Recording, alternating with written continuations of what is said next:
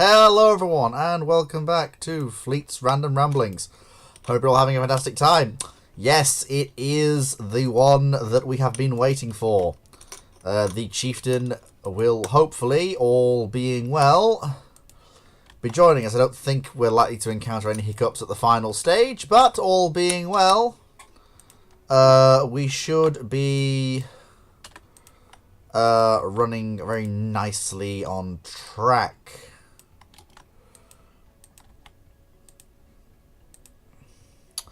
I'm obviously getting everything ready and starting before the start time of 6 o'clock.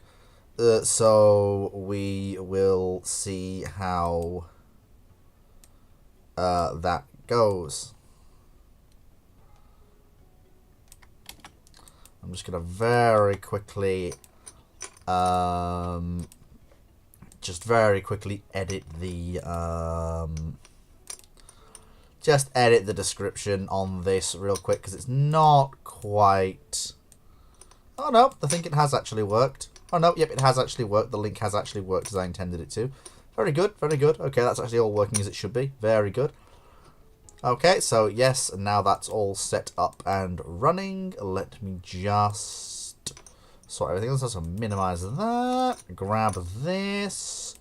Find that. There we go. Make sure I've got the chat up and ready, which we do now have. Very, very nice indeed. All is well. Fine, Montana. Absolutely fine. Very nearly ready to get started, and we're just going to bring...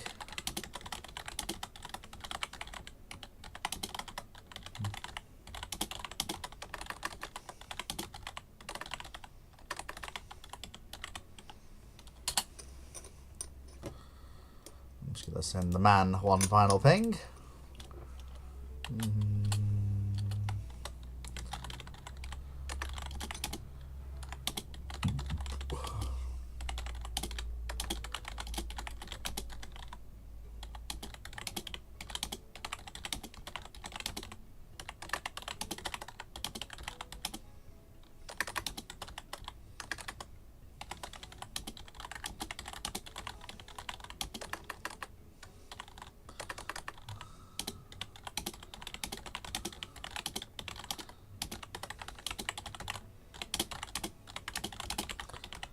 Okay, so all being well, everything being as it should be, we should be ready to rock and roll. Yeah, the Chieftain should be with us soon. Obviously, we don't... it's the internet. Things can be slightly hiccupy, but all being well. Knight, don't put questions into the chat yet, please. We're just still in the... Ramblings hasn't technically started yet. I'm just doing a few sound checks and little bits and bobs, a little bit of a general catch-up with the audience. So, how is everyone doing, and how am I coming through? Is my sound quality alright? Everything coming through alright on that end?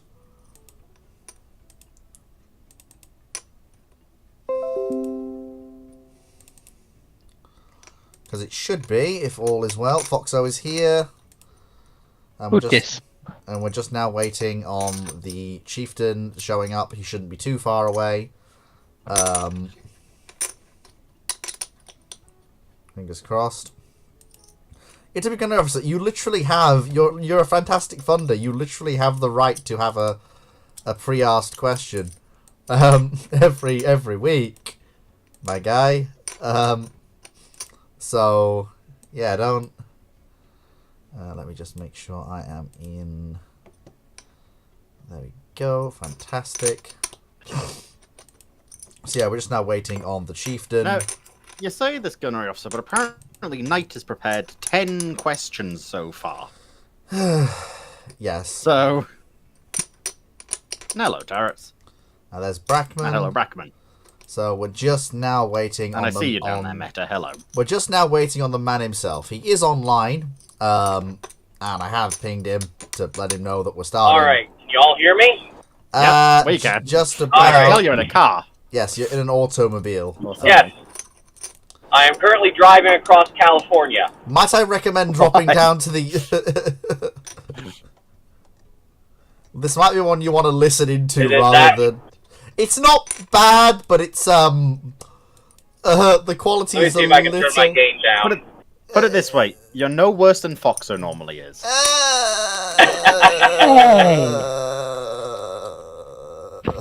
Take that back. But genuinely, it's not wrong though. Like, Alright, is that better? I don't hear any difference, to be brutally honest. Why are you driving across California? I would question that Because as well. I need to get to Virginia by Friday. That's Have you heard of this wonderful thing called a train or a plane? or a plane? See, the problem is I have an entire loaded transit van behind me.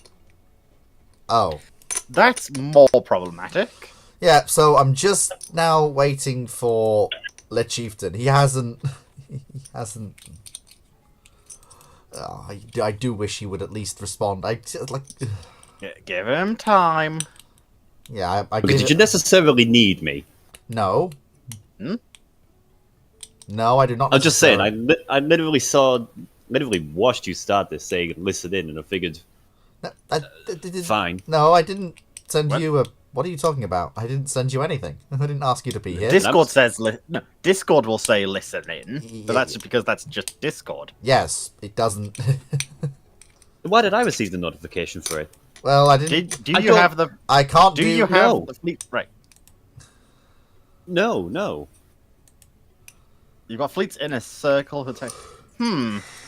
Yeah, no, you don't have the role to be pinged. What is going on then? Well, while we're waiting, I That's a suppose we can good take some. question. I suppose we can take some general questions while we're waiting for the chieftain to show up.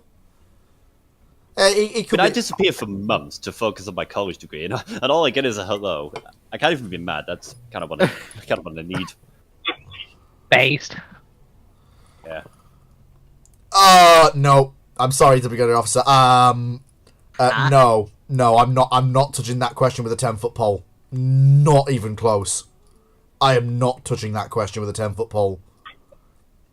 Do I even I'm also- want to know? What I'm if also both not touching battles the- of Fallujah in 2004 was fought by the British Army and the Royal Marines to the US Army and Marines against the insurgents? Do you think the British would do better at rooting out the insurgents? inside Not the touching city? that. Not touching that Yeah, with a 10-foot pole. I'll go with fleets today. Not but touching that.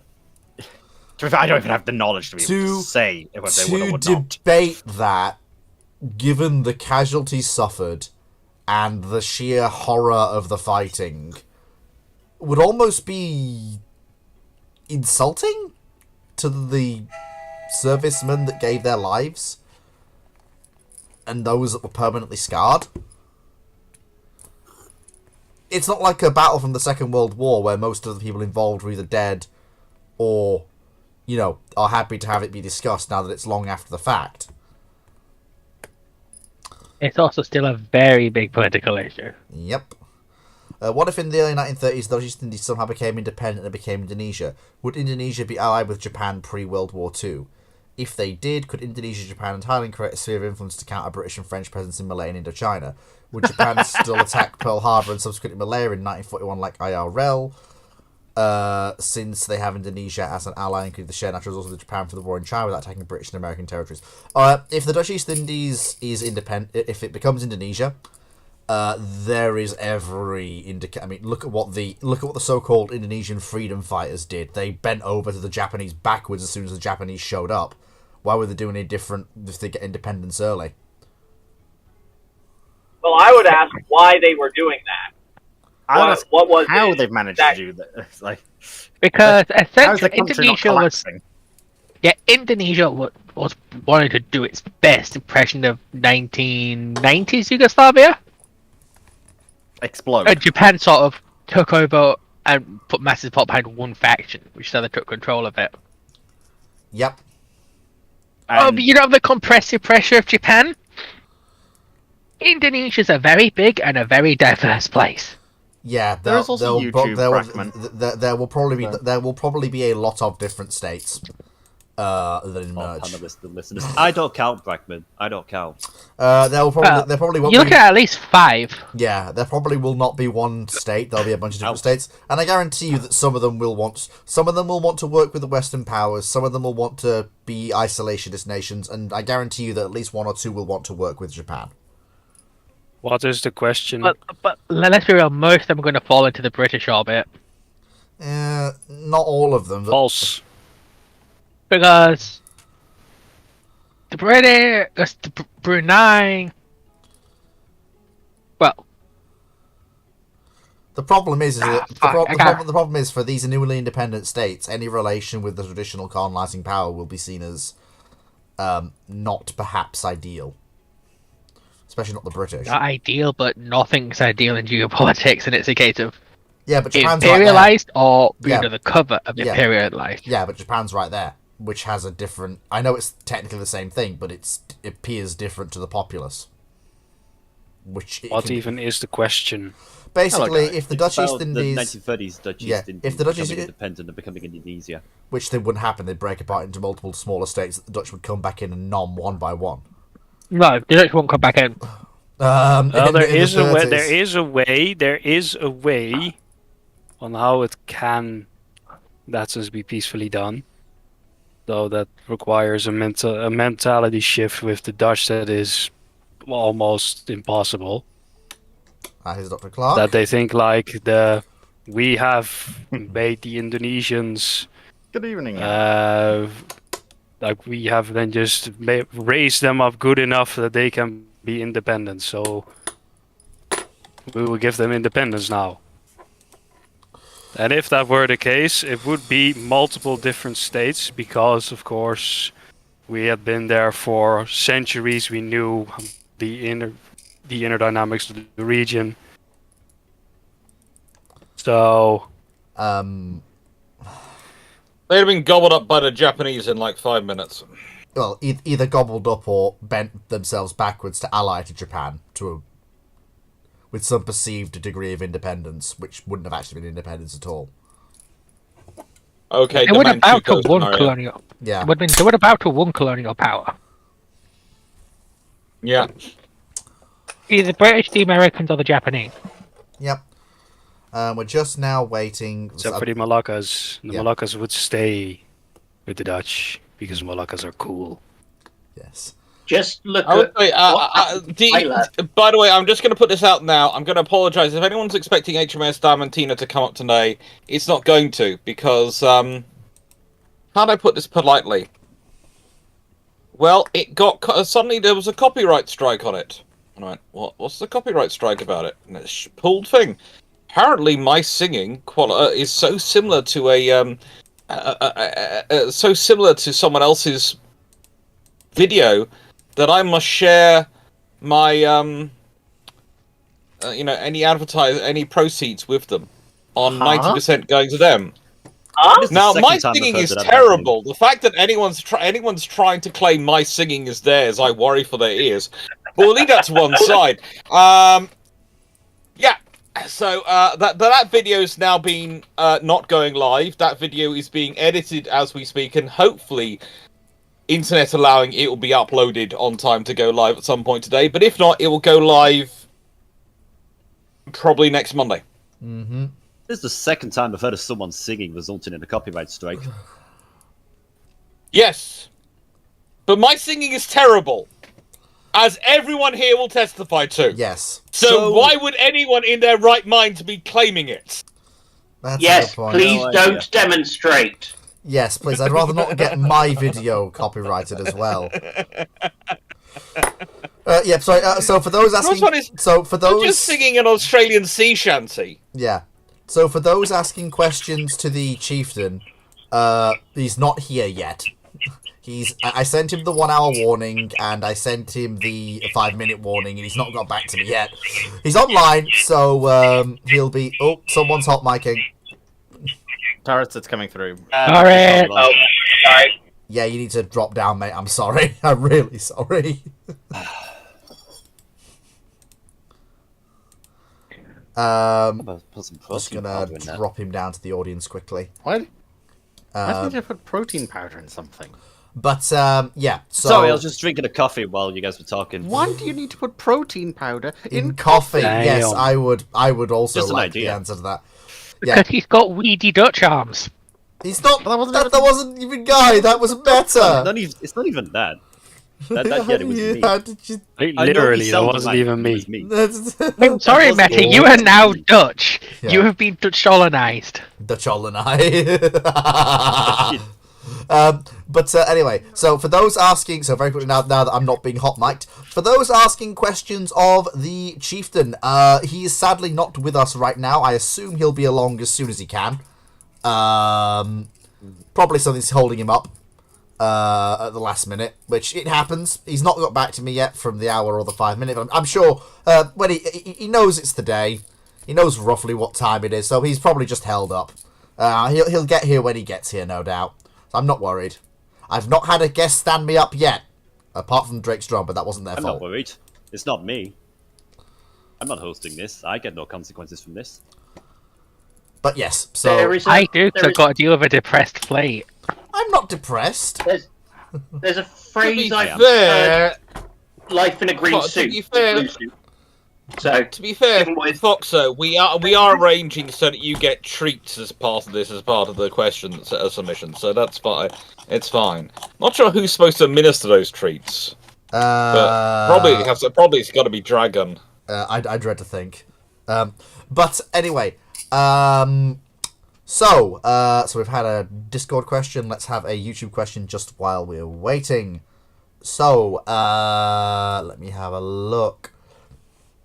As a de Havilland Mosquito FB6 or de Havilland Hornet is an area effect weapon, I mean, depends on what ordnance it's armed with, I suppose, but technically, yes. But I wouldn't call it a precision weapon system. Not by modern standards. How does that make Operation Jericho done by a Mosquito F6B like de Havilland Hornet go so badly? That's a leading question, if ever there was one, Knight. Which Oh, one's I Jericho? should have guessed. Wait, isn't Jericho the prison break? Yes. Which did use mosquitoes. Yes, and he's saying it went badly. Because quite famously, a British ace crashed, clipped to the wing on on a telegraph pole and just went whoops and died horribly. I mean, But died instantly. I will point out that given they were using dumb bombs, the attack is one of the most precise conducted during the entire war. Yeah. But in my experience, that never really means much tonight. 79 resistance members actually managed to... so 258 people escaped. 102 were killed, 74 were wounded, but 258 escaped out of the 832. While two-thirds Yeah, but the were- movie doesn't show that. Yeah, while 2/3 of the escapees were recaptured, 1/3 wasn't. So, they did fantastic. I think they did exceptionally well. They did fantastic, but they Yeah. could have done better. True, but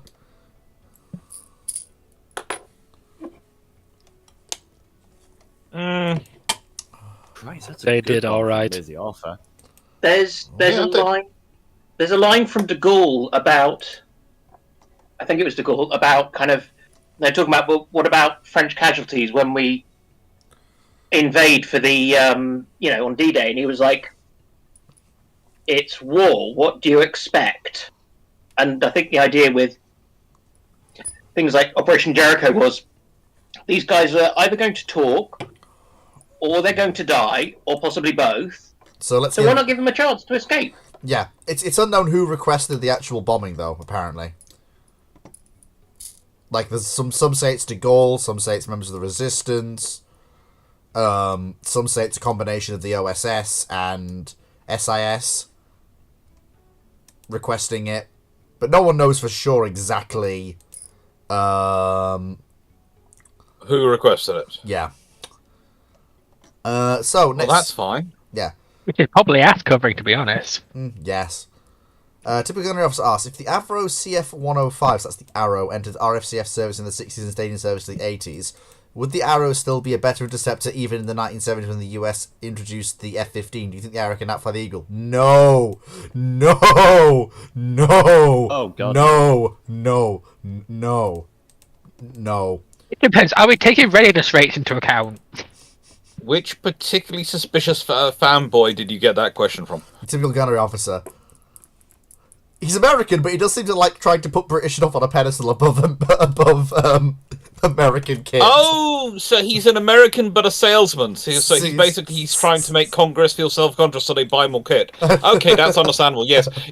Basically, British kit is always more spectacular. America, you need to invest more money because it's a point of honor thing. Yeah. I got you, gunnery officer. There you go. We've got your back. Yeah, but we understand why you're asking this. Play this for your local senator.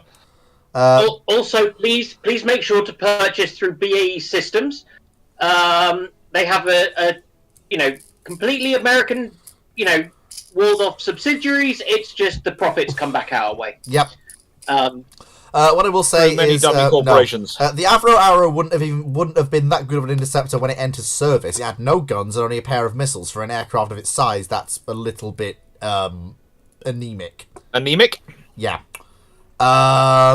Yeah. Anemic, but they could have English electric lightning it, probably. Possibly, but I mean, if you get missiles on a lightning, yeah, it has an incredibly short shelf life as an interceptor. Not really. It's good for Cindy's stock prices, and it's good for me if I want to get a job. But in all, it probably has the exact same service history as the lightning, to be honest. But it's worth in every respect. And as soon as the US introduces the F-15, the F-15 is better in every single way than the Arrow. Aside from readiness rates, early on. Yeah. Apart from readiness rates and perhaps straight range without drop tanks. But that's the only... I've not been here for months. Cindy, why are you new? What did I miss? It's a long story. So... next question. Again, still just waiting for... Well, here's one from Lazy Arthur. It's the 1920s. Whoa! Decide that he wants to produce. Whoa! Hold on! You've broken the chain. Stop it. Chain. We haven't. That's not the next question. Oh shit! Yeah. Stop. What about a bag full of drugs? I missed Brackman's question. What if the USN made a second heavy cruiser line split between the auto-loading 203mm cruisers and the manual loading 203mm cruisers? What would see the Baltimores and the Oregon cities? Does he mean the... Hang on.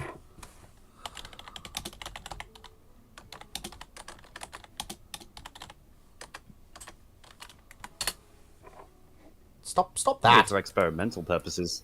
We're talking lines also, which makes you think of water warships. No, as in I think he's talking about the US deciding to proceed with two different classes of 8-inch cruiser, so a non-auto loading and auto loading 8-inch cruiser. Sounds like a waste of money. Yeah, I'd say that's, well, first of all, massive waste of money. Second of all, the Des Moines exist and are just flat out superior to any non-auto loading 8-inch cruiser you could possibly build. The Des Moines are such a step change that they make every 8 and 6-inch cruiser that comes before them obsolete. And I mean that. Are they really slow to build, though? They are expensive to build, but if the US, you can build them, so... Slow to build is what I said. Yes, And they're but... slow to work up, so if you need cruisers now, you build the manual cruisers. But Yeah. you can build them quicker. Yes, but that's the only reason to do that, and I'm sorry, but the Baltimore Basically, Brunters... the only scenario you build them is you build those other vessels is if you immediately find yourself in the middle of a war with the Soviet Union. Yep. That's it. That's basically the scenario where you And, go. of course, you don't already have the Des Moines. Because if you already have the Des Moines and you have the Baltimores and the Oregon cities, you've got more 8-inch cruisers, modern 8-inch cruisers than the rest of the world put together, with some change left over. Yeah, sort of. Basically, because the rest of the world put together is the UK, plus the counties they handed out to some people after the war. Pretty much. So, yeah, that's your lot. So very quickly, just keep the short, sharp questions coming. We need to buy more time. Something must be keeping him. I mean, you've got one from Brackman. I'm aware. I'm just like I've got to work through the. Just let me work through the questions. Meta, you're ruining the kid. Radio Legends one. His process is very, very deliberate. It is. It can only be disrupted by 2 people. Me and Knight. Foxo doesn't so much as disrupt it as destroy it when she feels like it. Well, Drac can also do it by casually dropping in like an atom bomb out of nowhere without warning me he's coming. That might well be what happens today if he does turn up. Yeah. I mean, well, first things first, we need the actual main guest to show up. You're always so greedy about these things. Yes, but I've organised it, and I've advertised it, and well, then again, it's only been 20 minutes. It's not been long. You're trying to speak from Ubisoft-itis. Stop it. Ubisoft-itis? What are you talking about? You're over-promising and not delivering. Now, shush. I have never overpromised and not delivered. Never. Just bear in mind, I've still not forgotten about the time you were half an hour late to your own show. I'm never late to my own show. You have been late to your own show. You're regularly late to your own show. Yeah. It took you half an hour, like several months ago, just to show up, and I had to take over. I realise this is also because El Yapo reigns supreme.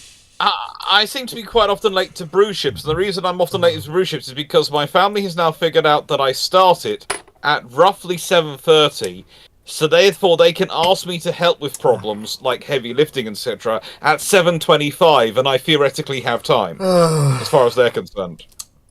The reality, of course, everyone knows is very different. You do not have time at 7:25 to go lifting and moving furniture around. But yeah. That's the fun I deal with. Okie dokie. Brackman, your mistake is assuming he's arriving precisely when he means to. He does not. He understands when he's late. He will apologise profusely when he knows there's no other way to get out of it. Yes, we work on British time. Fleet works on Italian time. Works on his own time. Italian? Stop being so rude about the Italians. I've had some... one of my ex-girlfriends was Italian. She was excellent. Yes. She was often late, but she brought baked goods with her. Fleet has never brought baked goods with him. There is a difference here. Do not be rude about Italians. I can't bring digital baked goods. Skill issue. I'm not a... Skill issue. Lazy Author asks, what's the performance difference between inline and radial engines? Which engines did the navies prefer? It depends. Depends which one's easier to maintain. Yeah, basically that's the crux here. There was a theory that the radial engines were more likely to get you home with damage. So if you were over the drink, because the loss of coolant from a inline engine, water cooled or glycol or whatever, would rapidly lead to it seizing up. So whereas you could knock out a couple of cylinders and still expect to come home.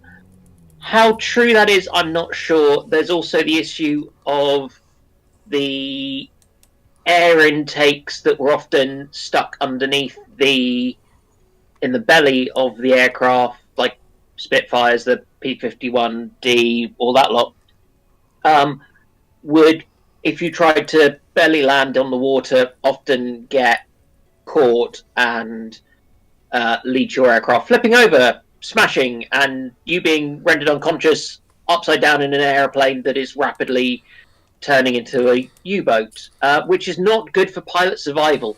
Nope. Apparently. And not good for morale either. It's just terrible for morale for some reason. I can't think why. If I remember correctly. It's fine for morale. Not a single person that happened to filled in a negative feedback form. Oh, that's very funny. We have morale. You don't realise, but today the reason why I'm really sad that Diamantina's video is being delayed because of my singing. apparently being accurate enough that people are copyright striking it, is that it actually has the first ever reference to the universal scale of size we use, both myself and Drac, in our videos of indicating size. The universal scale of size? Question mark? Yeah. Dan's roughly 6 foot. Please use him as your scale. I'm maybe 5'10" and have bad posture. I was about to say, Roughly now, 6. How roughly is this? It's a rough scale. It's okay for a video things. I am approximately Dan average gets height. exceptionally good posture when there is a female tour guide in any shape, form, or proximity to him. What if there's an old Finnish submarine? Does that also do it, or? No, then he slouches a bit, but he does enjoy the old Finnish submarine. But he slouches a bit to get through the doors. Briefly, So, just briefly touch on Wellesley's question on getting Fleet seal of approval. You have to be a victim of nepotism. Not a subject, a victim of nepotism. but that's not. Well, I don't give out the seal of approval No, anymore. and It that's doesn't- that doesn't doesn't mean stacks anything. up because Hosh was not a victim of nepotism. Now, look, the He seal was a of victim of nepotism. the seal of approval You isn't fangirl over it incessantly. the seal of approval isn't something that I hand out anymore. Well, that's not nepotism. That's, in many ways, I would say that's the fact that Fleet is kind of obsessed with her. It's almost getting. Let's put it this way: if she was an actual human, we would probably be at this point considering talking to the police. Now, just a minute. Or a vasectomy. I mean, be fair, she is at least definitely going to be over 18 at this stage. Yes, so it's just mildly stalking, not anything else. Oh, You're telling me Hosh not this You're is telling what me I put Hosh up is a with. yandere? This is what I put up with every single day. No, No, Fleet is a yandere for Hosh. Fleet is- Ah, That's not. Yeah. I I can believe it object. actually. I object. You Your can't. objection is You can't characterize me like this. I'll sue. Fleet. Your objection is duly noted and ignored. I will pay for your castration. Don't forget I put you where you are, Meta. Without me, you and Guy wouldn't be moderators. Yeah, but guess what? The students They have are. surpassed the master. They didn't. I just kind of foobarred. Exactly, so they surpassed the master. Yeah, I used to be yellow. Yeah. Anyway. Yeah, then he got yeah, kicked well, off The Used Simpsons. to be yellow. Then he got kicked off The Simpsons. Got a lot of questions. Bobby, I apparently. know. You'll have plenty for the catch-up ramblings, and a lot of them are your favourite type of question. Yes, I've seen them. So that was so we did it. We did the Discord. Now we're on to a YouTube. Let's have a look. So that was a Wait, you're just going to skip the question. Walker one? That was a question for. No, I'm not skipping questions. I've not. He alternates. If Drew, we want questions to from do Discord and walkers, questions bear from with YouTube. me. I'll go and get my slightly disturbingly large collection of BattleTech stuff. Not that Actually, kind of walker. Not that kind of I actually walker. got a BattleTech recognition guide from a what's called event I was recently at, which it's quite fun to just read through. Oh, that reminds me. Do I start polishing my Danax or my Battle Axe? So apart from that question, which is definitely Crossbow. that question is definitely for No, the but Chieftain you don't polish a when crossbow he dragon. gets here. You polish the bolts. Yeah. So You that's. So, I mean, if You polish got some good wood in everything it, you should be because polishing the it. crossbow is made of solid gold. I love gold.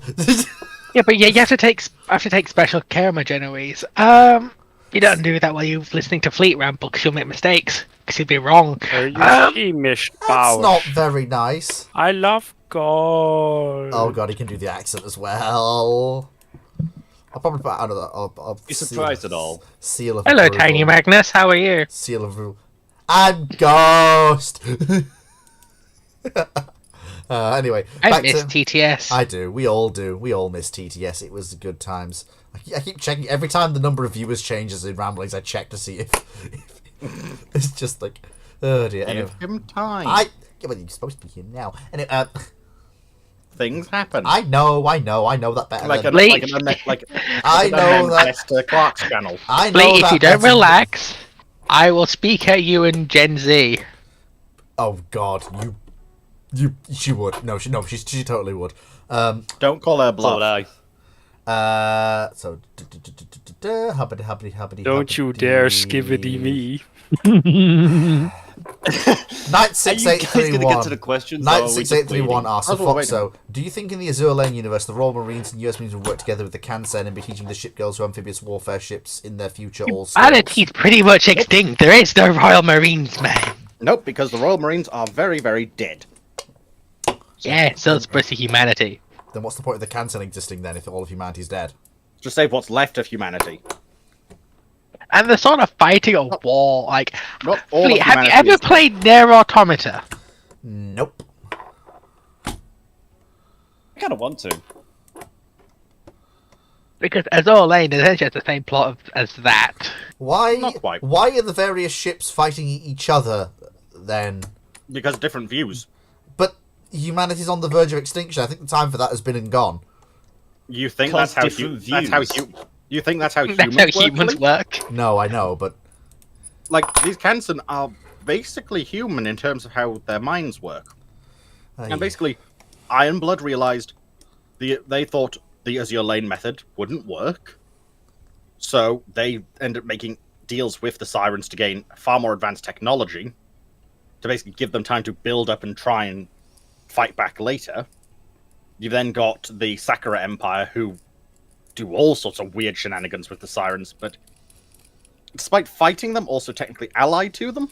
this is just Akagi's weird, this whole thing. and it's all Akagi's fault. Yeah, but Akagi's won a better flu. It's still her fault. It's never Floof's fault. Anyway, But it actively is at times. Brackman asks, what would the US Navy do in the case of a zombie virus outbreak in the continental United States? Make sure it doesn't spread, basically, to the other US territories outside of the continental US. Same case with most of the zombie outbreaks, unless you're the Umbrella Corporation. Yeah, assist in moving as much materiel that isn't being used directly fighting the outbreak to areas where it'll be safe. So Alaska, Hawaii, Guam, Puerto Rico, areas that cannot be reached by a zombie walking across land. That could possibly I would say they could be reached by zombies crossing under the ocean, but pressure is going to probably put an end to that. What makes you think relatively zombies quick. can't swim? Yeah, but it's also a case of right? The US. Well, because zombies do need energy eventually, so they're going to run out at some point. Yeah, it all depends on what type of zombie Type of apocalypse zombie. are we talking here. Exactly. Because They magical can't shamble zombie, under the sea. Well, magical zombie, doesn't count. like doesn't care. Pirates of the Caribbean zombie Really doesn't Also don't care.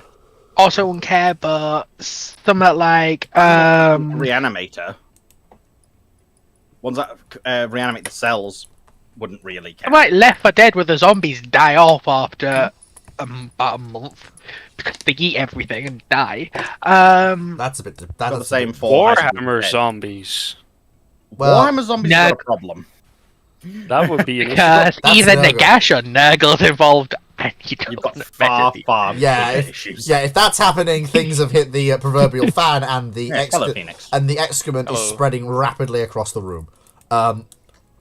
You've also got the business of trying to keep the CIA's shit under control, because with the possibility of a zombie outbreak, they're most definitely going to capitalize on it. I will point out the Maybe we'll go to like CIA 21 days yeah, later. Yeah, but I will point out the CIA There's actually a the new CIA film- is not there's a new film competent. that series coming The out very CIA is not competent enough to capitalize on that. They are. No, all the coups they were supposed to have No, done. you assume that Congress would be competent enough to stay in control.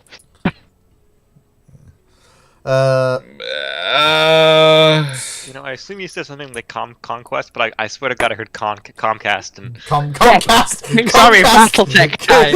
Comcast. No, We hear that's you've not Com's played. Star. Oh god, funny. You will pay your telephone bills. So, would Cody85 asks, would it be possible to retrofit autoloading 8-inch guns to the older heavy cruisers if they drop a gun in each turret? No.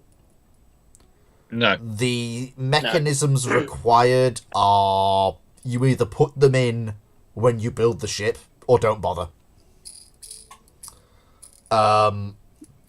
It's not something you can retrofit to ships. Well, not with guns of that caliber. They either have auto-loading 6 and 8-inch guns when they're built, or they never have them. Like, retrofitting a single auto-loading 5-inch mount? Yeah, that's doable. Anything beyond What that... you can also do is drop down a caliber, which technically has been done. Even so, that's an awful lot of work to get an auto-loading gun in a place that had a traditional feed system before. Yeah, no, I mean, it is. It's like when you're entirely rebuilding the cruiser to be something entirely different. Because the one example I know over the top of my head where this was the case is with Garibaldi, when she was rebuilt to be a guided missile cruiser. Oh, yeah. The forward 6-inch turrets were pulled out, and those were, regular semi-automatic 6-inch guns, and they were replaced by auto-loading 135mm 45s. But that's, it was a pretty extreme rebuild, especially considering what happened to the rest of the ship. So,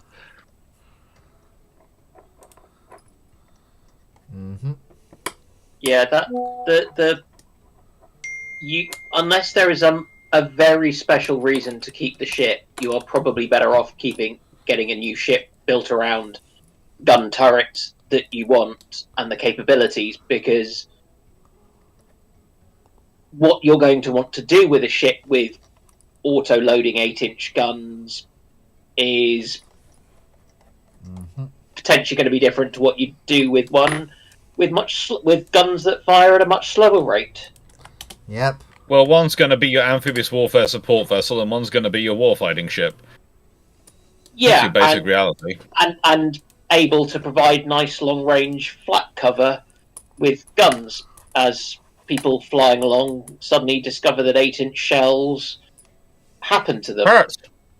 Bit of a mad question. Indeed. Yeah. Do you think you could fit a 5-inch 54 in the same area Back in a of tick. I've just got to deal with something quickly. IGN Apologies. or 5-inch? This is their initial dual-purpose one. Do you mean from back in the 30s? Yes. Like the Type 3? I think so, yeah. You go from can the check twin 127 to a single 5-inch 54. You could, in some ways, look at the nav website, which will probably have the details because they've got the details of the different mountings. But the bigger difficulty is probably going to be things like the power consumption of I know. a modern turret. It's going to be all the cabling you're going to have to run through, a Fletcher class destroyer or something?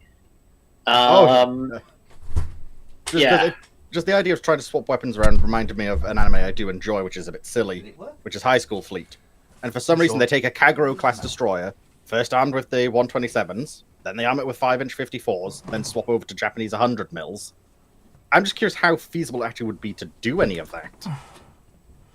That sounds like a good way to give yourself a stress heart attack. Oh, yeah. I can believe it.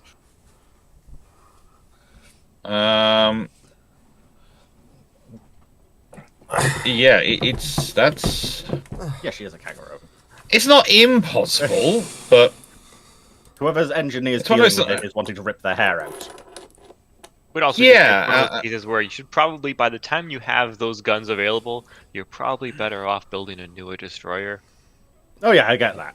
Yeah. So, next question while we're still waiting.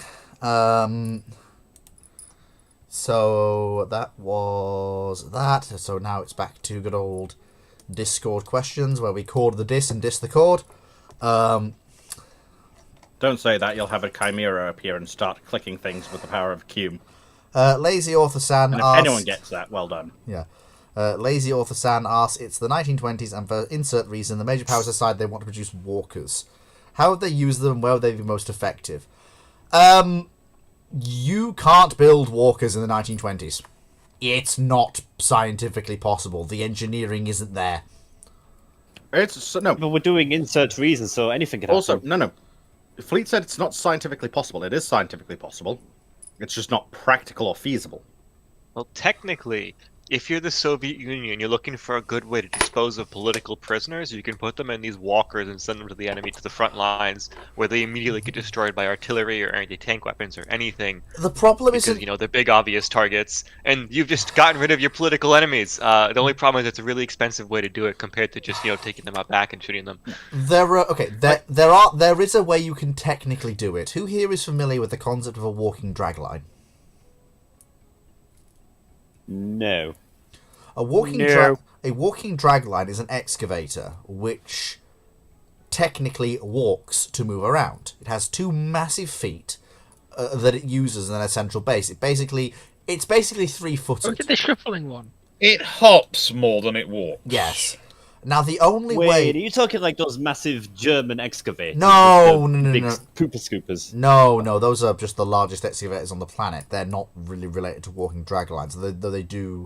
They are the final evolution of the excavator concept. So, in theory,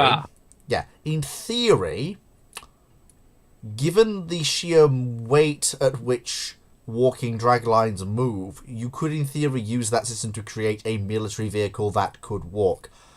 I would, however, point out that walking draglines usually have to have the ground ahead of them prepared if they're moving any great distance, and they don't handle slopes very well, or terrain that's not level, or turning without stopping in place and rotating. Just use a Importantly, I want my giant walking mecha. No, you can't have your giant walking mecha. It's not practical.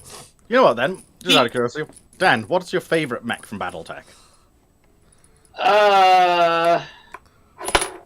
Slightly varies. Shadowhawk has the best name, but is a rubbish mech.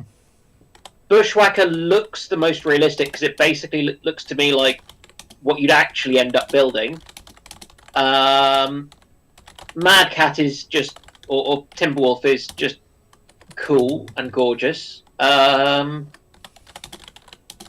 I also have a soft spot for the Pillager. Good choice. But what I really, really love is the Mechana-class battleship, because I like the Star League Defense Forces original flavor response to any real problem. I kills it with my battleships. Because, who doesn't?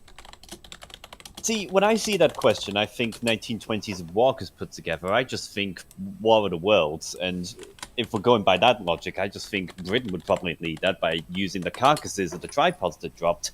And if it's the 1920s, they'd probably use that for purely experimental purposes at that point in the timeline. Yeah, get it over. So this is the thing. That vehicle is self-balancing because it's on wheels that are always in contact with the ground. A walker is not self-balancing. A walker... How many legs it depends how many legs you give it. I was kind of assuming at this point you're talking at least a quadruped, if not something with substantially more legs. I mean, possibly like a spider. And it basically has to be hydraulically... And it basically has to be hydraulically driven. Right, let's just put it this way. There's a reason why we've only got the robotics to make functional walkers nowadays. And even then, they're No, we don't. No, I mean, take really the General functional. Dynamics dog and strap a machine gun turret to the back of it, and you've got yourself a walker. I don't think it can handle the recoil. It could. If you're really dug into the terrain, it I could. think that the big problem is you the stick on it, sustainability of the power packs. I think that's the big what's the word? Drawback? Limitation? Yeah, limitation. It's the inefficiency of the mobility of movement. Mobility servos. So having if you think about the majority of ways of moving something, fundamentally it's, if you look at a boat, if you look at any sort of land-based vehicle, in reality, as opposed to walkers, I accept that there are some in reality, but I'm kind of trying to make the point. They all functionally work to try and reduce minimize friction going along, and so minimize the amount of energy you're using. The reality is that going along with legs is really inefficient. I mean, okay, I'm biased as a doctor, but looking at the complexity of the joints we have so that we can actually walk and maintain stability and things, it's a freaking nightmare. And if you've ever seen a toddler, walking is not easy. Crawling is easier. But it's pretty much We've all been that child once before. Yeah. I wasn't. I came out fully formed. Uh-huh. I would kind of worry if you weren't fully formed when you came out, but it's just the walking bit you got to get down first. Mm-hmm. What if you got out as an old man? Can we Well, not? then you're Benjamin Button. And aged backwards. Or you're a Time Lord. Wasn't that part of a movie a long time ago? That was Benjamin Button. Ah, right. So somewhere there is a video of me as a baby crawling, but that was because my mum worked at the BBC at the time, and they needed a baby to do something, and so the camera crew knew that my mum had relatively had a child of about the right sort of age, and so kind of they turned up, and apparently I got it in the first take. And so somewhere there is video of me as an incredibly cute baby, but I can't find it on the... when you bill yourself as an incredibly cute baby, that's the point at which everyone just doesn't believe you. Yep. Oh no, I was a very, very cute baby. I have not aged well.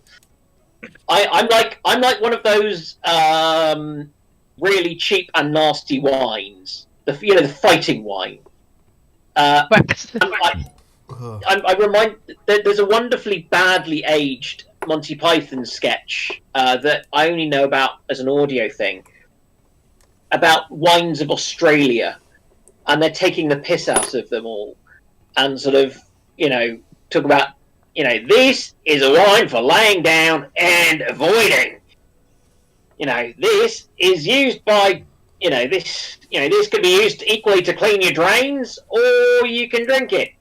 And it's about the same quality as the drain cleaner. Apologies for the bad Australian accent. That's fine. Yes, Sea Dodders has... So it's like English whiskey then? No comment, I don't drink whiskey. No, but English whiskey's not as bad as it might sound. It's actually decent. I'm not a fan of whiskey, but English ones are actually some of the better ones I've tried. The thing with whiskey is that because it takes so long to lay down, we haven't really seen the explosion in whiskey since they changed the laws around making spirits in the UK. Oh, sorry, in England and Wales. I think the licensing laws are different in Scotland. So you've got all the craft gins and things. This is so good for anyone who's not in the UK, so apologies. But there's vast craft gin and things, and there's all the beers, because them you can do and they turn around fairly quickly. But whiskey, if you're needing to drop it, store it for 10 years, that takes a bit of doing. Leslie Mitchell, looking at the chat. Given where I grew up was basically bisected by the A4 Westway, where I went to school, and my best friend at school was totally obsessed with Doctor Who, and my mum did get asked out by one of the actors who played Doctor Who, but for some insane reason chose to go out with my dad instead. Which one? I don't understand that one. Which one? I'm guessing it's Tom Baker. No, it wasn't Tom Baker. It was the one whose daughter is married to David Tennant. Oh, the fifth one. Oh. Intriguing. I'm gonna pretend I know who these people are. Yes, Spiteful. I Peter Davison. Thank you. I despise them, Mammoth Mark II and such. It makes no sense. Why would you have those big cannons on swivel mounts on the sides? Because railgun. Talking about Tiberian Sun. Yeah. It was also the most useless vehicle in the game. You what? You did not just sit there and... I would. All right. Considering what I've seen from It French, was the yes, most it useless is game in useful. the game. Notice this way. What I used my hover tanks. I could win pretty much any battle with the hover tanks. Hover tanks Regularly in Tiberian Yeah. Sun? Are you sure Yes. you're talking about the right game? Oh, you mean the hover MLRSs? Yeah, they're yeah, hover yeah. tanks. Hover MLRS, the tanks are... Don't call them. And then no, nice way they're not MLRS because they don't have artillery long range. So nicest way they are not artillery pieces. Well, Aren't it is. mortars technically artillery? They are pieces? They're direct not fire long range. systems. Well, Direct fire systems. At no point does it say it says they're called multiple launch rocket systems. At no point in there does it specify what you have to use them I for. don't care. They're wrong. You know, in Armored Core, you can get vertical launch cells on your mechs. Now, That's a game like, I've been dying to play, but due to While the it's not- limitations of my while it's not a console, I mech, just can't. one of my favorite ground units from any RTS, the Fat Boy. I will agree with Sheer that. ballistic excess, factory, aerial support. For some reason, this thing carries torpedoes just in case you need them. It's my favorite every single time. It's just amazing. It does anything you want it to. It does, but it gets its cheeks And- clapped by the flying saucer of doom. Yes, but why are you sending it to fight a flying saucer? Just in case. No, the flying What kind of world do you let them actually launch their flying saucers? Why are you even letting them get them off? Yeah, Just in case.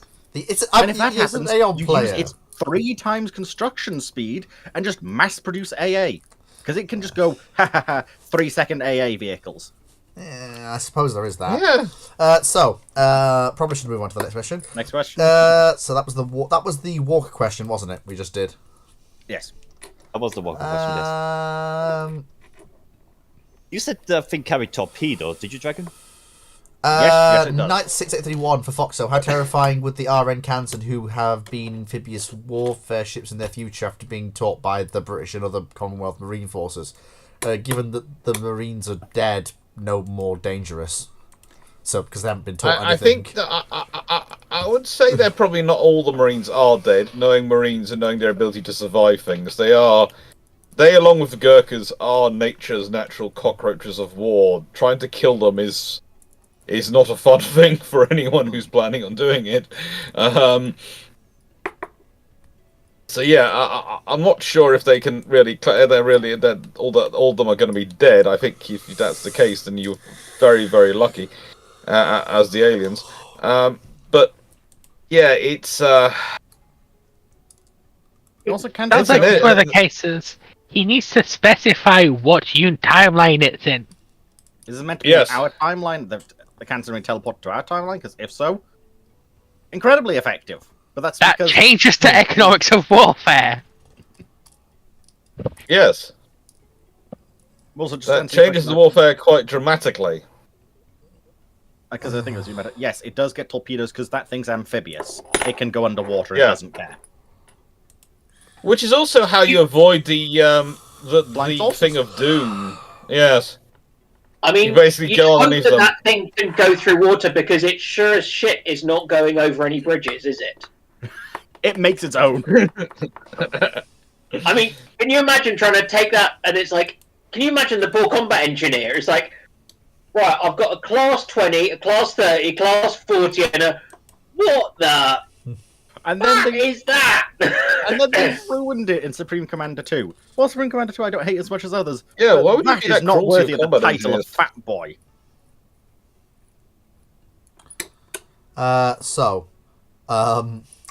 Sea Dodders, it's the Steiner Scout Lance.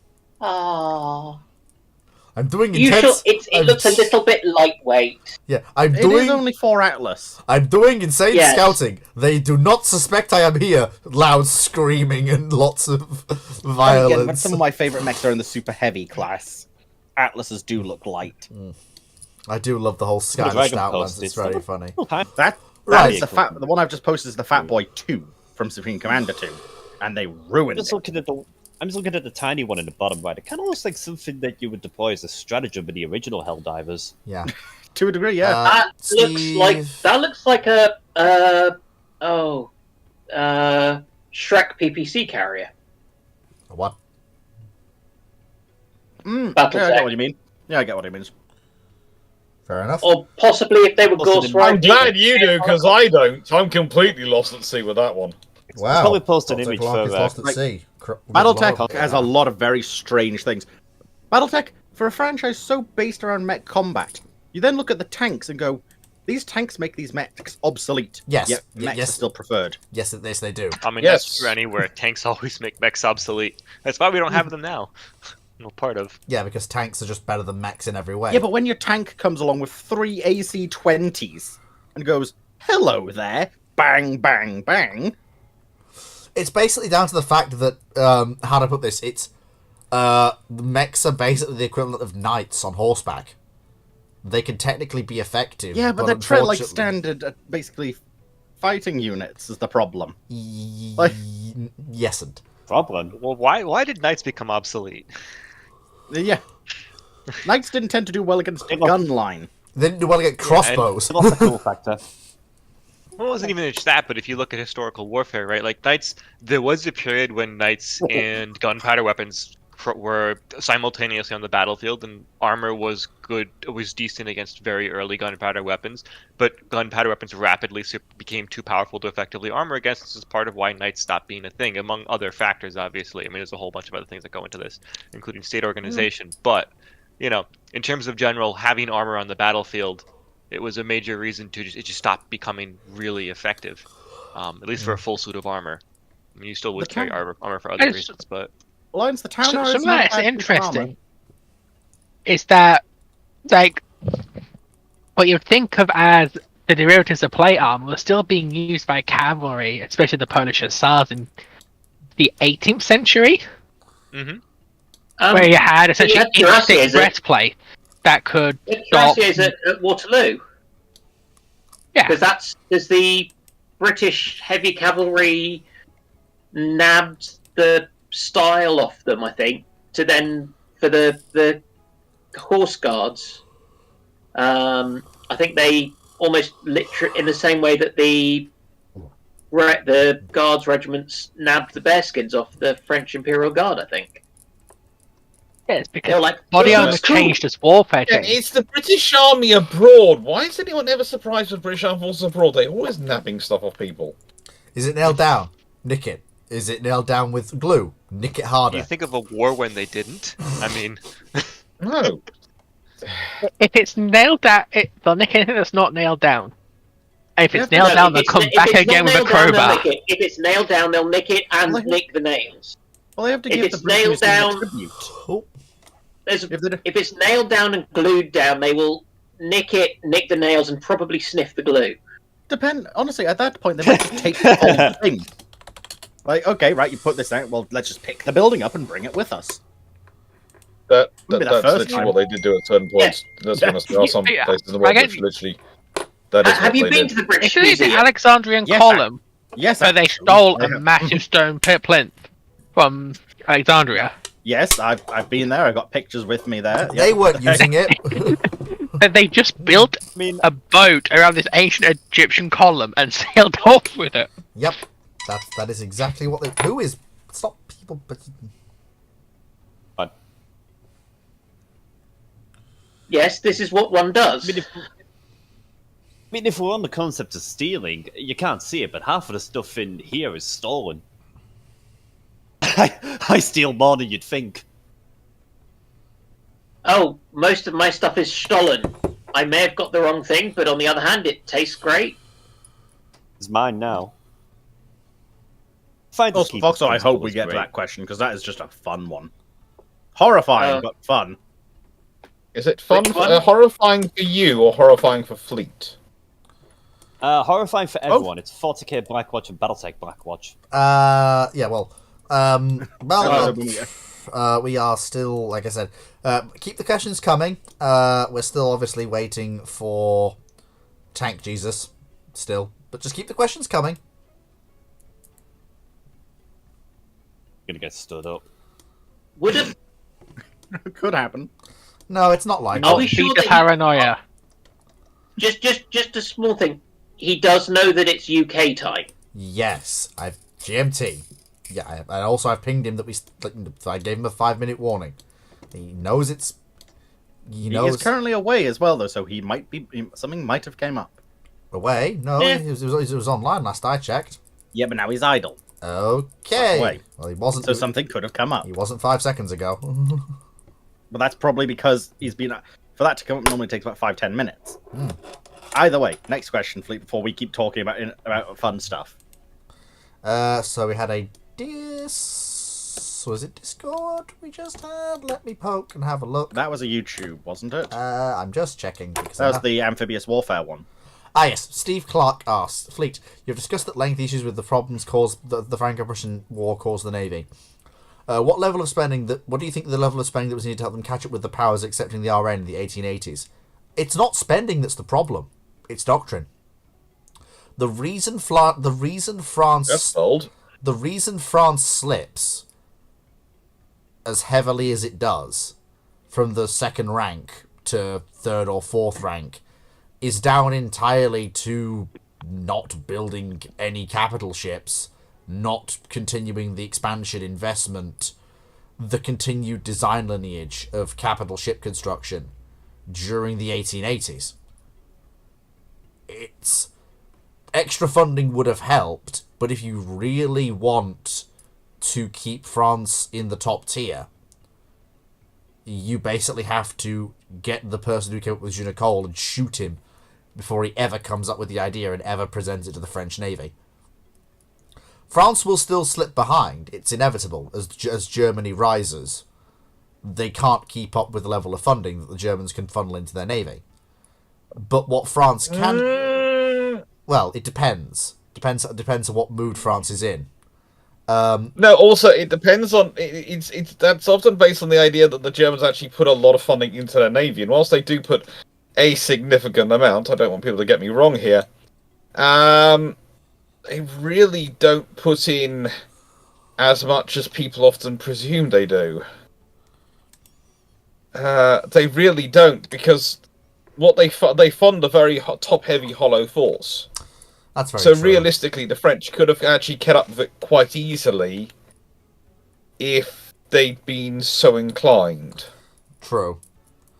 You basically just have to make the French more navally inclined and not have them adopt Junecole. That'll keep them roughly in the position they're in. But then they won't be the French. No, they'll still be the French. No, They'd because also need to significantly change the geography, because fundamentally, because France is like a continental power, it's really hard to justify, oh, we can spend on the navy when the land force is the top priority for France. It doesn't really matter what era. It was the same thing with the Napoleonic era. Same thing that's going to happen in the Franco-Prussian. It's the same thing that's going to happen in the World War One. I mean, Except for the fact before. I mean, but... while that statement in theory holds true, in practice we see countless times that the French reach an acceptable level. Expand the navy, sure. I don't think they would ever prioritize the navy insofar as in the defense of the army. Oh no, the army, won't, especially by the. They won't prioritize the navy, but the sheer level to which they are willing to fund the French fleet at times can be somewhat surprising. Especially for a continental think, especially land in power. the aftermath of the Franco-Prussian War, it's really hard to see, especially for even the context of the Napoleonic era, where the 1870s. The 1870s are a lost decade for the French Navy. You can't really change that.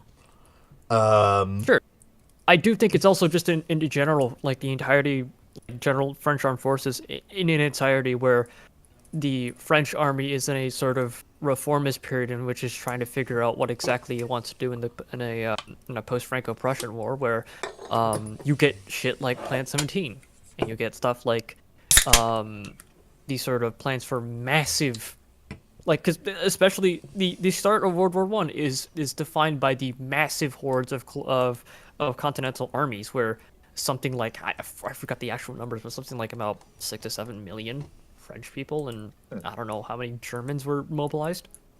It is to the extent where that is basically to try to equip that force is basically going to cripple anything else. So developments in I'm aware. stuff like That's what happened historically. The French naval build-up, which prior to the outbreak of war, they were building something like 12 capital ships in parallel, all at the same time, and just casually doing it without breaking a sweat.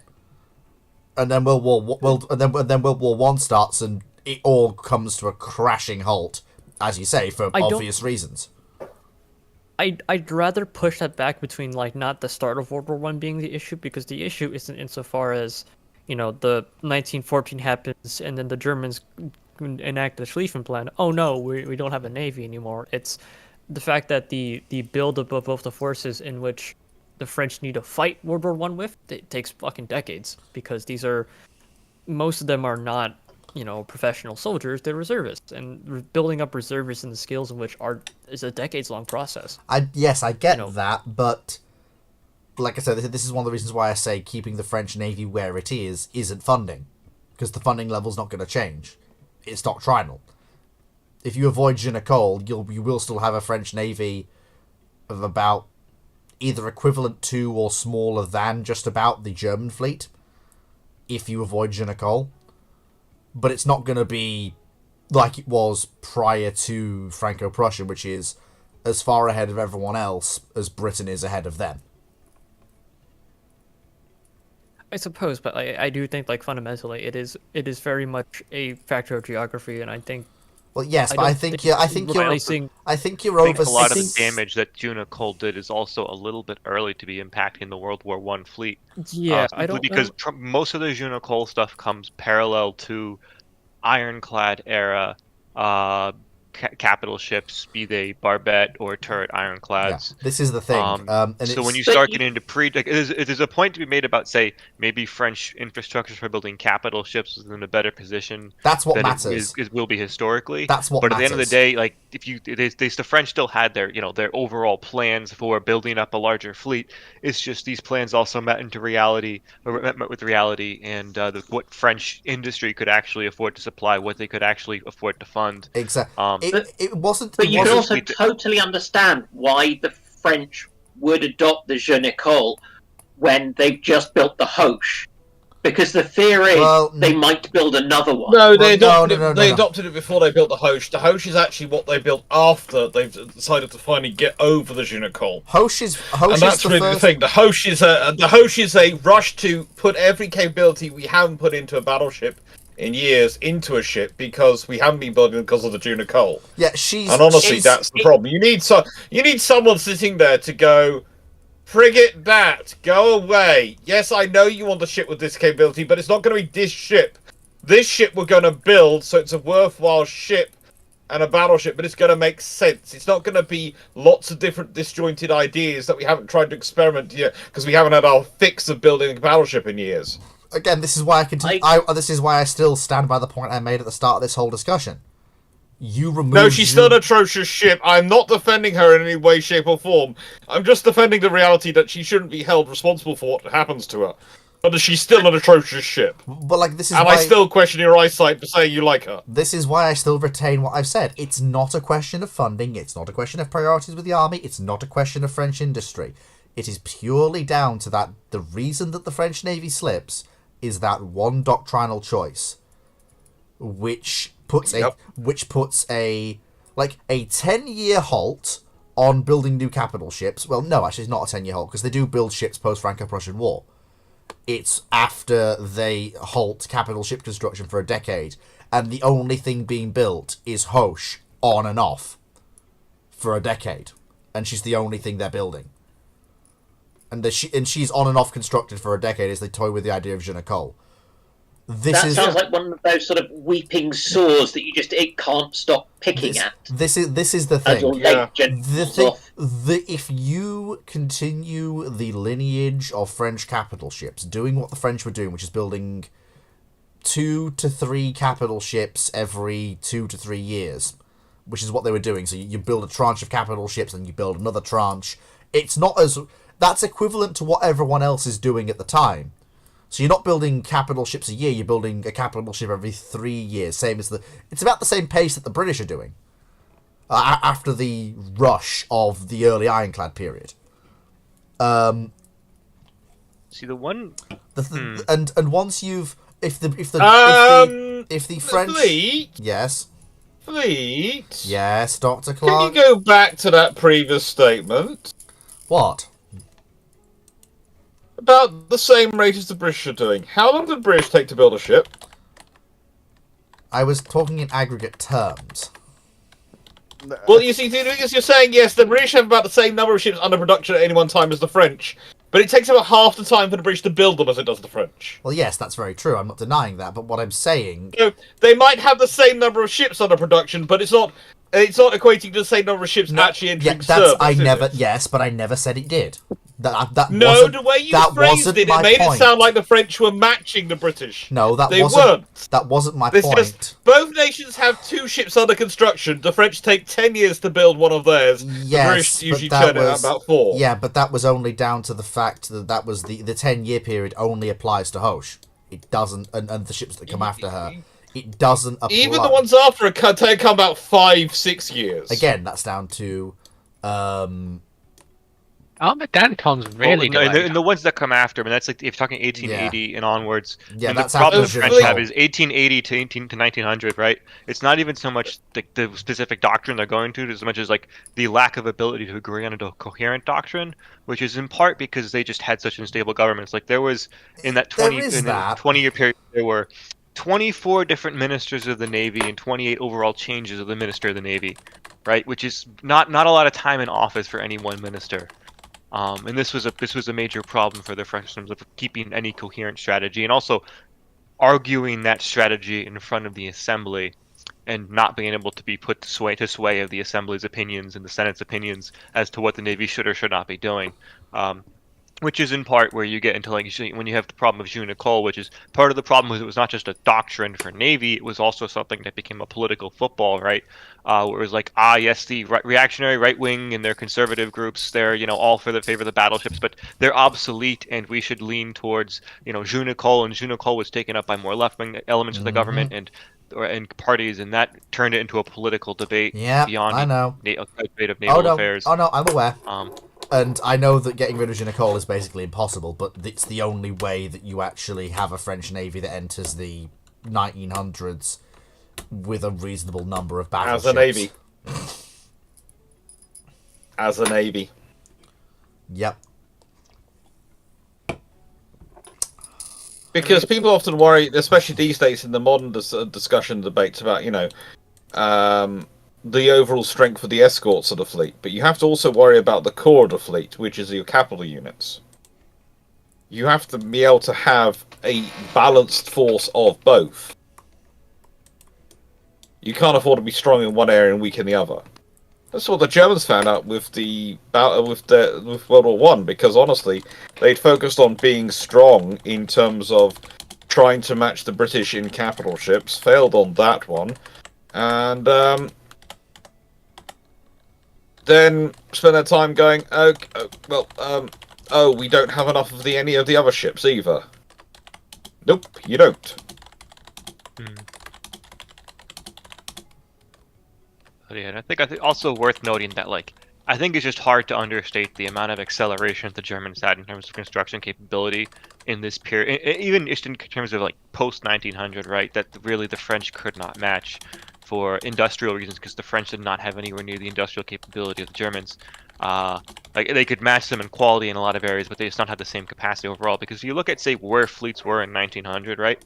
The Germans only had 6 dreadnought pre-dreadnought battleships, and the French were already at 1, 2, 3, 4, 5, 6, 7, 8, 9, 10. Plus older ironclad battleships that the Germans could not match, like seagoing ironclad battleships.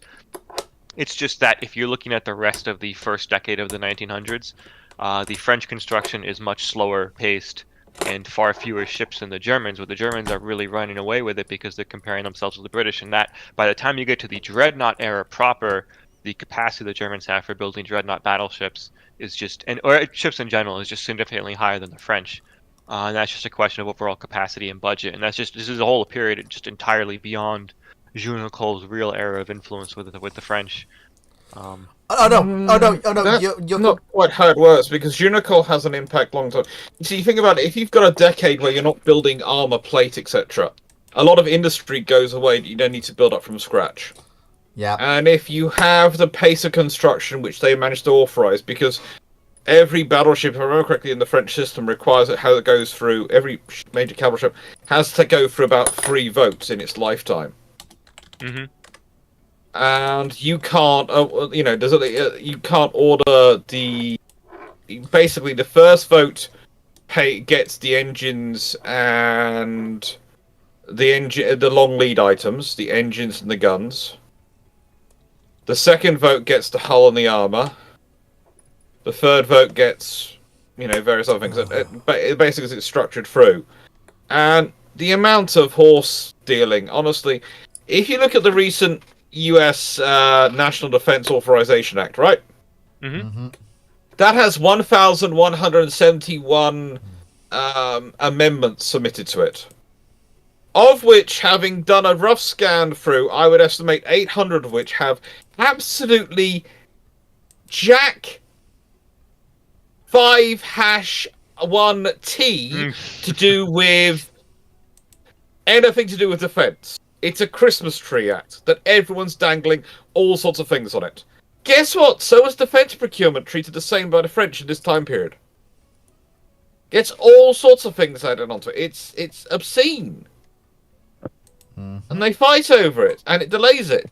You sit there and go, you almost wish there's a rule in the systems where they have that there should be a rule that there can be no amendment attributed to this bill which is not explicitly connected with the topic of the bill.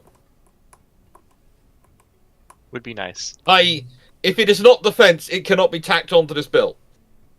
If it's not economic, it cannot be tacked onto the economics bill. Mm-hmm. We are dealing with politicians, most of whom have a background as lawyers. They will weasel anything into anything.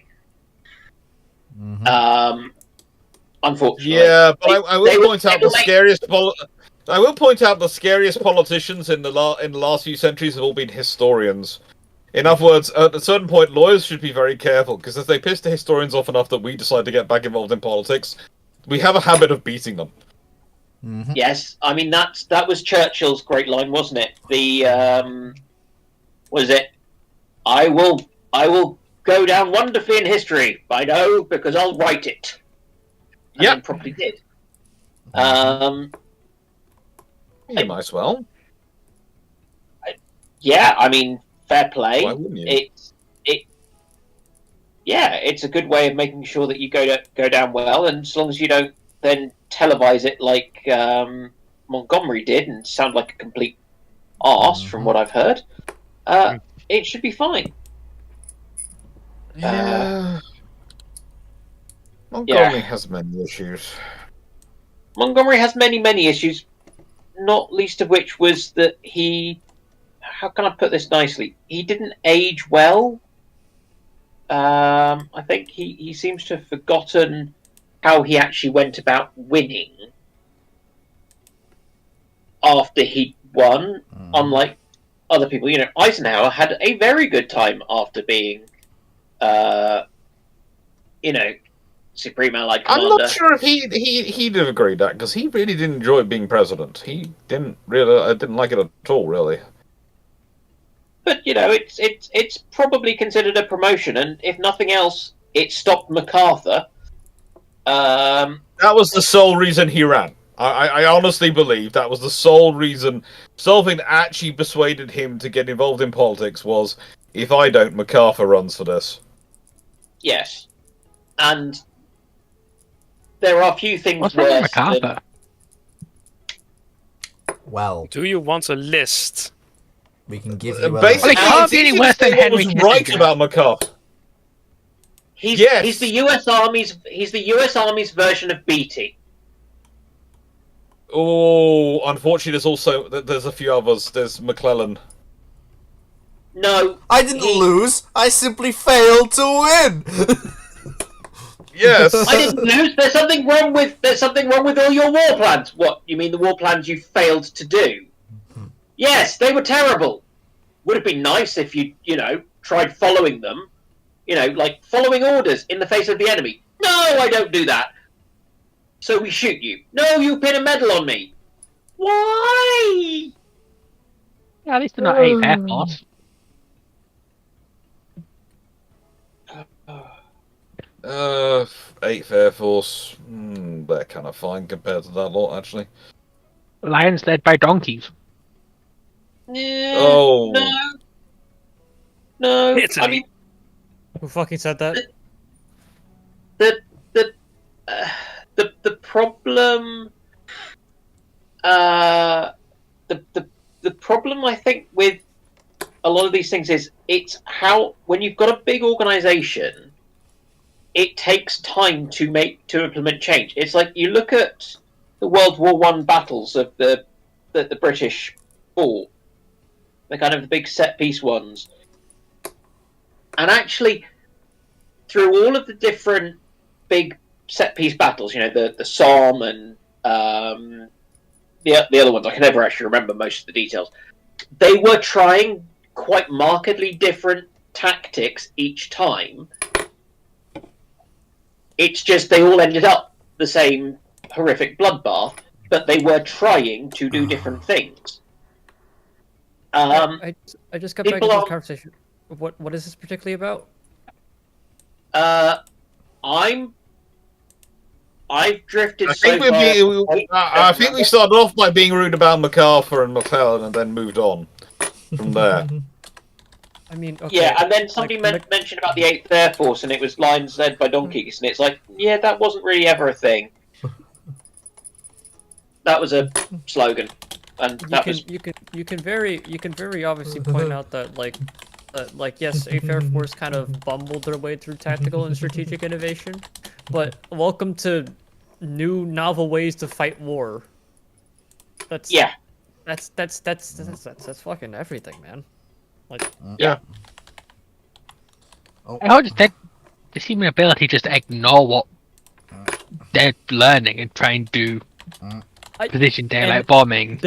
There is absolutely a precedent there because you can absolutely learn the wrong lessons from war, and that is something that you can absolutely. War is not a tech tree. You do not go through one doctrine to another like you advance. Oh, yeah, this is wrong, and we move on to the next one. The British learned the Second Boer War. The U.S. did this in fucking Vietnam. It is very complex, and this is why historians exist, because they're supposed to figure this out. But fundamentally, the difference between learning the wrong lessons and refusing to learn how we feel that well, ladies and gentlemen, I am pleased to announce the Chieftain is here. Welcome. Hey, Chieftain. Hello. Good evening. How you doing? Well enough. Hang on, let me see if I can turn on this camera. Oh, let me get mine rolling as well. Actually, I probably should. Oh, good lord! Oh no! It's me. See, I don't mind seeing the Chieftain. I do mind seeing the fleet. Hey, what's wrong with me? I'm fine. I'm happy. I'm jolly. I'm Christmassy. A right Brexit geezer. Oh, come on. That's not fair. True Brexit geezer. Anyway, Your settings, video. But yes, so he's here. There was much rejoicing by the YouTube chat and the Discord chat. Hey, there we go. He's here. Got it to work. I'm sorry. It's been an interesting couple of days, and today didn't help. So, have I missed anything interesting? No, we've deliberately avoided tank questions. We were discussing McClellan and whether or not McClellan was a worse general for the U.S. Army than MacArthur. That's a topic for the ages, isn't it? Ooh. Which one caused more trouble? I guess ultimately you can't really argue with success. MacArthur did kind of win eventually. Yes, this is the thing. This is why my point was McClellan was worse. Because people tried to say that MacArthur was the worst general in the U.S. Army's history, and I went, no, there's McClellan. MacArthur did at least achieve something. Okay, so McClellan mainly pounced around for a while.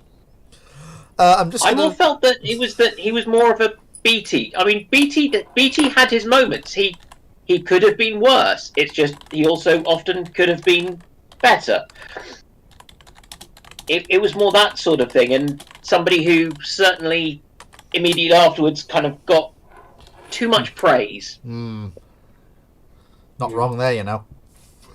I mean, there are some things. I mean, obviously, with MacArthur, there are some very obvious glitches, like, oh, let's nuke China. What the hell? But bear in mind that doctrine for the US at the time was very much, we'll just A-bomb anybody we don't like. So he wasn't really out of line militarily speaking, just politically there might have been a couple of glitches. His insistence on Incheon was contrary to basically every piece of advice and recommendation coming from DC or anywhere else, and he pushed forward, and he was right. I mean, he was hosed at Bataan. I mean, the whole plan when he was given the command was, oh, just hold on, the Americans will come along and we'll reinforce you and you won't have a problem. Then, of course, the Americans can't do it, and they don't bloody tell anybody. Yeah, just keep holding on. We'll get there eventually. MacArthur, not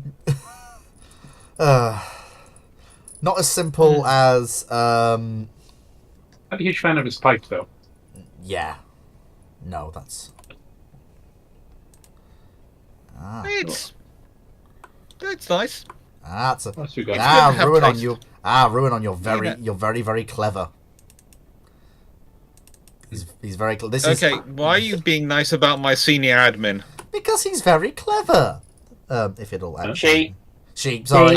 Please no, I have noticed approached my other one of my other senior admins. If I see Melanie turn up here as well, I'm going to be really worried. It'll be fine. Because you got Dan, you got Rudon helping you, you've got Dan here. You know, if Melanie turns up, you're officially trying to poach all my senior admin team. I would like to point out I only have seniority due to time and grade, not use, competence, or anything else. You have seniority because you're with me on the ship-shaped trips, and I can use you to do the admin stuff when we're live in random parts of the world. It's kind of like, why do me and Drac have such senior admin statuses on each other's YouTube channel? It's the same reason. So it makes life easy. So it's a case of, we're in the middle of Sweden, we have an issue. You're here, but also we trust you enough to have it in other times. Yeah. So Earth is the Hoch. Yeah. H-O-C-H-E. Oh, that's the Hoche, the turret barbette ironclad that was the first French capital ship they built in the aftermath of the whole Ginecole debacle. But I'll not. And it's also the ship which Fleet's much requested ship girl avatar, which he's soon going to start broadcasting as, is modelled after. If you haven't seen it, I can share you an image in the chat channel. I do have it saved just for this moment. I am going to point out for the record. I think the Chieftain should see this. I'm going to point out for the record. I never asked for this. They did this without my knowledge. And they just dumped it on me a couple of weeks ago. So I never asked for this. I've already hopped over to the text channel. Let's have a look what we got. Should be loading up as we speak. Oh, no. Just coming up. There we go. Do that instead. That's not it. That's not it. And... oh, it's there. Oh, it's there. Should be it. Oh. Yeah. There it is. We feel this is very Fleet. Oh, I'm not sure about the hairpiece. I think I've kind of got it sorted. Fleet, you should be lucky. I have to pay for my commissions. You don't. It wasn't my fault. I mean, okay. Oh, I just copped the ears. Oh yeah. Okay, so what is strapped to the leg? Yeah. Okay. Anything? So. That's apparently just a modesty garter. Yeah. Because apparently Fleet is very modest. One side only? It's late 19th century French. It's it's going to be a garter belt that probably doesn't attach to underwear. This is more knowledge. Sure, that makes Why sense. are you wearing underwear? Yeah, no, that they didn't. Apparently, that was what made the can so much more exciting. Oh, Chieftain has. Yes, that is excellent. So yeah, somebody rolled 63'd me. I'll have that. They can look rather good like that. Yeah, it's not so bad. Definitely. So, I have to say, I'm not sure they rolled 63'd you or if they Amelia Watson'd you. Yeah. So forgive me, what's Amelia Watson? Yeah. Our Hololive, one of the characters from Hololive, from the one of the VTubers. Yeah. So very popular. Yeah. Very wry sense of humor and likes to play strategy games which involve tanks. So I wouldn't be surprised if someone did link. She's now gone independent and she's now Doobie 3D, but still plays tank games apparently. Amelia Watson. So, very, very quickly, just gonna... So, Chieftain is now here, so what I'm gonna do is Dragon's been taking all the questions. Everything up to this point we're gonna park, and I'm gonna shunt that to one side for Friday, because those are normal Ramblings questions. And now, if we have, from this point on, I'm gonna start again in Theatre at Sea and YouTube, and the questions asked now are going to be the ones that you wanted to ask the Chieftain.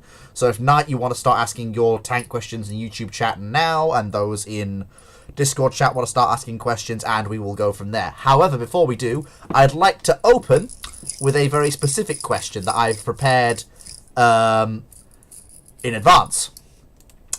So a sort of a fire starter icebreaker, call it what you will.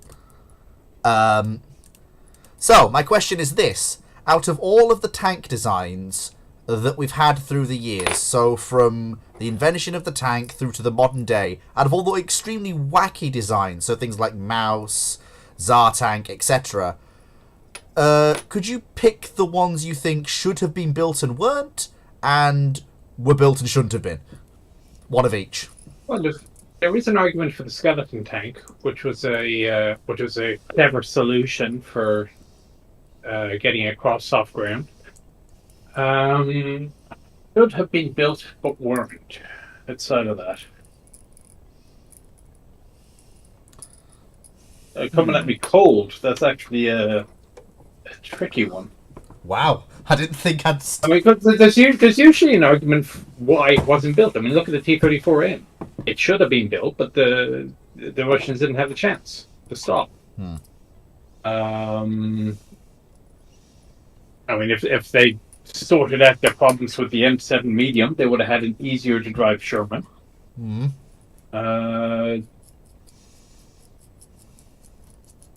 Why did no assault tank get built between T-14 Excelsior and what was the other one, A-33? I don't know. It's the point with this counterfactuals is it's usually a very good reason why you didn't have them. This is the thing that I was thinking about. I was thinking, is there even one that exists? It was just a question that came into my mind as I was thinking about what we might be discussing today, and I just thought, well, I'd say no it's harm easy in to asking. say. It's easy to think which tanks would have been nice if they'd been produced when they were supposed to be produced, but they couldn't be produced for legitimate reasons. Usually it's lack of infrastructure, industrial capacity. But you sort of go, well, actually, if they had produced that, that would have been kind of helpful a bit later. Or lack of money. Take the Cav Scout vehicle from the 70s, the XM800T. It was going to be the first time that the U.S. Cavalry was going to get a vehicle specifically for itself, as opposed to grabbing something that was designed for some other branch, and they decided to repurpose it. They ran out of money, and then eventually got replaced by the Bradley. Which is no bad thing. Nothing wrong with a Bradley. Bradley is good. Early Bradley was a bit weird. Yes and no. So one of the arguments, though, was because it looked just like the infantry vehicle. You couldn't tell if you were looking at it, if you were looking at a line unit or a recon unit. And that was why, in the interim, they decided to simply cancel the ASRV contest and they just stick with M113A1s because it was doing a good enough job, and you couldn't tell if you're looking at an infantry unit or a scout unit. Well, that's an argument, I guess. It's I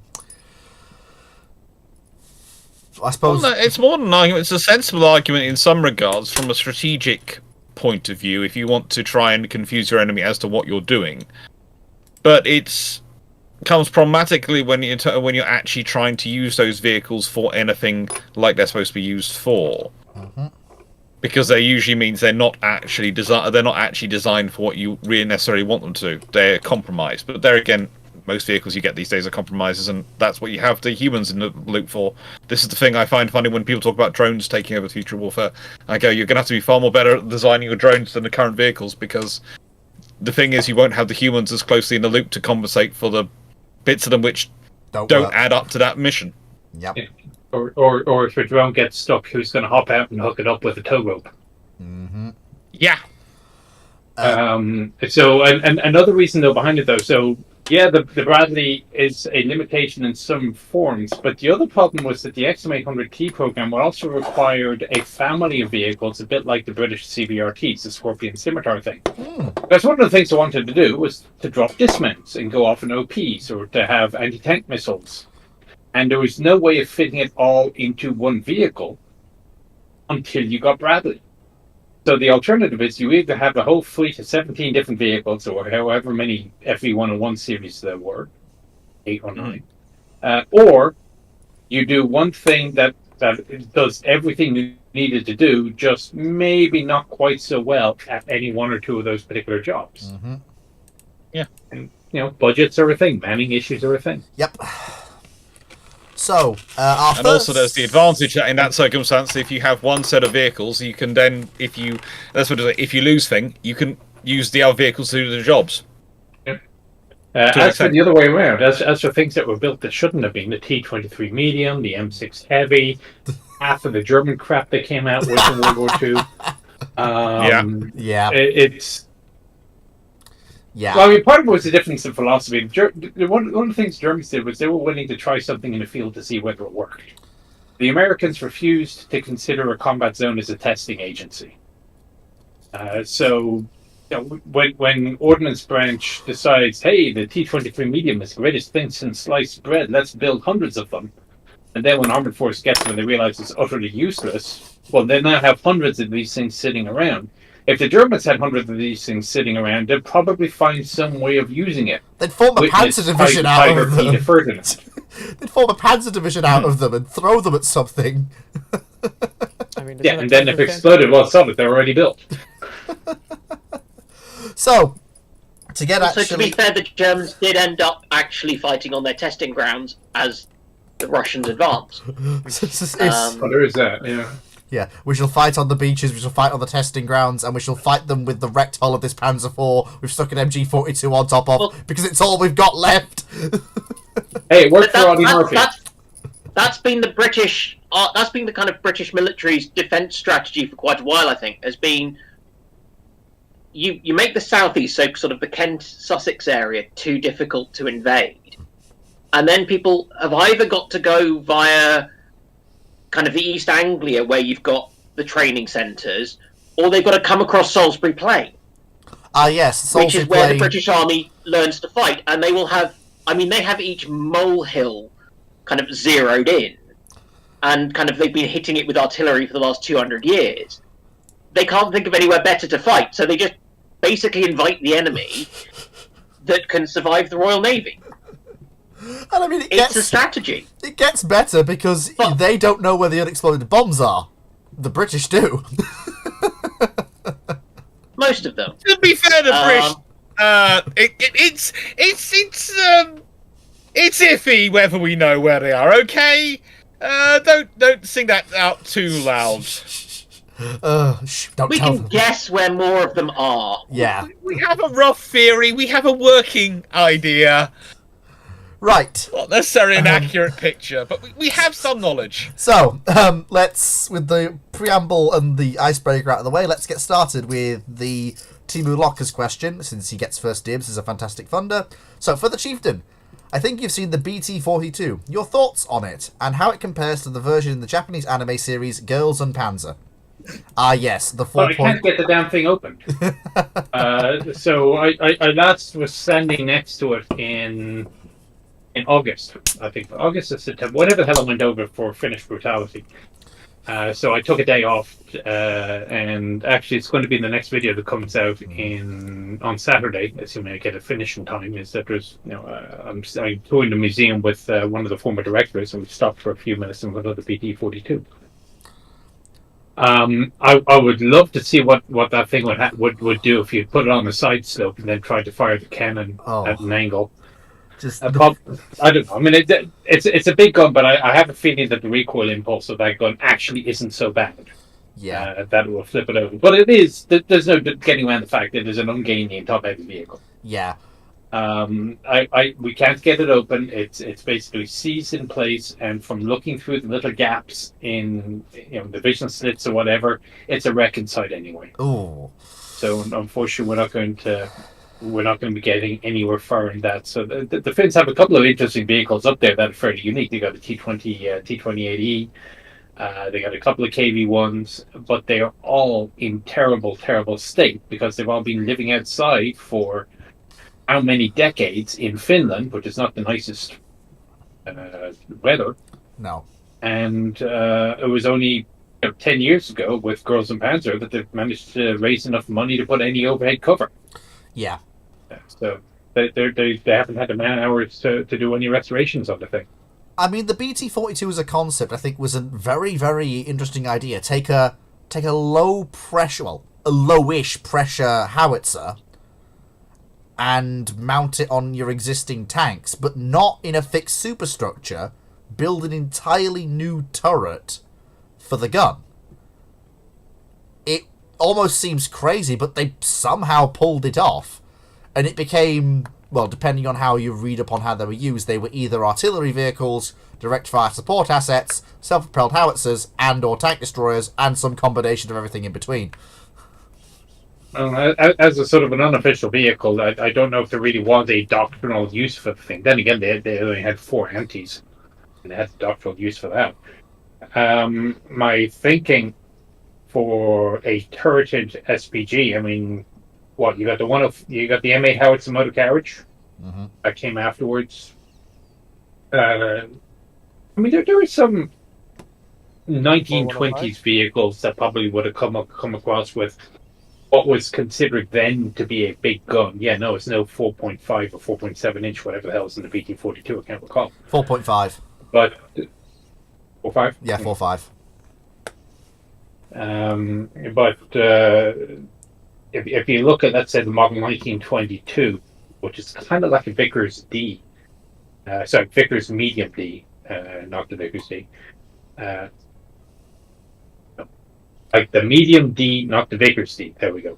Yeah. It's got this huge turret with this short-ass, stubby gun, whatever the hell the variation of the gun was, and it's like over-tanked for the gun. But the gun is still bigger than the caliber 50, which is standard from pretty much anything else the Americans were building at the time. So, I don't know. I guess the real big question is how big. Usually, your gun size is limited by the turret ring. How big a turret ring do you need? Which, I mean, I assume you have a similar question for a ship. I mean, I assume a barbette has to have a minimum radius of a certain size in order to mount a rifle. From what I understand, the Finns basically got around it by saying, we're just going to put the gun above the turret, and because the ammunition is 2-piece, it doesn't have to be handled through the gap in the turret ring in one piece.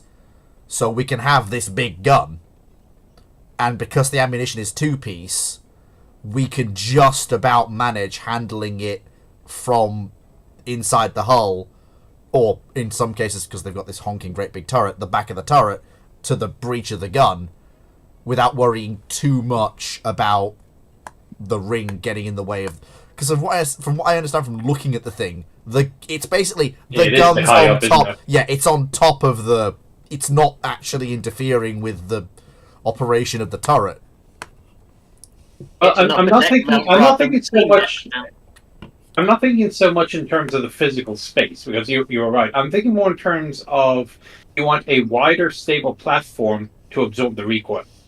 I mean, if your turret ring is this wide and you put a caliber 50 on it, your turret's going to go like this. If your turret ring is this wide, you put a caliber 50 on it, it'll more or less stay in place. I think you wouldn't, if you're firing it directly, as in your elevation's not too high, if you're at either level or anything up to about 20 degrees, you probably wouldn't want to have your turret facing too much off the direction of travel the vehicle's facing. And you could probably rely on the vehicle itself to absorb the recoil. So basically you fire the gun, and, the vehicle itself absorbs the recoil in the chassis. Yeah, but what's attaching the turret ring to the turret? Oh, yeah. That meant prayers, hopes. Yes, possibly all of the above. I mean, there are bolts. Don't get me wrong. There are bolts that hold. It's not purely gravity, but still, the stress that they'll take is limited to an extent. Ironically enough, it probably makes the case even more for firing it at a higher angle, so that the recoil is forced down into the hull. The suspension can take it. You're not putting too much shock on the link between. That just depends, because you can angle your recoil absorbers any which around, so you could probably have them so they go into the body of the. I don't think physics works that way. Besides, if all you wanted to do is make an indirect fire high angle asset, you didn't need to build a turret for it. Yeah, this is the thing with the BT-42. It also would probably need a radio too, wouldn't it? Radio. I wonder if they just took they just tried to make a poor man's KV. Is basically what they did. That wouldn't. Yeah, you know what? That sounds probably close to right. Is it basically an assault gun that you can kind of get slightly more? You can kind of do the fine tuning of your aim without having to actually have the main engine on and be doing too much with your tracks. Yeah, it would probably still the engine on the first turret. Yeah, unless you're hand cranking that thing, and I don't. Yeah, think you really want to do that with one person in there. Yeah, I think it does seem to be an assault gun, so I think it is basically down to the fact that they wanted the BT-5s and 7s they had couldn't really deal with enemy armor. They weren't getting assault guns from anywhere else. They wanted some form of mobile infantry gun, well, mobile gun with the infantry and their motorized troops if they have any. Which I think the Finns did have a brigade or two of motorized in the Winter War, and I know they had them in the Continuation War. It's basically only with their single Panzer division. Yeah. Panzer division. Yeah. So, again, I think it comes down to wanting to have a large gun that can look at a wooden pillbox and go, I don't want to see you anymore. Kabang! And it's gone. Well, right, but how much counterattacking were they doing, really? In the Continuation War... In the Continuation War, yes. But in the Winter War, they were just... Yeah. I don't know if any BT-42s were used in the Winter War. I know they were used in the Continuation War, but I don't... They were not. Yeah. Panzer Division, Finnish name suck. Panzer Division was only barely available during the Continuation War. Yeah. I think in Viborg. Oh. You have know that. I mean, that makes sense. I've not looked into it all that much. Yeah. But, yeah. Honestly, what screws me over, at least in the BT-42, especially for the assault gun role, a particular reason why something like the, what am I thinking of, Grill, is open top and the like, is because the commander can just point out, get on the top, put his binos on something, and look at it. Because the BT-42 does not have a commander's cupola or periscopes, it's kind of hard to really engage units accurately. Which is why I'm just like, it might be a good indirect fire asset, but you also don't have a radio to do the whole call for fires process, which might be important. Mm-hmm. But if you're using it as an indirect fire asset, then you wouldn't need to be using it buttoned up necessarily. Okay, but so you could have a radio on the outside. Mm-hmm. I wonder how much of a problem tree bursts are in Finland.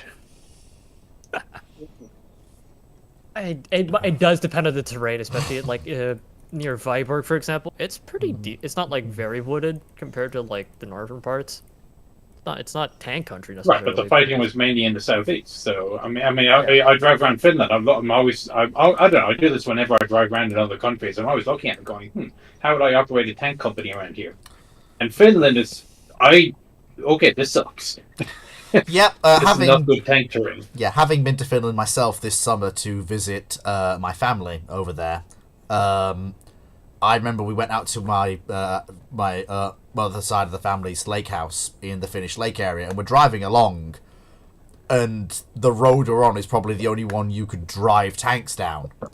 And then we go off, and you're on the side roads, and then we go on to this area where it's a massive lake, and there's bits spot everywhere. I mean, I hope you brought an awful lot of bridging equipment or something that can swim, because you ain't getting through any other way.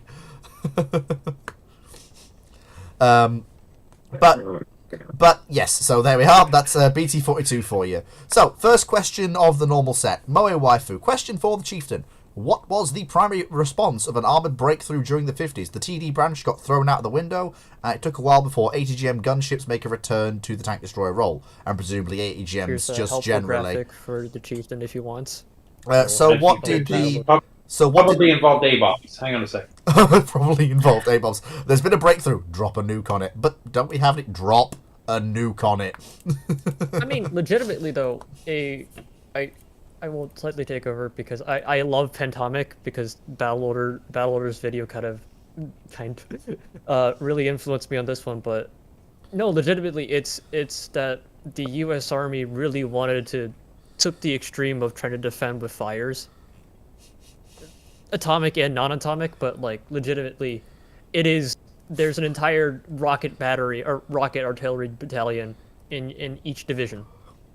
There are significantly less infantry sort of close combat formations within each division because the idea is that whether or not you if there's a mass concentration of units within like the Fulda Gap or whatever, you just shoot an 8-inch nuclear bomb or a Honda-John there. Yeah. I was going to say... No, I mean, go on. I was just going to say that it's the Davy Crockett rocket. Wasn't that the it's one? Honest-Johns for armored Yeah, units. a little bit later, but yeah. But to answer the actual question, TD branch went away because they realized the tanks could do the same job. So your actual response en masse is an armored battalion instead of a TD battalion. But you do have the recordless rifles are starting to show up on the back of jeeps. I believe they were at the battalion level for infantry battalions. So they were more of a front. What's that? It's with the battle groups for the light infantry guys. They're with the combat support battalion or companies. Okay. Really so those would be like the front line, the crust. But in terms of an actual honest to god penetration, you're talking about simply maneuvering mechanized units, regular common or garden tank battalions, and like infantry. Yep. So first YouTube question from Knight6831. Why do you think the Tiger Cat Centurion SAM tank idea did not work? If you don't know what this was, basically take a short Tiger Cat SAM launcher and stick it in a Centurion MBT. Well, first of all, you're trying to use Tiger Cat. How big is a Tiger Cat? It's... Sea Cat, I know. How big is Tiger Cat? The Tiger Cat is basically... Hold on. Yeah, the Tiger Cat is basically the land-based version of Sea Cat. It's pretty much the same missile, but it's just the land-based version. We're talking about the last weapon system which the Royal Navy had, which had to be manually loaded and had such an effect on the skeletal mass of the people using it that they end up looking like Hulk, like the Hulk, from the waist up. It was a TV-guided missile, was it not? It's a cross radio link. Yeah, it's an interesting system.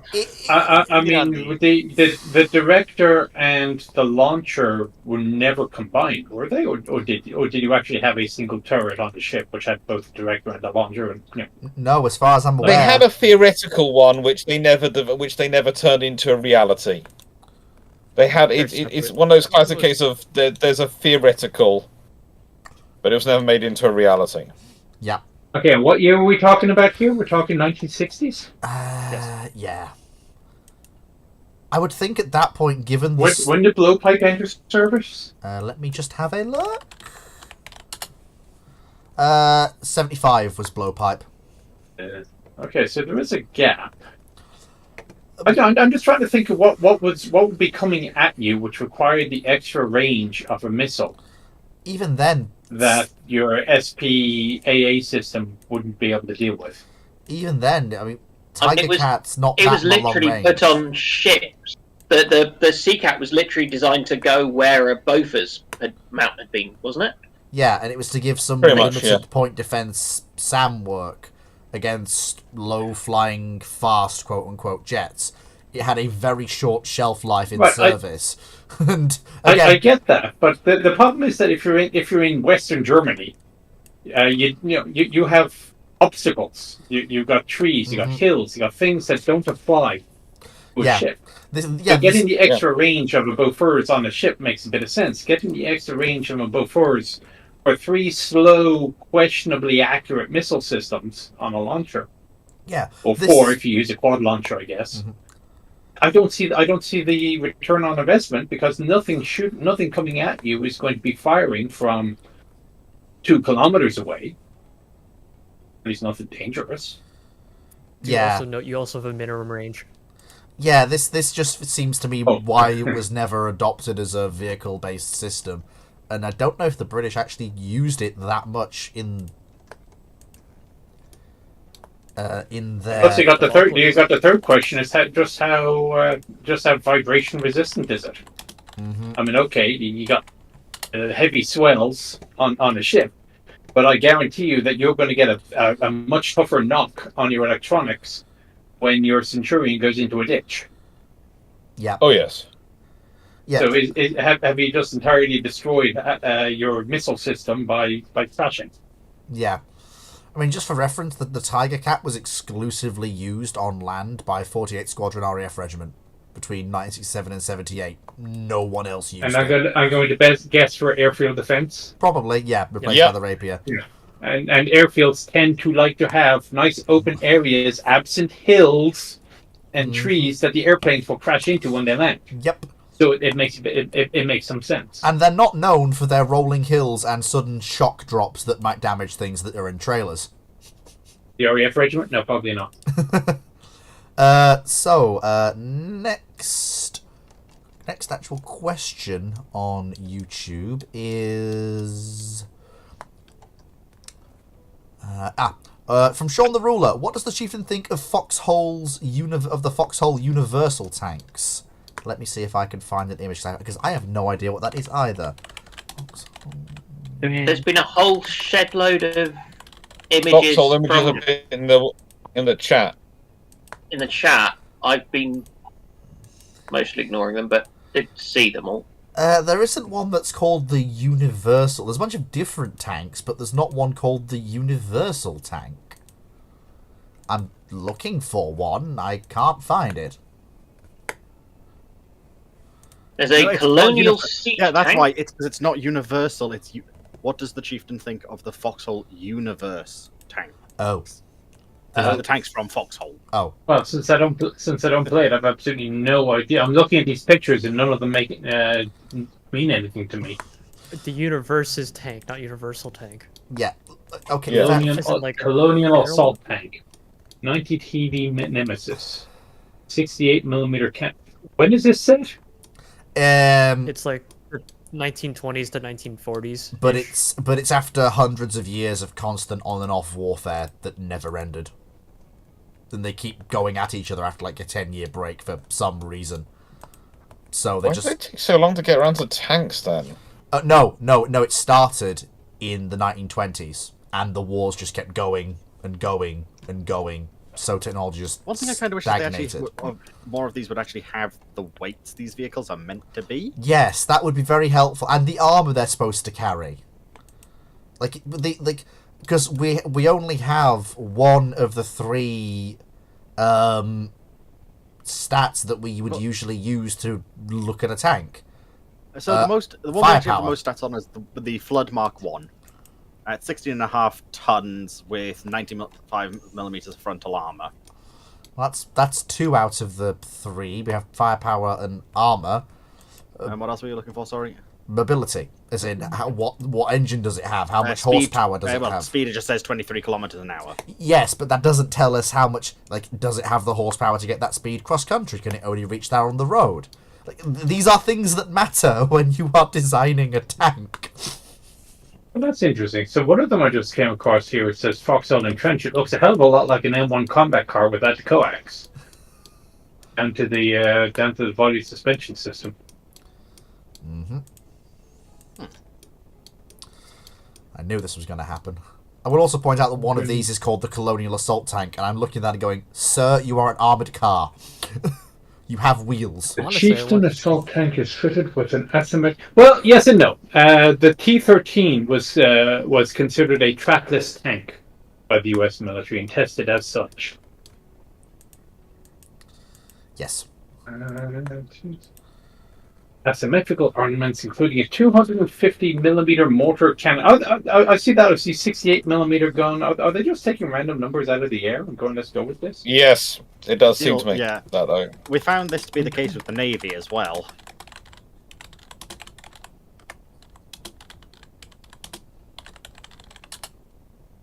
It is very much a universe meant for more, less coordinated stuff than like an actual like company team trying to move across a plane. It does happen still, but man, I'm afraid I don't think I can really intelligently answer the question. Yes, I was looking at them myself and going, I think somebody's thought, let's do some pretty pictures of slightly steampunky tanks, and then they've tried to attach stats to them that don't really bear any relationship to it. No, like they're used in game, but the problem is it doesn't really. You can't translate that to real.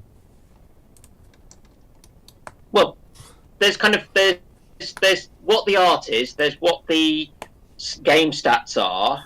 There's what the game stats claim to be for reality, and there is reality. Mm-hmm. And those four have nothing to do with each other. Yes. This is very similar to BattleTech, which is why I appreciate it. I'm looking at this, let's say, Flood Mark 1, 16 metric ton. Yet somehow it has Eiger levels of armor, 95 front, 86 side, a big enough turret for a 75mm, a sub-turret for a 12.7, and whatever the engine is, it's good enough to keep going for 23 kilometers an hour. How do you fit that into 16 ton? More importantly, how do you fit that into those dimensions of tank? I think it's a TARDIS tank. Yeah, and how do you fit that into that dimension? The only way you could fit that amount of horsepower into it is if you've got an engine which is bigger, if you've got more space on the inside than you have on the outside. Also, I don't think it's actually specifying that the armor is made of metal. I think it is actually papier-mâché. That would, yeah, there we go. There's the answer. Also, I just want to point out something. The crew of 5 does not have a loader. What? This is true, so probably then I'm assuming Oh. the command... Does that mean it's a two-man turret? No, yes it is, because the 5th crewman is the machine gunner in the sub-turret. The four machine gunner, the driver, and the engineer at the back, I'm guessing? Yeah, there we go. What is it? Commander, gunner, driver, engineer. The fuck's an engineer? Keep the engine going, it's that reliable. The guy who hits it with a spanner to keep it going. Like the engineers that you might occasionally find on the old like Mark 1 through 4s occasionally have an engineer, but even then... They didn't have engineers. They had gearbox people. They had people. They had people who prayed on a regular basis. The least you Or the get is tech like priests. driver mechanics. Yes, pretty much. Like driver mechanics are kind of the closest you get, but that's not. Yeah, I'm gonna go with. I'm pretty sure that they are not using metal for that armor. It's papier-mâché or balsa wood. What if they're using Or tin? rice paper. Tin or maybe aluminium? I think papier-mâché might be an improvement, but we'll leave that to one side. Now, So the heavy field gun is a 68mm That doesn't feel very heavy to me. with a crew of 2. Eh? Oh, I like this. Much more durable than the AA-2 battering ram.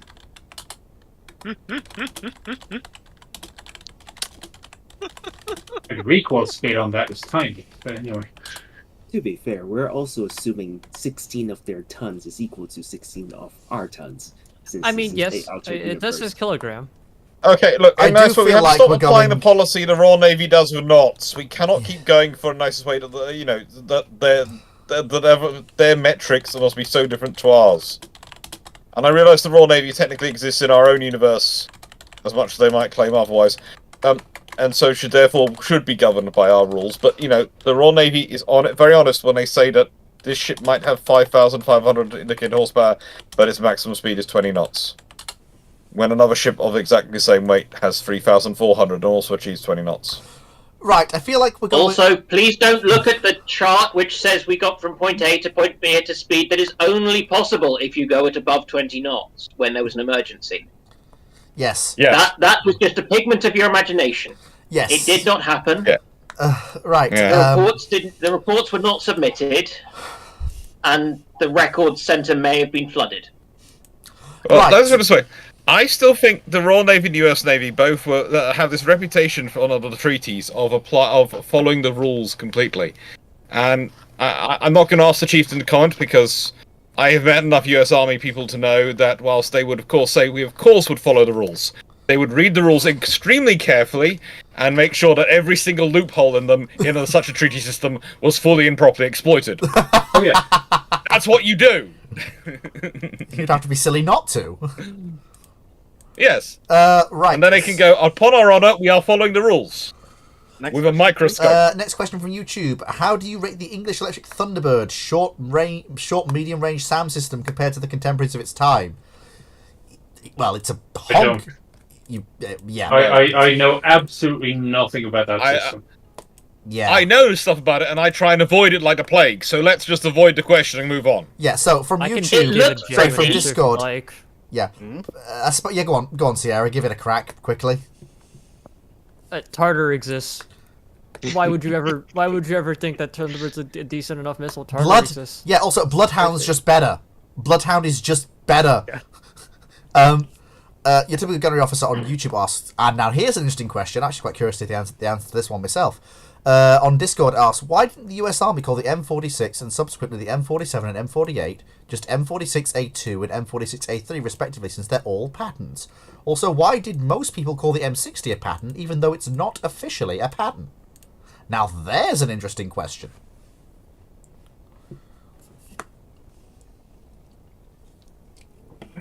I know exactly where he's going.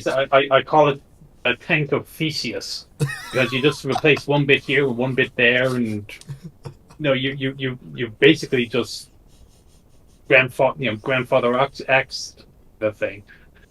I have not seen anything specific stating why one way or the other. M26, I think. I'm trying to think what the other derivatives are, because if you look at the entire T20 series, T21, T22, 23, 25, 26, they're all a related family, especially 25 and 26, but they all have different designations. And then you got the M45, which is basically a T26E5, if I recall, no, T26E2. It's the one with the 105mm to replace the earlier Sherman. They gave it an entirely different nomenclature completely, even though it's still categorized as a tank. I think attempting to apply logic to the army back then was probably a bit of a hopeless cause. Kind of thing. So 26 to 46 was the engine. Yeah. 46 to 47 was the turret. 47 to 48. More turret than anything else. 48 to 60 was turret. And I think hull too, right? Yeah, I think 60's a 48 to 60. Yeah, well, it was derivative. I mean, it's they straightened out the front end because they're going to put their glass armor in. Yeah. And it's the same reason they straightened out the turret in the M60A1 versus the 48. Yeah. I have not seen an answer. I don't have an official answer as to why they keep calling it a patent. I have to assume it's simply because it's just a derivative of everything else. Maybe. Also, were they trying to kind of? Did they feel that it was, a kind of an almost blink and you miss it tank wasn't worthy of the name almost, and so they were slightly regretting having given it to the previous one? No, like 46. I don't know. I'm guessing. I think there's also another option you're missing. Is that it could well have been just doing. Well, I had a sort of theory that they were doing that because if they pretend it's all the same tank, then they don't get asked the same questions by the Senate. It's kind of like the US Navy with the Super Hornet and the Hornet. If we there is a little bit of that, yeah. If we just keep calling it the same thing, no one's going to ask us any questions, and we don't have to explain what we're doing. We're just upgrading it. We're definitely upgrading it. Ignore the fact that it's different. We're just upgrading it because if we say that word, you think it costs less money, and you give us the money. So we're just upgrading it. Same family of vehicles. Definitely not radically... Also, it means it's going to sound strange, but if you're just doing an upgrade rather than a new tank, you don't have the same debates in Congress. You don't have the same debates, and so you don't have the same risk of information getting into the wrong hands. Well, You can control the debate far more. There is also a downside, though. So the reason the Bradley has never gotten upgraded from the 25mm is because the legislation authorizing the Bradley development specifies by Congress it's going to have a 25 mag mic, and the Army can't change it without an act of Congress. So really? Whilst the Army is going to go to the M1E3 as a derivative of the M1, the replacement for the Bradley is an entirely different vehicle, the XM30. Because they can't upgrade. Can we introduce the US Army to the Royal Navy's techniques in the lead up to World War One? Of this is our 12-inch A. Ignore the fact it's actually 13.5 inch. 13.5. Have a 25mm that actually has a 5cm bore. The problem, Yeah, like that also, works. this is our 13.5 inch special. Like, Ignore the fact that it's 15 inches. Yeah, like that works until it enters service, and then people go, "Hang on a minute," and you can't hide it Yes, anymore. but at that point you have a load of battleships with 15-inch guns, and you go. No. At that point, you say, well, it's still got a 25mm sabot. So it's still 25mm gun. There you go. I was about to say, I mean, how do you deal with the production line? Because you need to build an entirely different production line. But if you look at the Sabre rounds or the HVAP rounds that the US was making in World War II, the 75mm Sabre or HVAP was actually a 57mm shell wrapped in a 75mm case. Yes. And well, American 57, and the 90mm HVAP was a 76mm AP round, surrounded by a 90mm gun. So they didn't actually need to create new production lines to the same extent as otherwise they might have. Oh yeah, that's a good point. No, I just because the Royal Navy is supposed to be getting 57mm guns on some of their new ships. I want them to go back to calling it a 6-pounder, just because I think it sounds better when the captain says engage with 6-pounder rather than 57mm. Like the before is 6.7, the before is 6-pounder. I don't know if that really sounds right. Yeah, 57. Yeah. Yeah. I will admit, the whole thing about the US just going, we need an anti-tank gun now that we're in the Second World War, and the British going, we have one, and we can't build it in mass, and the US goes, sold, give us the plans, and we will just turn Well, no, the I think crank. more importantly, the British go, we have one, and it's in feet and inches. And everyone's like, thank you, Jesus, we don't have to work in these freedom units at the time. But they started building the 6-pounder in Montreal before they started building them in the US, though, no?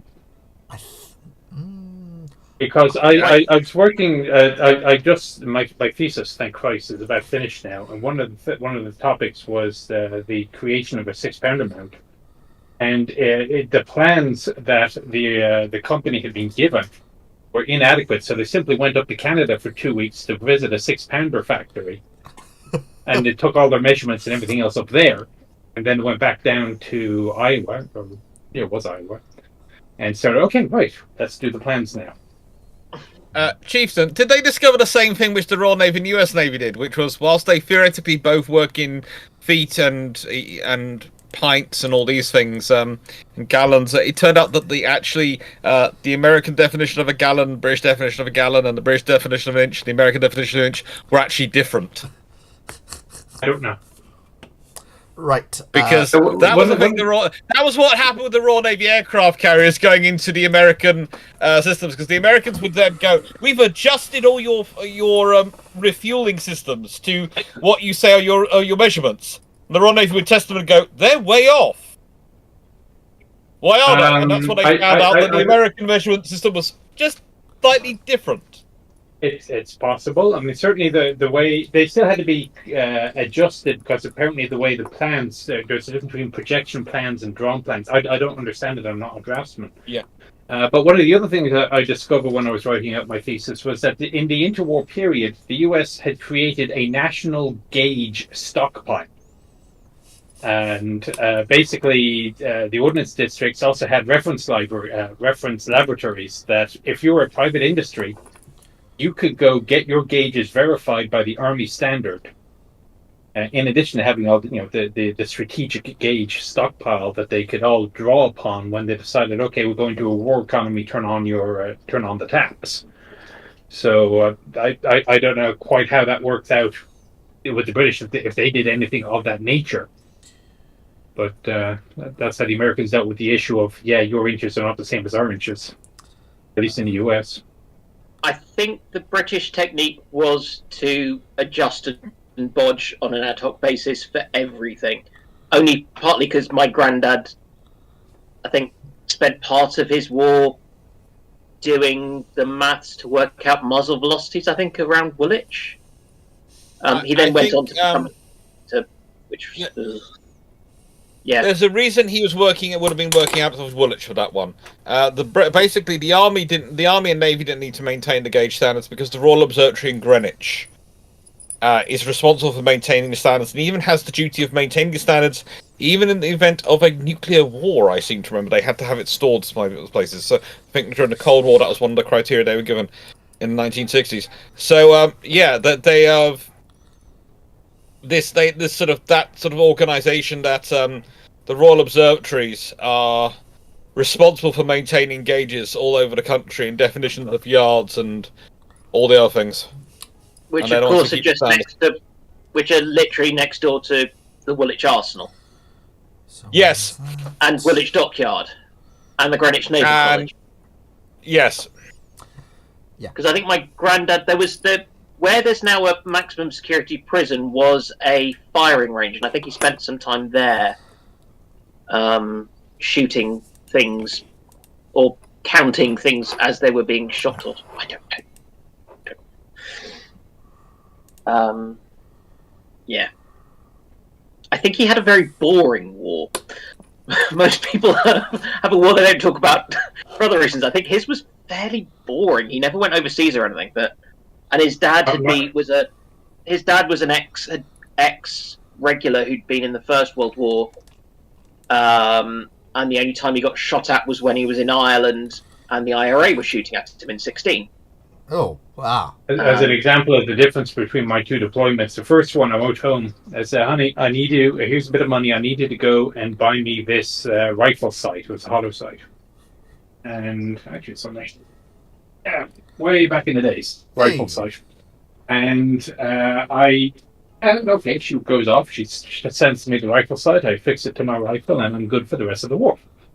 Then on the next deployment, I write back, say, honey, I need you to go, here's a bit of money, go online and get me a better USB keyboard. Because the thing they're giving me here is entirely useless. And that sort of set the difference in tone between my two deployments. That's a bit of a difference there. What do you need? A sight. What do you need? A keyboard. That's different. Oh, I have a friend who Alex knows as well, and I just spent the entirety of her deployments to Afghanistan shipping out Diet Coke because she runs on Diet Coke, and you could get 3 cans within the free postage to British Forces parcels, but not 4. So it'd be 3 cans and then like some sweets and some other stuff. And it basically supplied the entirety of Bastion, it felt like.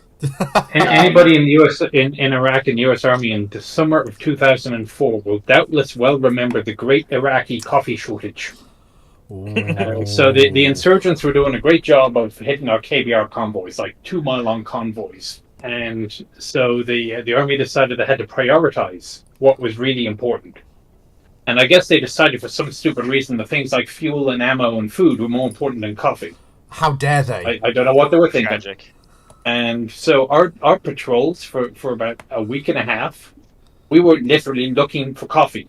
We'd drive around. I mean, if we saw an enemy insurgent, we'd shoot at them, absolutely, because they were stopping us from getting our coffee. But it was kind of, hey, 6, this is Red 1. We've had, I think, a hub is falling off the roadway. We're going to pull into this base here to effect repairs. Okay, repairs complete. We're on the move again. This is just... It's a way of motivating your guys to get outside the wire. Did the people making that decision not know the US Army? I tell you, if we can figure out how to get our tanks to run on coffee, we will so much simplify our logistics. Yeah. Or just caffeinate the petrol. I mean, to be fair, the M1 has a gas turbine. Gas turbines in certain vehicles in certain forms can burn powderized solids if you set them up right. Now the M1s can't, but it would in theory be possible to create a gas turbine that could burn powderized coffee.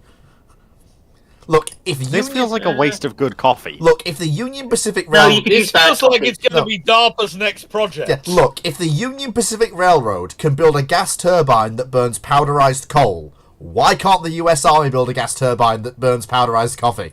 There's a bit of a difference in size here, I feel. Now you're reminding me of that Soviet aircraft that used vodka as coolant. Technically not vodka, but it's close enough. And of course, US torpedoes. It's normally stronger than normal vodka, the stuff you run things on. They also use it sometimes for dialysis fluid. So apparently there's, as well as torpedo juice, I've heard about renal punch as well, which is apparently similar. Oh, good lord. Right, so very quickly after Next that... question, please. Yeah, after that brief divergence into the US quest for coffee, which of course was the real reason they invaded Iraq, to go and get coffee. Very quickly, Blackburn Maximus on YouTube asks, for the Chieftain, did any tanks during World War II have optical rangefinders like stereoscopic or coincidental rangefinders? And if so, were they effective?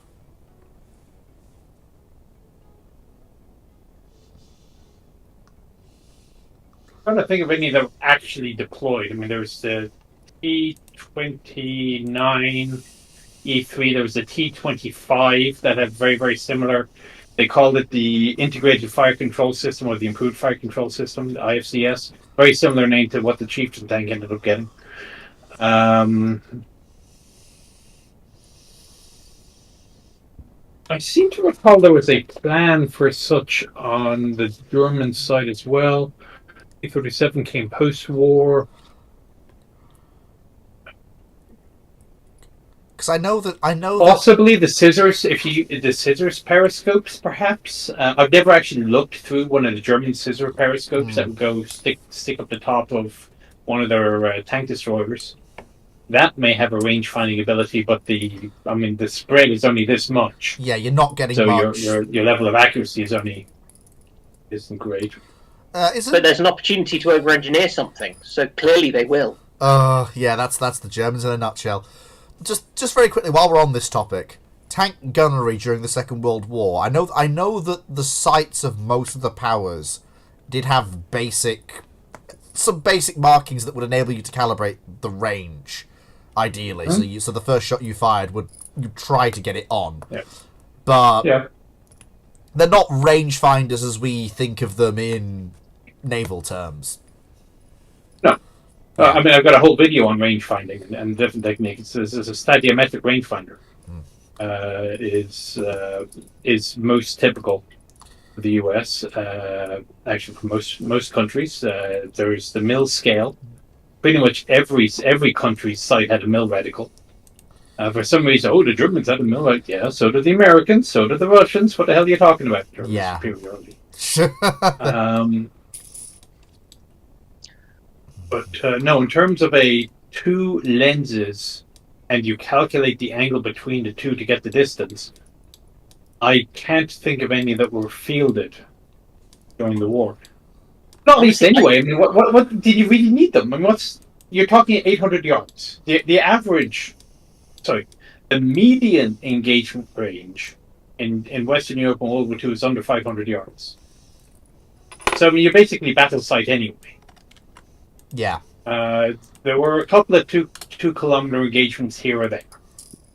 But I mean, for the amount of effort that you're putting into this thing, for the ranges that your gun was shooting at the time, you're better off. I think it's probably more efficient just to fire 3 rounds and say go with that. Yeah.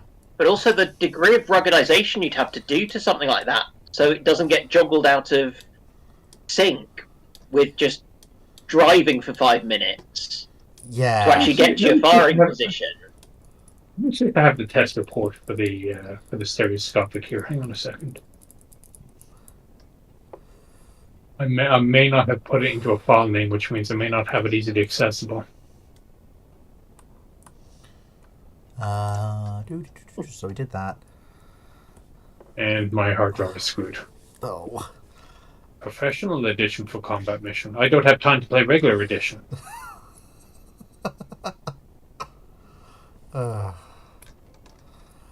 So we did that one. This question. Whoopee. Selicanero on Discord asks, question for the Chieftain. What is the tank equivalent of the Hosh? So very quickly, as a qualifier, the Oh boy. All right, it's all right. No, it's all right. I will be honest. The Hosh is a turret barbette ironclad. It is the first ironclad the French build in the aftermath of the disastrous effects of Genicole. She's by far and away not one of the more capable ships, but she's not a complete disaster. When commissioned, she's probably able to take on any of the things that came before her, but would struggle against any of her peer opponents. She's also not very survivable. She's heavily armoured, but the armour is put in places where it's not likely to protect the ship. Her armament is about on peer with her contemporaries. Actually, the vehicle which most immediately comes to mind is also French, actually. That doesn't surprise me, because they do have a habit of either being spectacular or being spectacular in the complete inverse way. So we're talking about it's been a sort of a generational shift. Mm-hmm. Mm-hmm. The vehicle I'm thinking of is the Sharpie one. Yeah. Oh my god, that's... Yeah. I'm glad I was thinking along the right lines then, because I was just thinking, would the Char B1 fit that? Yeah, he's right. He's actually... Yeah, he's dead I'm on. also still thinking about the Valiant. It is the Valiant where they built one and kept it as an example to engineers of what not to do. The thing is with the Valiant is it wasn't a combat-capable vehicle owing to all its problems. Hosh could theoretically have been sent into action when completed and have done reasonably well, as I said, provided the scenario I've already given. It's a 40... I'm going to answer Vickers Independent. Vickers Independent? I'd say M68 too.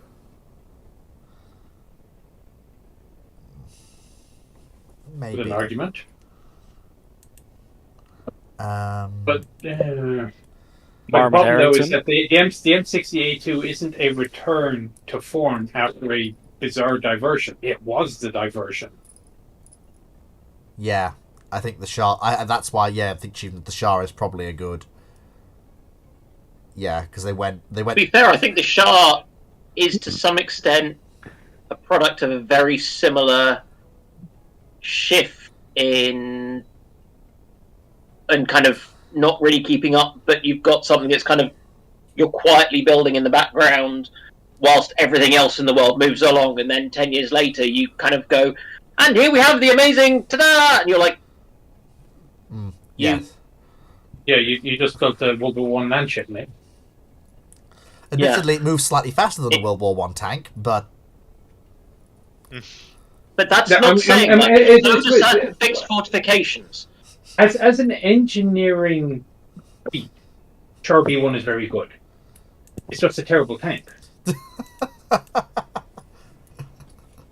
So I'm looking to see somebody suggested one of the pre-war Christies. I think those are also counting as a diversion as opposed to a throwback or a return to form. Yeah. E35 I'm looking at. Well, I guess that follows on from the Independent. I think that was just more the tail end of a fad. Yeah. As opposed to a return to form.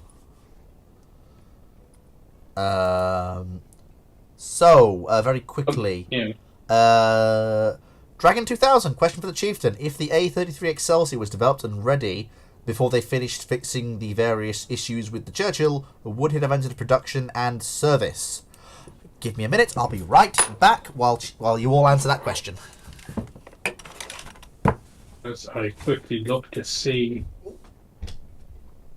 if I have any test reports on that. That's not it. Ended service. Now that's an interesting question. There's still too much host talk. I need to go and get more beer. Well, I guess part part of it probably also depends whether or not it worked, which I don't know. I mean, like P14 didn't work, which I was kind of if it didn't matter whether or not virtual got fixed, P14 was not suitable for employment, and whether or not your Excelsior is going to have the same answer. Hang on.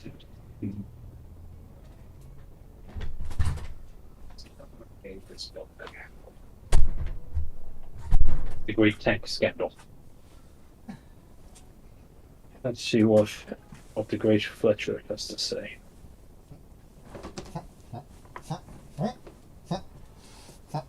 Be in this film. Oh no. To the right a bit, left a bit, forward a bit, back a bit. What have I got here? There we go. Oh, Tog. Right. What did I miss? Another book. Hang on. Well, nothing yet. I'm still looking at books. This is one of those moments where I realise that the tab I've got open with all the stuff from the Tank Museum shop that I'm tempted to buy, I may need to add to the Smithmas my list. wish list. What you don't?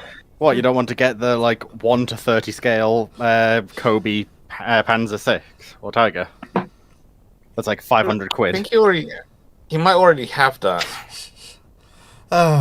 Good times. Good I'm times. not even joking. Oh, I can No. believe it. I have. This is Dr. Dan we're talking about. I never doubt him actually having the stuff. I have a Churchill, a Mark 1, a Sherman, a Hetzer, because you've got to have a Hetzer. Hetzer's got a Hetz. A Chieftain and I think it's a Centurion. And then I've also got my Warspite, New Jersey, and Enterprise down here. The Belfast and whichever US submarine it is are upstairs. I didn't know they made Lego models of the Chieftain. What scale is he? They don't. Kobe does. No, I think the joke when the Chieftain, Lego models of the Chieftain, you know. Mm-hmm. It's all right. I'll see myself out. Yeah, I'll see myself out. That'd be good. That really would be good because you do not have a career following on for from a comedian, even Jimmy Carr. Yeah. Oh, that's a nice senti.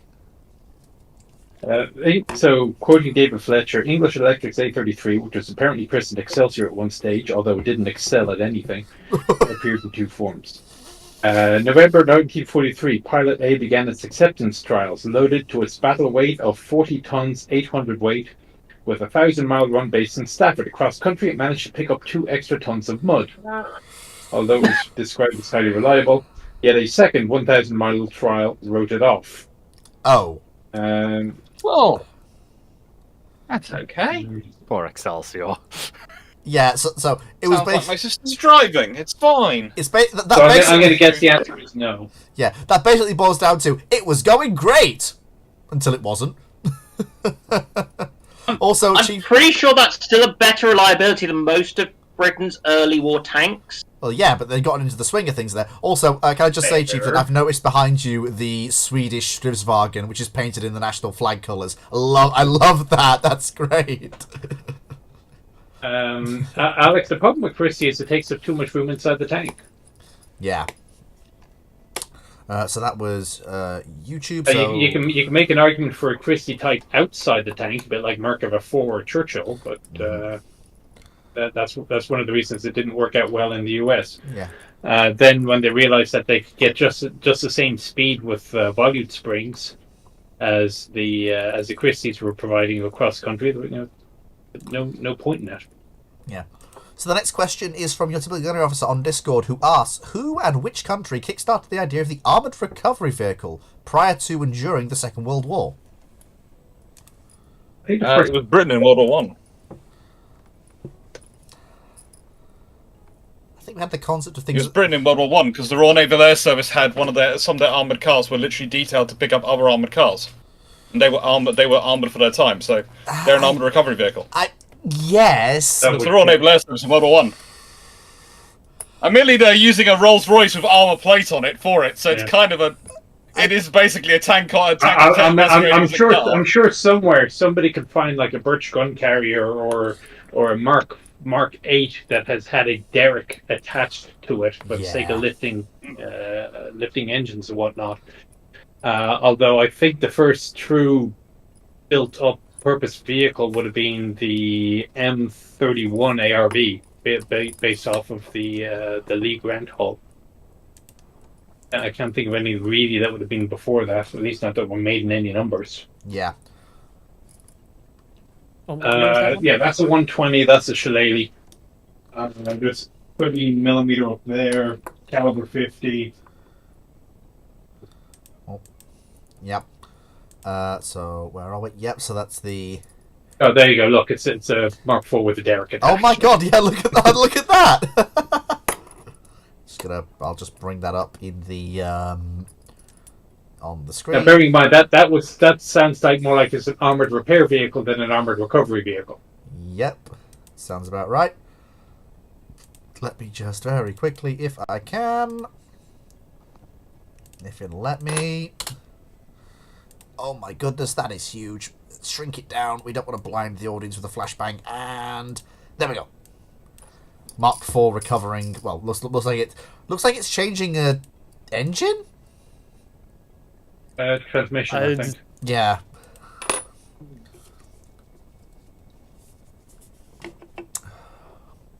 Oh, Japan has some ARVs. That's interesting. They had 3 Oh, of yeah, them. that's late. That's late war though. No, that one's 1939. Really? Yeah. Wow. Okay, Japan. Based off of a Type 97. It looks like Yes. it. There wasn't that many of them because they only produced 3 of the bloody things. So. Yeah. Why is it that Japan comes up with good ideas when it comes to armor? Like, you know, things like the mixed brigade, the mobile force, and then they just stop for a bit and don't touch them.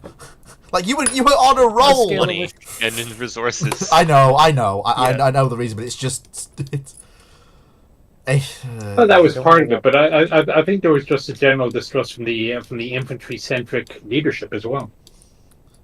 There's also the fact that people keep getting killed off for internal political squabbles, which kind of means that your command structure keeps changing. But they keep killing themselves. Yeah. Yeah. The army's fighting the navy Navy's fighting the army, and there's Maximus and Yonai getting killed. No, it's not. It's the army fighting each other, the navy's fighting each other. Please, it's not so nice to just the army versus navy. Oh. It's Yeah, the Japanese Navy is It's one a of the mess. only navies I know of where a senior officer puts another officer in a headlock during a staff meeting. So. Oh my god. The Command M3 with the fake hull gun, yes, it was in North Africa. I definitely remember it. Blackburn Maximus. Well, there were. Go on, Dan. I'll let you finish what you're saying, and then I'll carry on. The command tanks wasn't it more the artillery forward observers to fit in the radios? Not had the.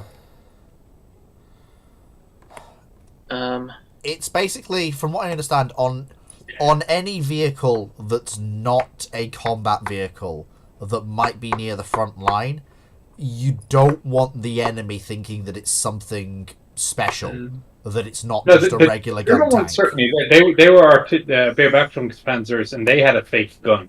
But I think that the M3 variant you're talking about actually was a command vehicle. Oh. Wow. It's also occasionally things like the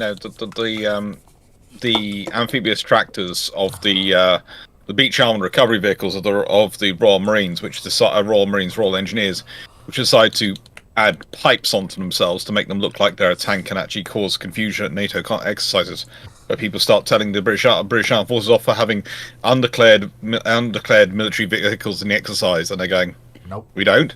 That has a gun on it. No, it doesn't. No, it's just engineers with a pipe and a desire to have rockets. But since you believe that it had a gun on it, it worked!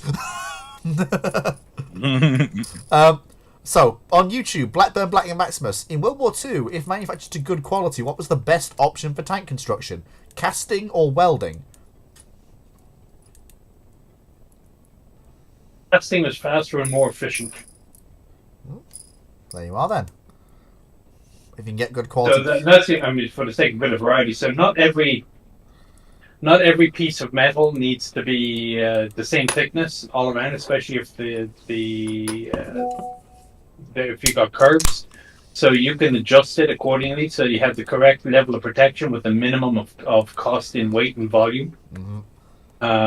Welding, it takes about 6 weeks on average to train a welder in World War II, a single welder for a tank. So how that rates to setting up a production line of casting, I'm not entirely sure. But I strongly suspect that casting is a bit faster than welding as well. I mean, there is always the third option. Riveting. I know it's not perfect, but there are a lot of skilled riveters around, and not so many welders.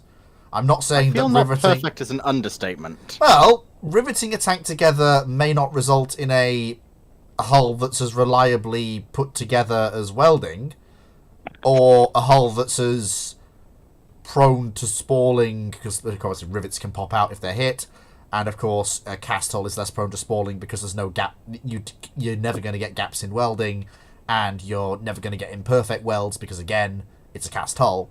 But if you've only got so many welders and you need armor and those welders have to do other things, you are going to have people who know how to rivet heavy bits of metal together, because you'll have boilermakers in your country. You'll have...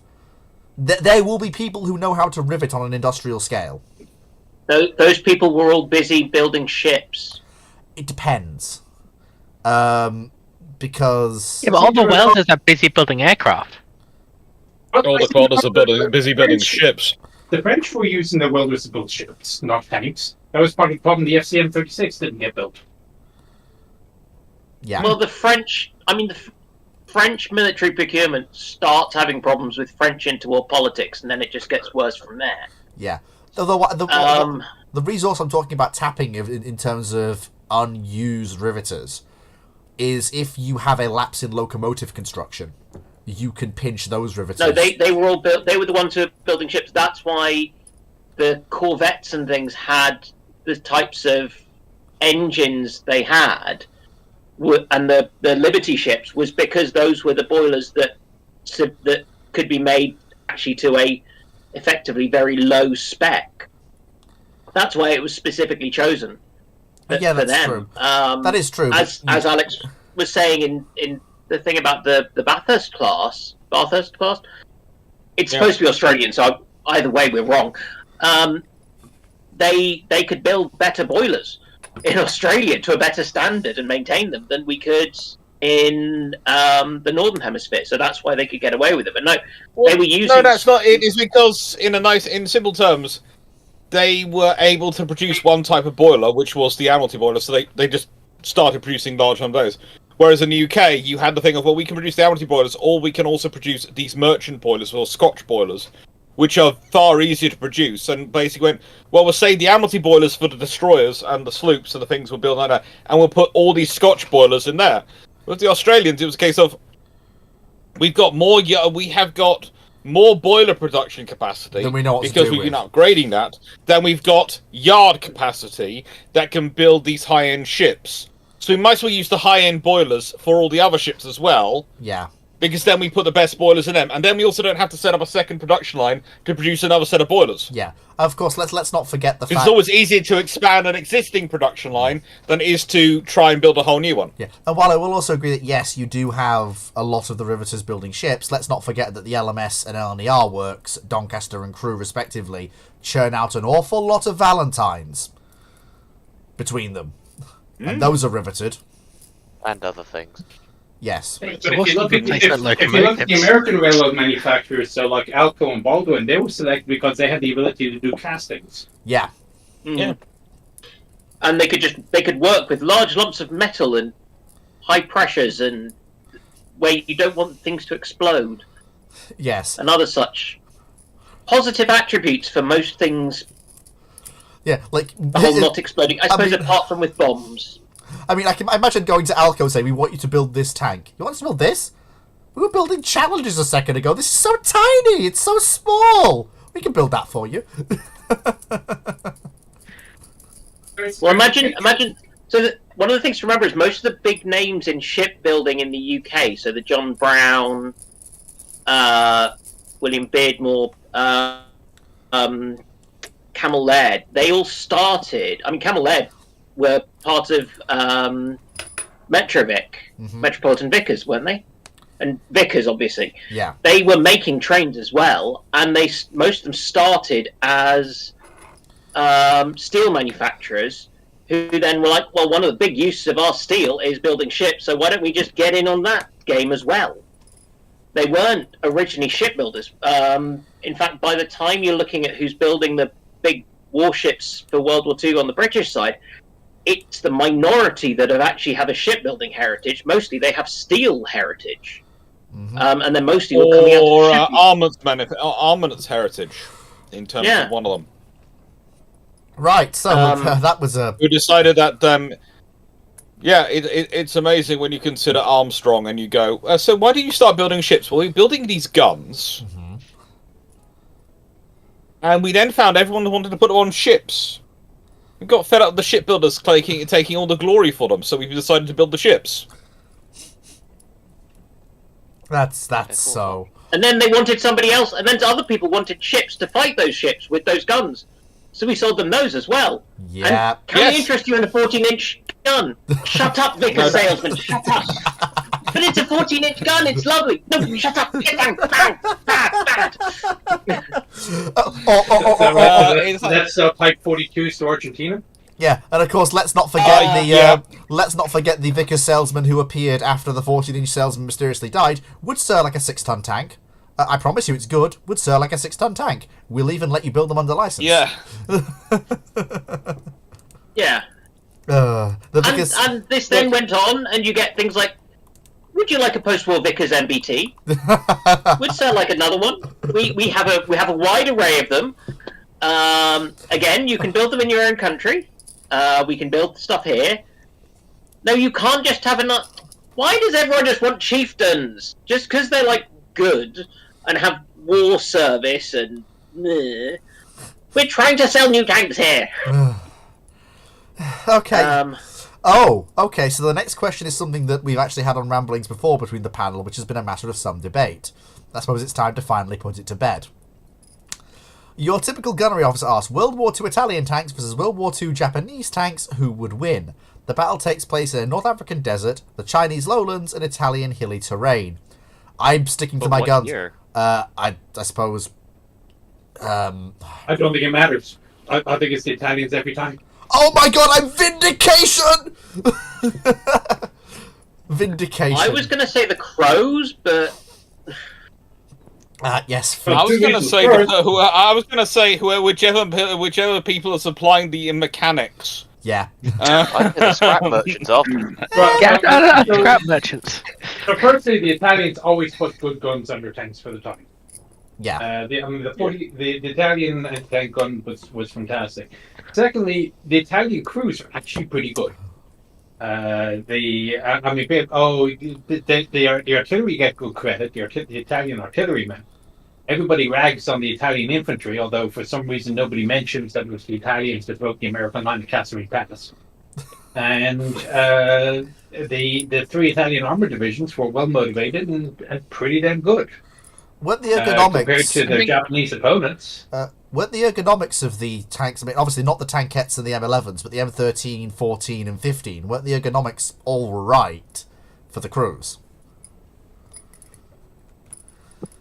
For the time, I mean, if you're looking at the contemporaries, what are you looking at? You're looking at a Chiha, and you're looking at a Valentine. Yeah. Iron Hearts. You mean this one, Steve? Also, Fleet, you might want to remove the image from the. Oh, did I forget yes, to? You left it there. Oh well, classic Fleet moment. This is what happens when I do things. I forget that they're there. I mean, it could be worse. It could have been a picture of Hosh. There's nothing wrong with Hosh. It could have been the picture that somebody's put together in the chat further up of you after looking at the Hosh. I know Petchington's here. I haven't forgotten about him. But yes, he's got a bone to pick with you later. But yeah, I may have to go and play Dungeons and Dragons. This is a good choice. This is a good choice. But yeah, I mean, there's nothing wrong with the Italian armor. I mean, you see them moving towards the same angle everyone else is using, but they're going their own way with the limitations of. That's one thing I can say for both sets of tanks. They're not bad. They're just built with the country's military needs in mind, with the environments they're going to be operating in, the crews that are going to be operating them, and the industrial capacity to maintain them. That's the thing I say about the Italians and the Japanese. It's the industrial capacity that's the biggest limit, isn't it? Certainly for the Italians. It is. Well, that and knowledge as well. I mean, they weren't exactly a heavily motorized society. No. Yeah, getting a mechanic to work on things is difficult, even for truck drivers. They have to train truck drivers to actually operate in North Africa because there was not a sufficient pool of just people who were regularly driving on their own. It's actually kind of funny. From speaking from personal family experience, so my grandfather after the war, and he'd been in the Navy during the war, and afterwards, he went to go work for the UN agency that was doing reconstruction in Italy and moving debris around or building supplies, and most of the guys who were lined up for that job were guys who were truck drivers who had learned to drive in the army in North Africa, because that was the first time, at least in his areas, against south of Italy, so not as wealthy. That was their first experience, really, with actually working on motorized vehicles. One of the problems with a rather fast railway system that's mostly electrified in the pre-war period is that it kind of reduces the need for intercity motor travel, or intercity motor travel generally, whether it's for freight or passenger.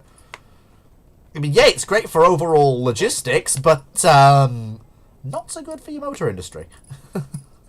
We talked about he also had tariffs and whatever else. I mean, it was a deliberate policy not to import motor or oil from anywhere else. Oh yeah, that was one of the in motor vehicles, because the idea was to build up the Italian motor industry, except that made it more expensive for Italians to acquire cars, and yeah. Oh, goal there, Mussolini. Well done. Congratulations. You have successfully kneecapped yourself. It's one of the usual things in that economics policies very rarely does it have the ego sort of, I do this one thing and it's going to have this one result. Often you do, I'm going to do this with the aim of this, it's going to have this many side effects and I can't predict them. Yep, pretty much. And also the poverty in southern Italy, people couldn't have afforded the cars even if they'd been available. Mm-hmm. It was very poor, and I'm not sure they'd have had the roads, would they? Well, yeah, the roads are the more interesting thing. I was in there thinking, designing roads to go... It was bad enough getting UK roads up to a standard which they could have motor vehicles. Not the Italian roads to be motor vehicles... There's a bit more mountainous as well. Yeah. It's not fun. There are a lot of really interesting and very innovative experiments and developments that have done in Italy in this period in terms of like multi-act, like the cars having like not having the wheels on the same axis simply for the sake of maneuvering around very tight spaces, either mountain roads that are very windy or even in small towns, because a lot of the towns there, the actual streets, if you go outside of the major cities, I mean, obviously in the major cities there's still all these streets, but in the smaller townships and such, very, very windy, tight corners, obviously not meant for motor vehicles, because many of these towns are, hundreds of years old, if not more. I mean, like, I think the town my family hails from is relatively, it's on one of the major roads, like it's one of those towns just built around a major road that runs straight through, so you could get motorized vehicles through there. But even then, just because of what most people could afford around there, it was mostly horse and buggy in the 1930s. I mean, being realistic, I'm pretty sure, having walked around Pompeii, it's got broader streets than quite a lot of modern Italian cities. Yeah, because the Romans versus the medieval construction of cities. Yeah, that's about right. Because you have to remember, the Romans were constructing cities in a time period when they controlled most of the Italian territory was mostly controlled by them.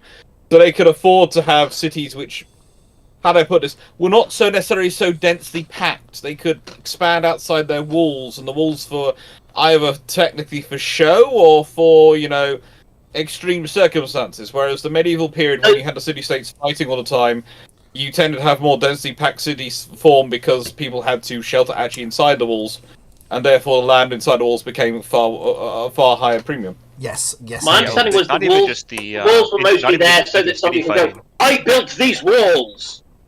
I would say it was not more even just importantly, I paid for these intercity walls. fighting, but also just as the Roman Empire broke down, and also as the Mediterranean became a much more hostile area, right?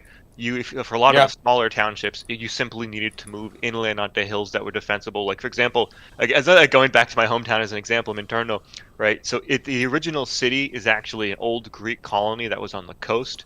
It was raided and destroyed so much by the Saracens in the 800s that they just gave up on rebuilding the city, and they moved it inland up on a hill. So it's now well inland of Gaeta now, but the original city that had been there since, when the Greeks first colonized the area, on the coast, it's a ruin now, but that had been the city for over 1,000 years. But I believe it was 1883 that it was destroyed, and they finally gave up on rebuilding it. But 1883, not 1883. I was gonna say. I mean, they still had pirate raids.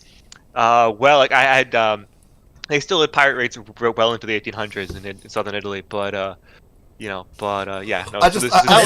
of these townships had to be defensible. That was one of the reasons why the Royal Navy tended to have a lot more friends in Italy than the French did. You'd think the French would have had more allies because they were the closer border and things. The Royal Navy though tended to actually do quite a lot of duty of preventing a lot of these raids, because the Royal Navy would tend to look at the honestly not Ottomans coming out to do the raiding and go, so how do you feel about a 74? Yeah. No. I mean, how do we feel about a 74? We have one either side of you. How do you feel about them? We feel they're beautiful ships and we're going home now. Good. Very good. So after that... Even the U.S. Navy, with its when it first came to the Mediterranean for the war against the Barbary states, some of its earliest states cooperating with it were Italian city-states that were eager to cooperate with anybody who's willing to go after the pirates at that point in time. That was the next question. Yeah. So that was actually... you learned something new. Yep. Farewell, Dad. Nice having you. Good luck with D&D. Right. Good luck. Thank you. Let's hope that let's hope I don't get too many natural ones. Yes, indeed. Unfortunately, the dice gods are never a fair mistress. No. The party are currently in a paladin-run prison, and we're trying to work out whether we're going to try and talk our way out, sneak our way out, or fight our way out.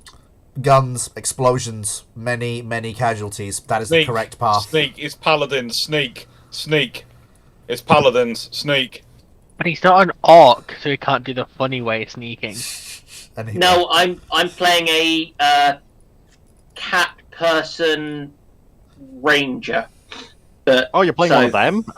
Oh no. Yeah. Sneak. Whole person playing ranger sprint. in modern D&D. Right. Farewell, Dad. Don't sneak, they sprint. Yeah. Ciao. Right. So, 1971. In Girls and Panzer, which school makes you laugh? Honestly, all of them then. It's the Italians, just for the sheer level Really? of. They're so confident. Not Koala Academy? No. No.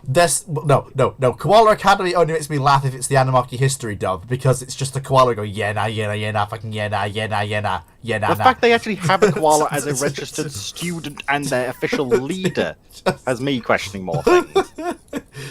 Well, I have to admit, I do love the AC-1 I think it should be an emu, let's be honest. I think that's where they've got it wrong. It should have been an emu, not a koala.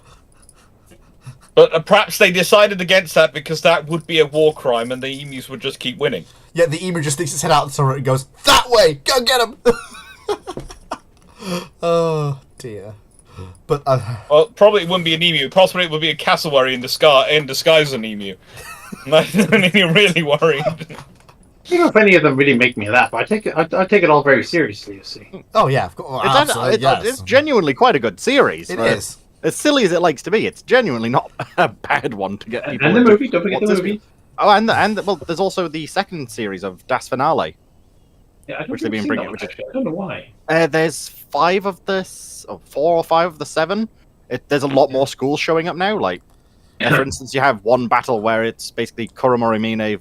Is it? No, it might have been Pravda versus the Northern Fisheries, and their flag tank is the Nobaufatsoru.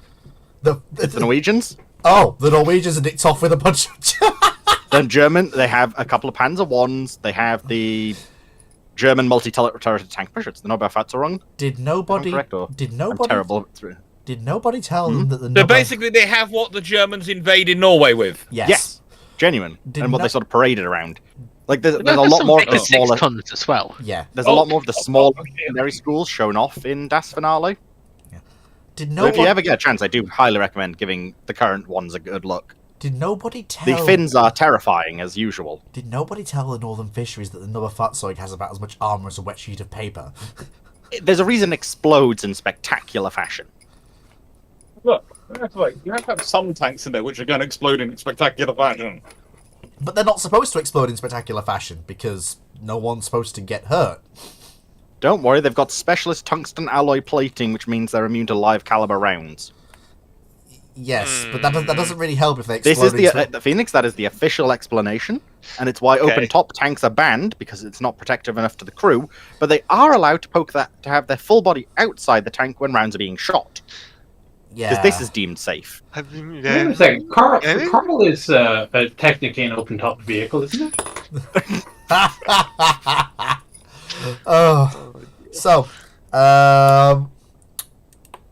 So what's the next? So next question, come on, Fleet, stay on track. You've got this. You've got this. Here we go. Discord now. Moe Waifu, another question for the Chieftain. What is your opinion of Fleet not watching all of Girls and Panzer? Look, I escape this. Look, I've seen. I don't have an opinion. I mean, I have not seen all of the various ship animes either.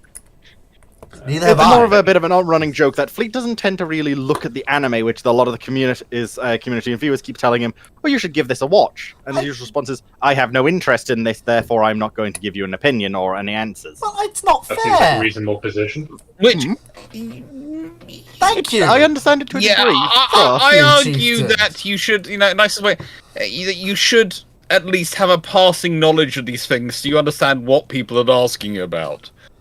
I said the spirit of curiosity, because that's the reason I've learned as much as I have done about within the various anime ship girls availability. now. Yeah, indeed. But Fleet's got nothing but time on his hands. That's not strictly well, that's true. another matter entirely, then. That's I mean, yes, I do agree that there is some sort of a cultural reference point is necessary. I don't know if you have to watch every single episode and have an in-depth analysis, but it's like I get at my wife; she doesn't like Monty Python. But, no, you have a cultural problem.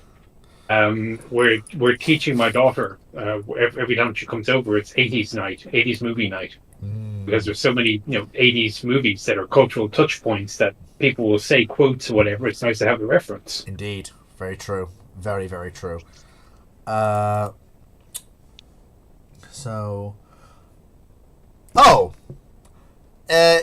Nero on YouTube. In the old Grand Theft Auto games, in a tank you could accelerate by shooting backwards. How realistic or not is that? Now that's a very comical question. I mean, physics say yes, you can do it. I don't know how efficient it is. I mean, it's just like flying the tank beneath the parachute, the M8 AGS, and using the recoil. I mean, physics say it will work. If it's efficient enough, is another matter entirely. It may also depend what you're shooting at.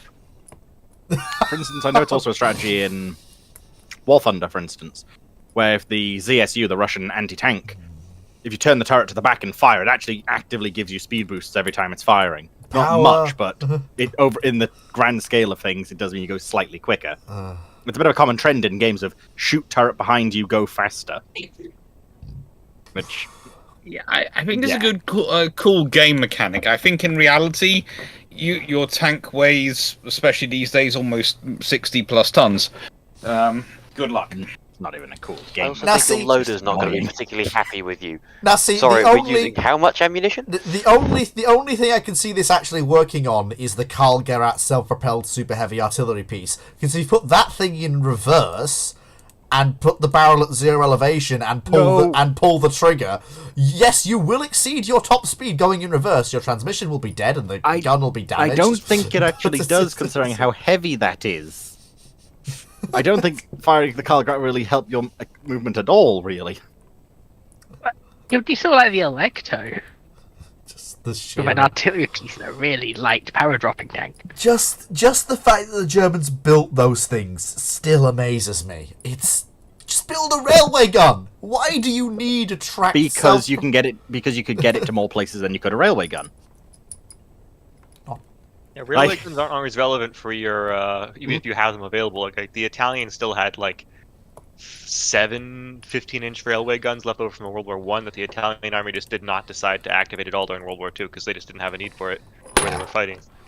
Yeah, most of the Italian railway artillery was coastal defense. Also, if railway networks, get shot to hell and back, yeah, that thing actually can get you closer. Especially from like late 1942 onwards for the Italians, the Allies still really started going after their railways. Not just that, can you imagine getting a German railway gun on Soviet railway? They did. The gauges aren't even right. They did. That's how the huge one got to Sevastopol. Gustav? I assume. Yeah. Gustav or Dora? Yeah, Dora. That's it. It must have been able to go on Soviet tracks because Soviet. Dora. Well, no, is... the Germans had a whole slew of people whose job it was to regauge. Oh yeah, no, of course, yeah. They just ripped them up and put new tracks down. Of course it is. Yeah, and of course Dora. Really, you just need to rip one track up. You just move the one track in, one rail in.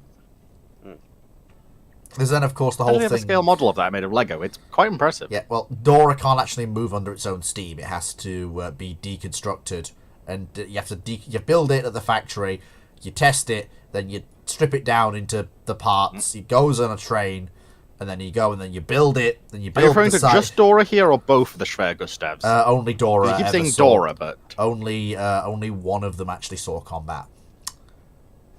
The other one was built, but I don't think it even got tested. Are you sure you're not thinking of Schwer Gustav here as well? Dora's the second one. I'm not. Yeah, I think you're right. That's why I'm just confused that you keep calling it Dora, which I know Hoy only calls them Doras. Yeah, sorry, that's Dora type railway gun. Yeah, but... that's me old wires getting crossed up here. Yeah, the old noggin's not quite. The connections aren't. And actually, then again, no. Both Dora and Gustav were in combat. Oh, that's news to me. At your age, it's not that they're getting crossed. It's that they were never joined in the first place. That's not fair, Dr. Clark. I occasionally have moments of brilliance. She was apparently Dora was very briefly used in the Battle of Stalingrad. I don't know if she fired though, did she? I am very. I'm not sure. I honestly could believe they moved her up there, then went, "This is a bad idea," and then pulled her back. I am very certain that the Dora was not deployed to Stalingrad.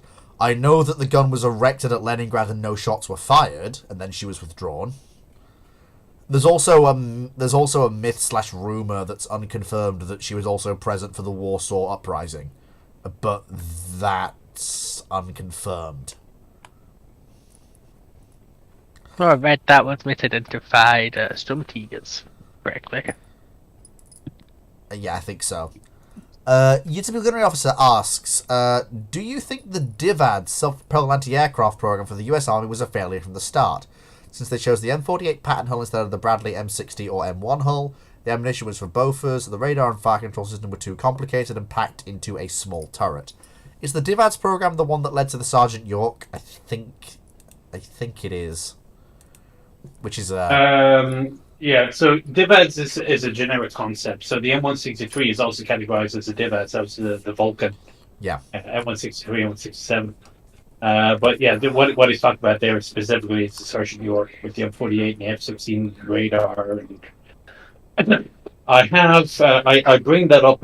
One of my videos, I did an interview with the head of vehicle procurement or development, more accurately, in the US Army.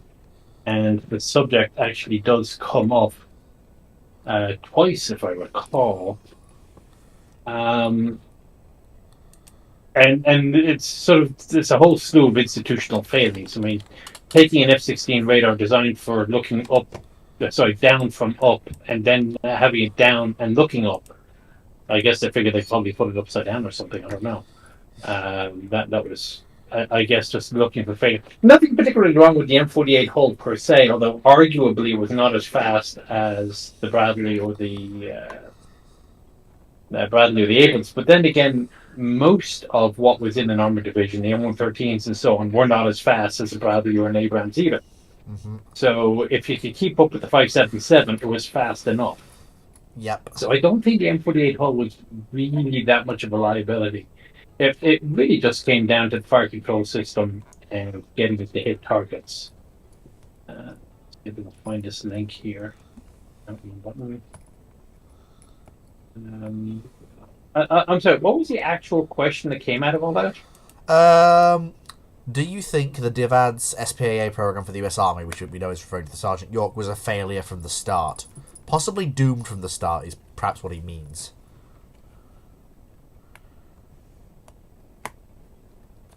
I think he's basically saying, did they come at it all wrong?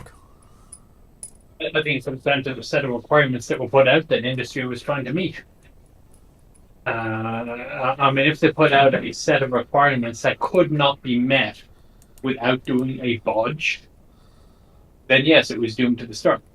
If the set of requirements which was put out was a little bit more flexible and GD submitted a bodge just by choice, okay, so 56 minutes in, what went wrong with Sergeant York? So I'll just put the link in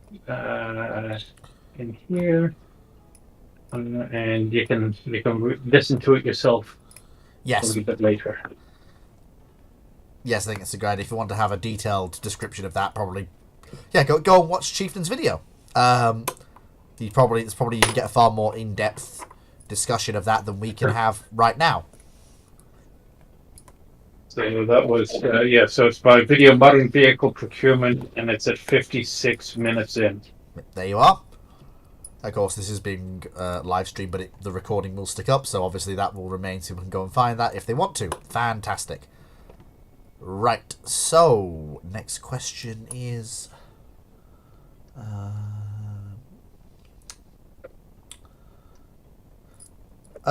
question for the Chieftain by Jerton on YouTube. We see that if you drop something like the 40mm Bofors to be level, it messes up infantry. Was there any truth to using anti-aircraft guns on infantry? I presume he means... Yes. Yeah. I mean, the stereotypical example is the meat chopper. Take the M16 gun motor cartridge, multiple gun motor cartridge. You stick the gun shield on the front so that the evil red commies shooting at you from North Korean or the Chinese side aren't going to damage you too easily.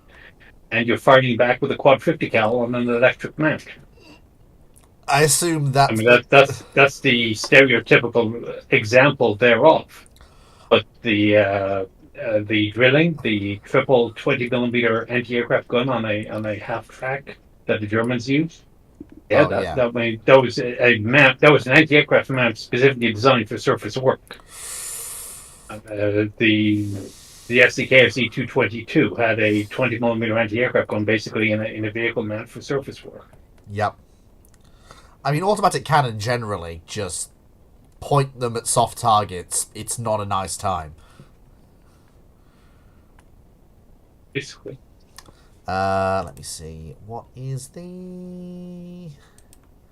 thoughts on the pre-M113 APCs like the M44, M75 and M59? Was there any reason that the US had 3 M113 predecessors? Never looked into it. I suppose it was just requirements at the time that may have changed, and I suppose maybe they were trialling what an APC can for to be. Well, bear in mind also that to a large extent back in the 50s, early 60s, the US was... The service life of a vehicle wasn't all that long. I mean, you're getting a new tank every 10 years. You're getting a new truck every couple of years. So the idea of them getting a new PC and pushing out a new requirement for a new PC routinely doesn't strike me as being all that surprising, especially if somebody decides, well, crap, this M59 is too big and too heavy and it doesn't float, and we have this new requirement that says our vehicle must float. So I don't think there was anything much behind it other than just, hey, it's time for a new vehicle with new criteria. But as I say, I've never actually looked into it. Makes sense. Question for the Chieftain from Black Maximus. Do you think we might see more hybrid vehicles in the military to allow for silent running and operating electrical systems without constantly running the engines? Yes. Short answer.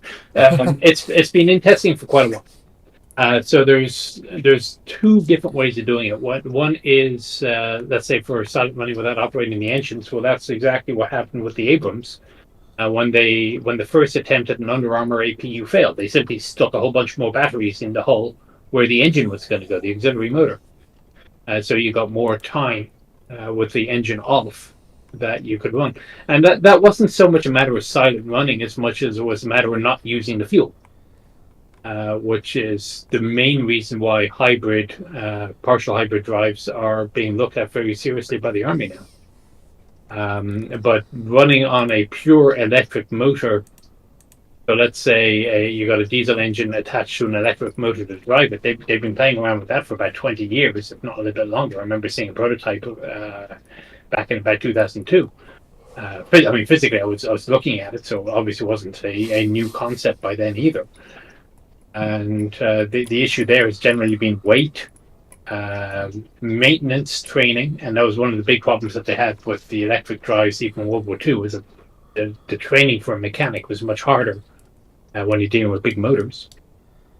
And so it was weight training and cooling, because electric motors tend to like having some sort of cooling system, and that means lots of open spaces for the air to circulate, and tanks don't like that.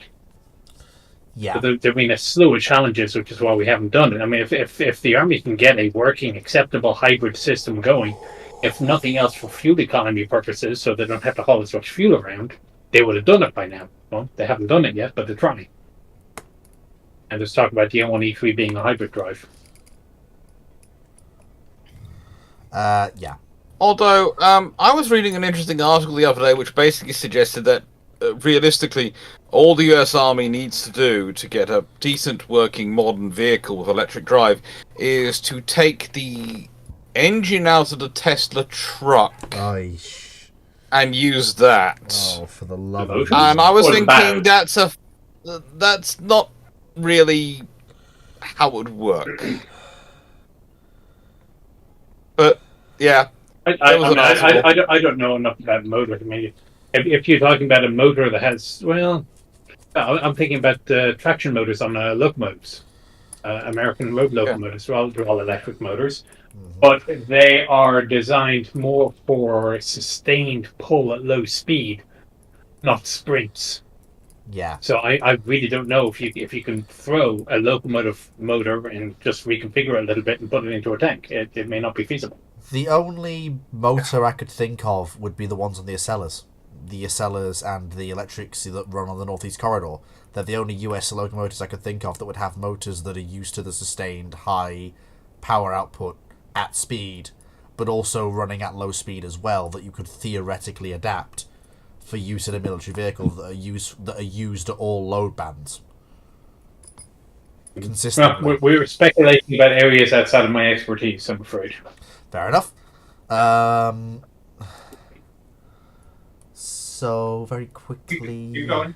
1971, if the MBT-80 was adopted by the British, would the Army call it the Challenger? No.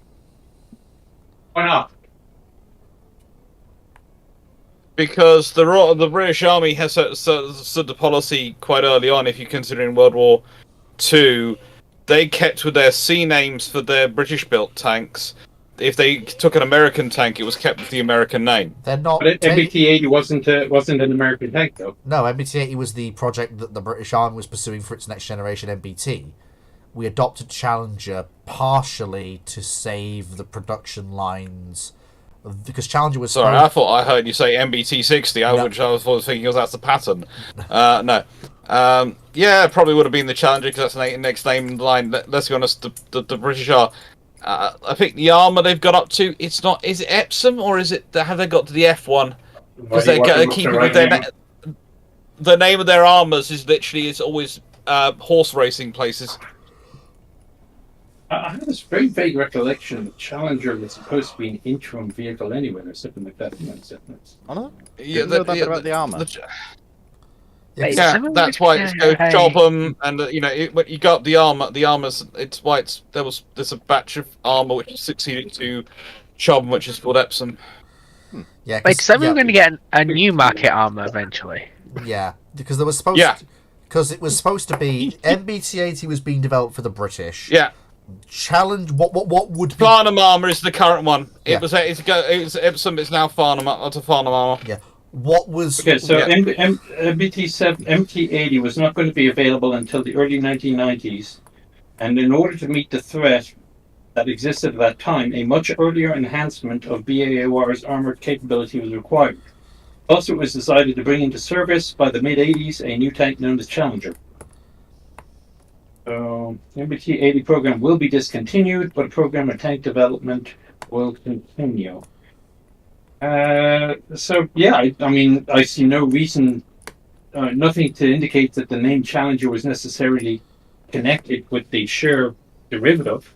So, I would assume that if MBT-80 joined, they would have called it Challenger.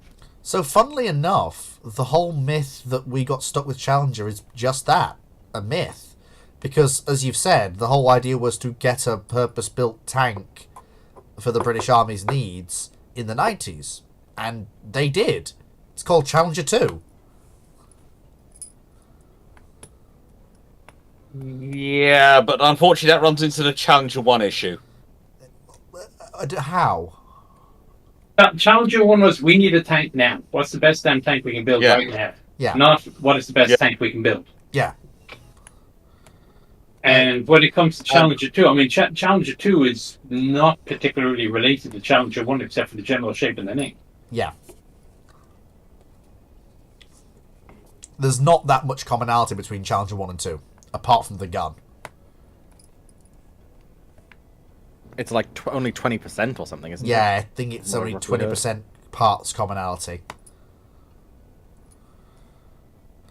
They just stuck with the naming convention because it looked fairly similar to Challenger 1. It would have been interesting to see what the other names would have been. I mean, they could have named it something else. Apparently, the suggestion from the Tank Museum was Caerphilly. Now that would have been a name. And we're still sticking with Challenger even now. That's the castle in Wales, isn't it? Yes. Caerphilly Castle. Yeah. Also the name of a main line. I'm not getting off topic. You were immediately jumping back to train. I was. Question from Delta on Discord. Raise a single unit from the grave and implement it to its specific army. What unit would you raise? What? Huh? I assume they mean formation that is disbanded. Armored Cavalry Regiment. Oh. That was quick. we got rid of the last one in 2011. We miss it. Oh, well, there you are then. The USR. So basically, if you look what an ACR does, it is the cavalry unit for a corps-sized unit. Right. So it does reconnaissance, does economy of force missions. It was an extremely powerful unit for its time. More powerful than the brigade, without being a division-sized asset. Okay. And now that we have corps are back in business after the global war on terror has ended, we do not have a regiment-sized formation purpose designed for the job. So instead, all we do is we take the combat brigade and say, "Hey, we hereby redesignate you to perform the corps cav role." But 3rd ACR was the last one to convert, and even at the time, people were saying this may not be a good idea. Wow. Now, there may actually be a better answer, but as a current tanker, current US tanker, that's my answer. If people were saying at the time this is not a good idea, why was it actually done? Sorry. If people were saying this is potentially a bad idea. Because at the time World War III seemed to be very unlikely. We were stuck in the War on Terror, and everything was rotating around the brigade. The unit of action, the deployable unit of action, was the brigade. It wasn't even a division, let alone corps. So they needed more brigades. So they converted the 3 ACRs, or the 2 that were left, to striker units. Be kind of curious. Is there any discussion now about bringing that back, or not really? No practical discussion. We don't have the manning for it anyway. Fair enough. So, RPG-80. Lions asks, what is your thoughts on the E4 Mafia, and is there a naval equivalent? I have no idea what that is. The E4 Mafia? So when I used to be an E4. I graduated basic training with my sham shield on my shoulder and on my hat, because it was that old.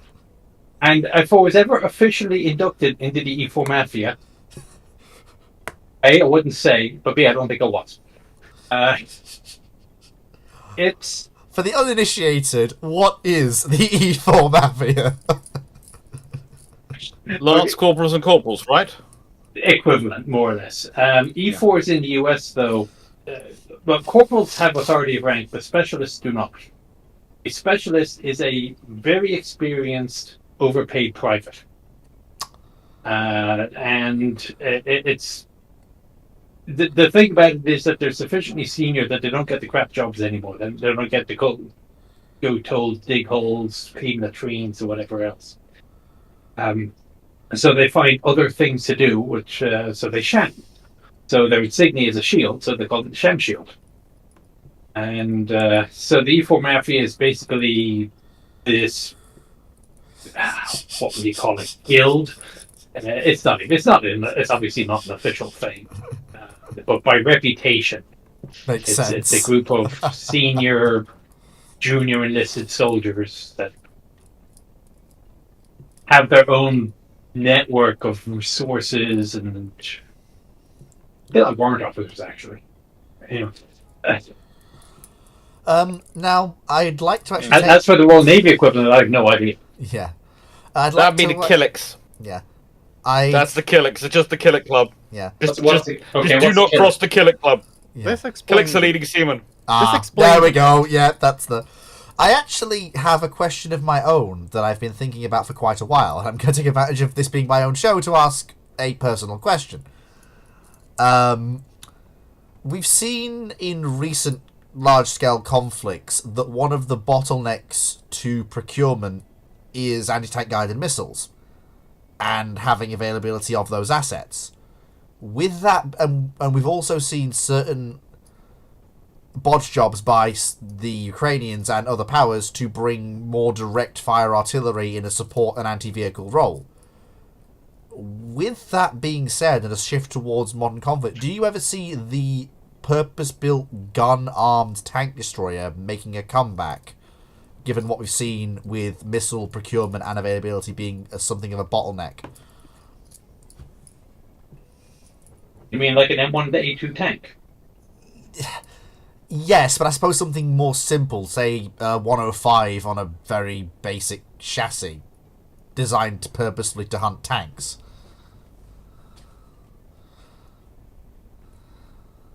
Like an M1A2 tank will do it better, though. Yeah, you are right, and I get that. Fair enough. If you go to the hassle of putting four guys, and manpower is an issue these days, and an engine and fuel and logistics and tracks and everything else onto an armored vehicle that is already optimized for tank killing, because although it's officially a tank, the M1A2 is, with its smoothbore 120, designed as a tank killer. You might as well just have a damn good tank killer there. Yeah, you may as well the amount of time that you're saving by building a little lightweight, let's say modernized M18 compared to an M1 ain't that high. No, yeah, I just. I'd also say the need of it is different because it used to be the thing of tank destroyers, especially they were either used to hunt armor or they were used to back up infantry units. And these days, if you've got an IFV, you can put an anti-tank missile launching system on the IFV's turret anyway, and then there's your tank destroyer equivalent, which is actually is the justification for having the missile. You know, if you have. That's why the Echo companies went away in American infantry battalions. Yeah. Because when the Bradley showed up, they didn't need the ITBs anymore. Yeah. No. Out of curiosity, then why do vehicles like the Centauro exist then? And yeah, you sort of the weird French. That's because of the Italians looking at their sort of their terrain and their mountainous terrain. The wheeled vehicles can move more rapidly into position, and a wheeled vehicle being used for the anti-tank role, basically, it's the destination of the Italians didn't want it being considered a tank because it's not a tank. But they're using it to support in a sort of tank role, so they called it a tank destroyer because then it doesn't get confused. Well, your counterpart but really, it's to that, more though, a direct was going to be transport. the Type 16 maneuver combat vehicle, which, as far as I'm concerned, is a wheeled tank. I could see Centauro actually being a tank destroyer. It's a good example, but it's also an example which is not commonly copied. How many Centauro-like vehicles are out there? I can think of 3. Centauro itself, the South African vehicle armed with the 105, which I forget the exact name of. Roycat? Thank you, yeah, Roycat. Roycat 105 never entered service, though, did it? I thought you only got 76. I will have a look. I thought it did. But if it didn't, there is still... Even then, I'm pretty sure it was supposed to be a recon vehicle. Oh, no, you're quite right. Roycat 105 never actually entered service. But then there is, of course, I think it's one of those things where you have to have pretty specific operational requirements to want such a vehicle. And I think even if you look at the Centauro's users, aside from Italy, it's Spain, Jordan are the 2 big ones, and then Brazil's also going to be a user now. Japan? But they obviously have... And Japan has the Type 16, yeah, of course. But that's being used as a tank, though, because it goes to places that even the Type 10 is too heavy for. Yeah, and I have one as well. Not mistaken with the Centauro, that was also part of the... It was part of the reason to acquire it was just the mobility over roads and bridges that couldn't take full MBTs. In terms of rapid reaction, I think one of the concerns was potential Soviet amphibious landings. If that had to be opposed, you need something to quickly react to that. But I have to admit, I'm not super clued in Army stuff, so I might be off base here. Doesn't China have the Type A, is it? Their 8-wheeled tank destroyer? I think it's the Type 8. Well, this is one of those weird things when it comes to designations where you go, are you a tank destroyer? Are you a wheeled fire support platform? Are you a wheeled light tank? Are you a reconnaissance platform? It's one of those things where you have to get into the details of what the vehicle does and then go, you're X or Z or Y, or you're all of those things. And the fact is, usually these days vehicles are more than one thing. It's kind of like warships these days are more... It's one of the reasons why I make the contention that all modern warships escorts are cruisers. They are frigate cruisers, which are ASW, or they're destroyer cruisers, which are air warfare. But they are still cruisers, because they're expected to go everywhere, be self-supporting, worldwide deploying, and able to do a vast range of missions, which is the definition of what cruisers always were. I mean, I suppose this is... And that's one reason, so their size they are, and they have the crews they have, and they have all the things aboard them they have, is because what you're expecting them is you expect them to do a cruiser role. It's just one might be your ASW orientated cruiser or your air warfare orientated cruiser, and you don't want to call them cruisers because, well, cruisers sounds like imperial dominance and things like that, and we don't like that. So we call them frigates and destroyers, but they're pretty much cruisers. Yeah. And it's the same with modern vehicles. They're expected to do a large range of things. Well, to a point. I mean, the M10 is an assault gun, period. I'm looking at the Type 11 / Type 8 assault gun. And as near as I can tell, it is actually being used as the Striker MGS was, as opposed to how Centauro would be used. It seems to be integrated in infantry units. Oh. I mean, they did try making an actual, honest to God, TD, gun-armed TD a few years ago, the Type 89. But they decided they didn't need it anymore. They got rid of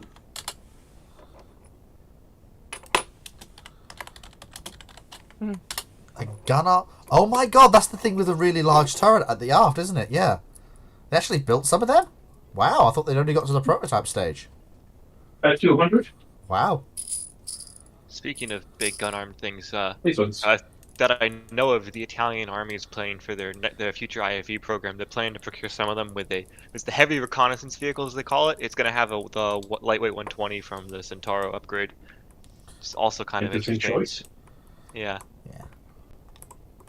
There's going to be some that have 30 millimeters, some that have the 120. Some that are an AA version. I guess it makes a bit of sense, but it's worth noting how many different countries have bought the CV90 120. The CV90 has had a great export success rate, so there's nothing wrong with the vehicle. Yeah. But nobody wants to gun. Yeah. Sea Dollars has brought up the Sprut, which I think is a unique case. That would be a tank destroyer. Yeah, but I think the use case for that is you throw it at the back of a plane. You could, but I think it's actually just also a tank destroyer in the traditional anti-tank gun role. Of course, being Russian, it can of course say, yes, I'm going to throw a missile at you out of my gun tube. Because I can do that. The toad gun can do the same thing, the toad squad. Oh yeah, that's right. The Russians still have toad anti-tank guns. Interesting choice in the modern era. It's not inherently bad. The problem is if you don't kill kill everything you're trying to kill in the first 2 or 3 shots, you're doomed. Yeah.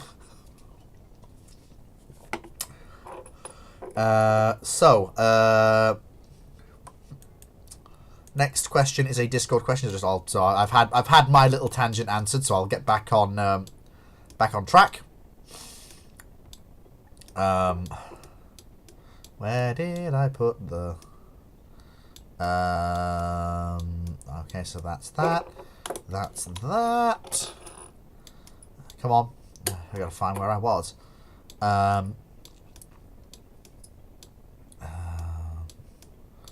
So that's Lazy Author asks, and I will leave a reply to this so that people know where we are very quickly, and that you can find the images. Asks the opinion on these, and it's a bunch of futuristic-looking vehicles, and I suppose the answer is basically they're very futuristic-looking, but without any context as to where they've come from, what setting they're in, you can't really do much more than judge them based on how they look. What am I looking at? It's the message I've just replied to in Theatre at Sea text chat. So where it says, so I've said these, and then obviously the reply. These. Yeah. Not these. That looks like a scorpion. That was what I was thinking as well. It's like someone said, you know what, let's make the scorpion floaty. And give it a massive honking fire control radar. Oh, it's wheeled. No, it's tracked, I think. That one that's blue and grey. But there's one there that's a hover tank. There's 2 hover tanks here. I think hover tanks are just I get it, sci-fi rule of cool, I get it. But I do feel like there's more that can go wrong with a hover tank than right. I suppose it depends on how Depends on the situation. I suppose it depends on how mature the technology is, I guess. I mean, on the one hand, you've not got anything. There's a reason why Star Wars uses both repulsor tanks and normal tanks. Because repulsor tanks are inherently faster in Star Wars, yet not as reliable on all planets. Yeah, and there's also... Plus you can get over certain terrains which you can't normally. I mean, I get that, but I do... It really does depend on how your unit... Well, that's a repulsor tank, but if you talk about something more practical, like a hover tank, a Hammer-Summers type hover tank, then the theoretical advantage of that is your ground pressure is ridiculously low. I mean, your track, per se, is the entire width of the tank. Yeah. Makes sense. It does seem to me as though... I suppose it's called me old-fashioned, but I feel as though...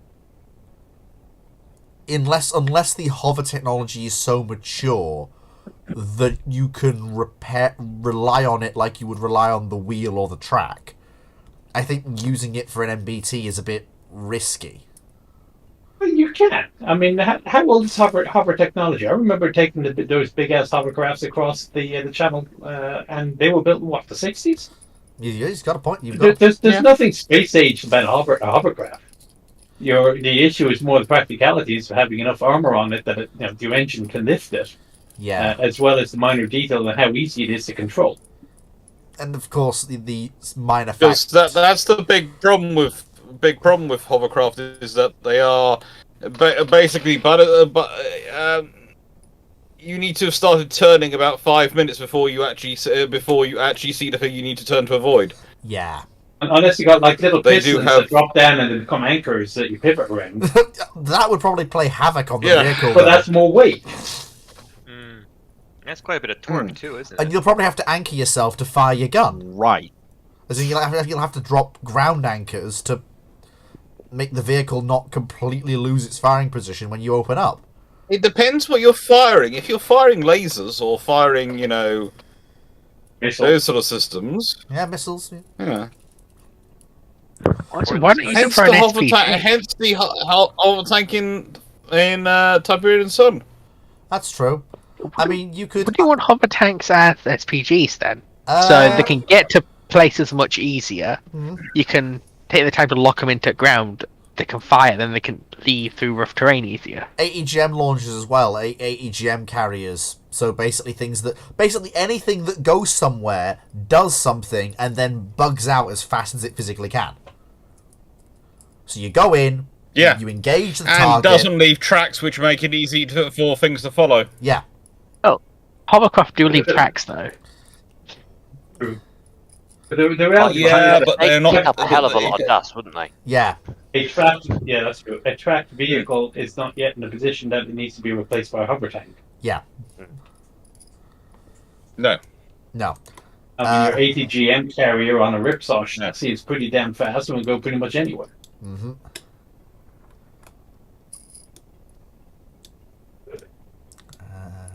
I've got maybe till the top of the hour before we're going to head off. Okay, so I'll start really trying to burn through the questions then. I don't know what that says. I suppose this is a related question. So, how do World War II Imperial Japanese tanks compare to their Western counterparts? I suppose you have to go with straight... I think there's two metrics here. You have to go with straight compatibility, and then you've got to measure them in what the Japanese... do they serve the purpose the Japanese built them to serve? Yeah, I mean, what is the Japanese... what is the Western counterpart to a Type 97? I mean, it's a medium tank that weighs the same as the Stuart, which is a light tank. When Hago came along in, what's it, 36? Yeah. Folks were using Vickers 6-ton. The A9 was kind of maybe sort of being developed. The Panzer II was your standard vehicle in Germany. So, by the standards of their Western equivalents, they weren't bad. The problem is that they kept their 1930s tanks all the way through till 1945, and all of a sudden you're in this little Chiha, most likely still with the old gun, and you're facing a Sherman going, oh bugger. Yeah. If you're very, very lucky, you've got one of the new turrets she has with the 47, but even then, your options are still somewhat limited.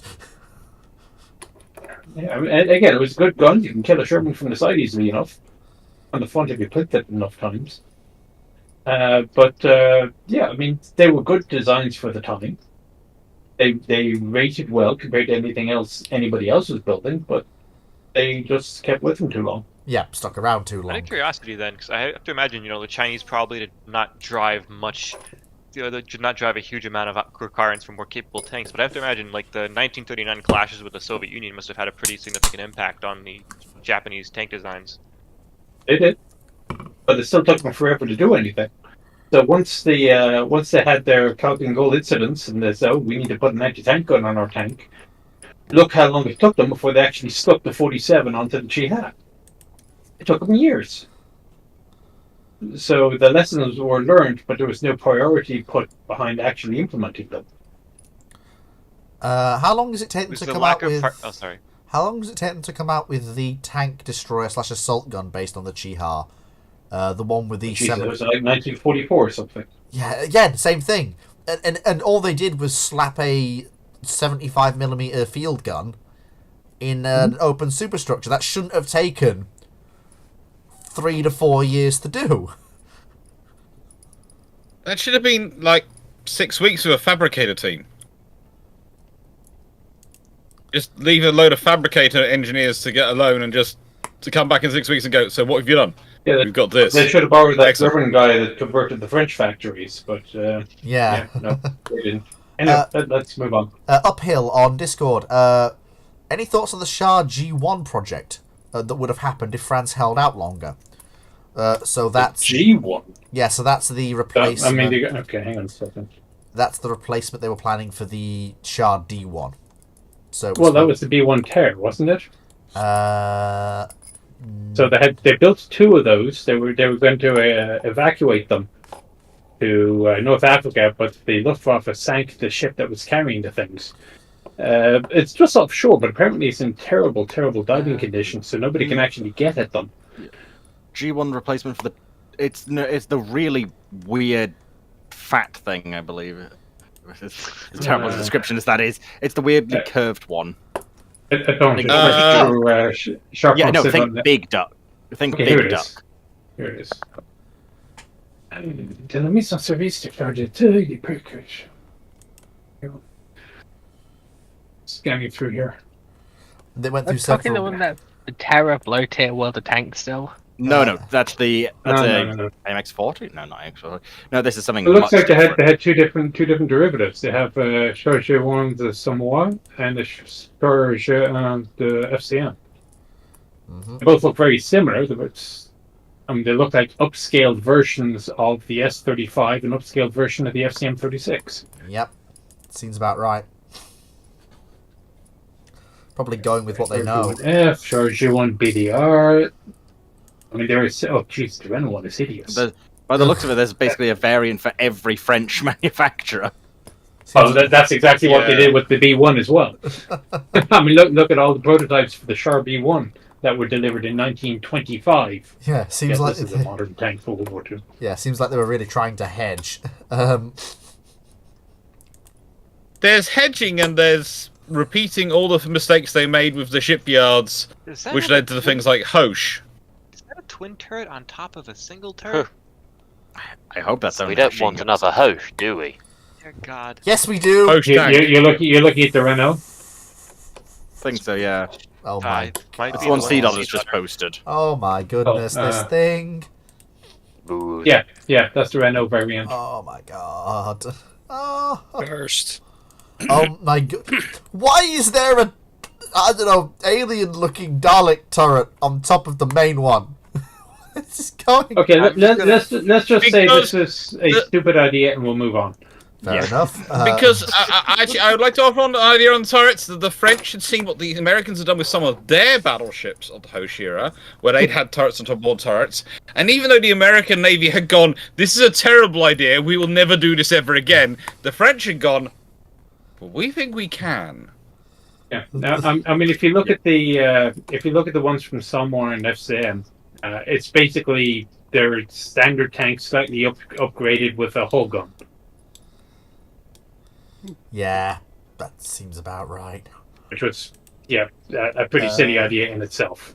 So insofar as the B1 was silly, this isn't any better. Yeah. Would you say the B1 Tear still have the cramped turret? Would you say that the B1 Tear would have been a better option than these? I would think so, yes. For starters, it was in production. I seem to recall it also had a variable arc of traverse on the 75. I don't remember what the turret looked like. Blackburn Maximus, how well did the gas turbine in the STRV-103, the S-Tank, operate? Any troubles? Not that I heard about. Yeah, well there you are then. I mean, it's what? It's a Chinook engine or something like that? Those things were reliable as all hell. I mean, when do you hear of a Chinook having an engine failure? I don't know, but it's got 2 engines, so I guess it's a backup. But so does the S-Tank. The S-Tank's got a diesel. So that's that. That's that. Brackman, did you ever have a chance to visit the Swiss Tank Museum in Fulrenthal? I think that's how it's pronounced. No, haven't been there yet. Ah, well. There used to be two. There was fun and there was full, but now the fun one is gone apparently. Oh, that's a shame. I think they moved it all to full.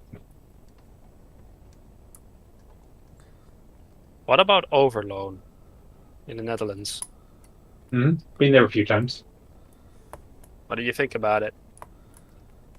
So there's two different collections in the same building almost. So it's like the Marshall collection, which is all the logistics stuff, and that's like second to none. Anything from field kitchens and showers to over the beach logistics. And there is also the combat collection of tanks and so on, which isn't a bad collection either in itself. So yes, Overloon is very certainly worth the visit. There is also a cavalry museum nearby, Amersfoort, I think it's called. It's a smaller collection, but again, it's got some vehicles that Overloon does not. And then there's the New Dutch Museum that I haven't been to yet, so I can't tell you what's in it. From Yerton, considering a large percentage of armoured crews were from farming families who had worked on tractors since childhood, would the A1 that John Deere made have been viable? But that basically it's like a tractor that they stuck an armoured body on. I mean, viable, yeah. To what end? What would you do with it? Just put them in a proper tank. Oh my god, look! What is it? What? Tell me I'm wrong. It's like it's a 4-wheel tractor with a big ass wheel at the back, and then they just put an armoured body around it, right? You've got the two little dudes in the little machine gun pods on either side. What are you looking at? Look at the A1. Look at the A1. Words, please. Hang on, I'll breathe. I will. Got one. I will put this up for the. Oh, that's a different one. I was seeing the one with the four wheels. There's one of these as well. Yeah. This is just. I have to ask. Who thought? You know what we need? We need a tractor, and we're going to put 2 pods on pivots with machine guns on either side, and we're going to put one private pile in one and one private pile in the other, and the third private pile will drive the thing, and it will send the Germans. I'm going to have to assume it's the same sort of idea as the British concrete lorry or something like that. Bob, we need something home defense, and the Japanese decide to attack Los Angeles. I'm going Bob Semple. I'm going even further than that. I'm getting serious Bob Semple vibes from this thing. Just like, what am I doing? I think it's for the wrong war. I think it'd be an excellent thing in World War One. I think in World War One they'd have loved that vehicle. Its cross-country mobility, it would have been, really, really beloved. But yeah, that's about it. I can't see it doing much better than the armoured car cup they already had. No, but it would be nice to have if you needed to get an armoured car out of the mud. Yes, it's just. I reckon the West would probably just pick that up, chew it up, and split it out. Or probably would have been tractive effort, yeah. Yeah. As well. So, Discord question.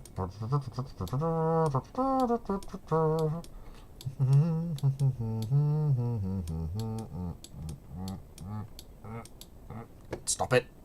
Stop it. Thank you. Come on.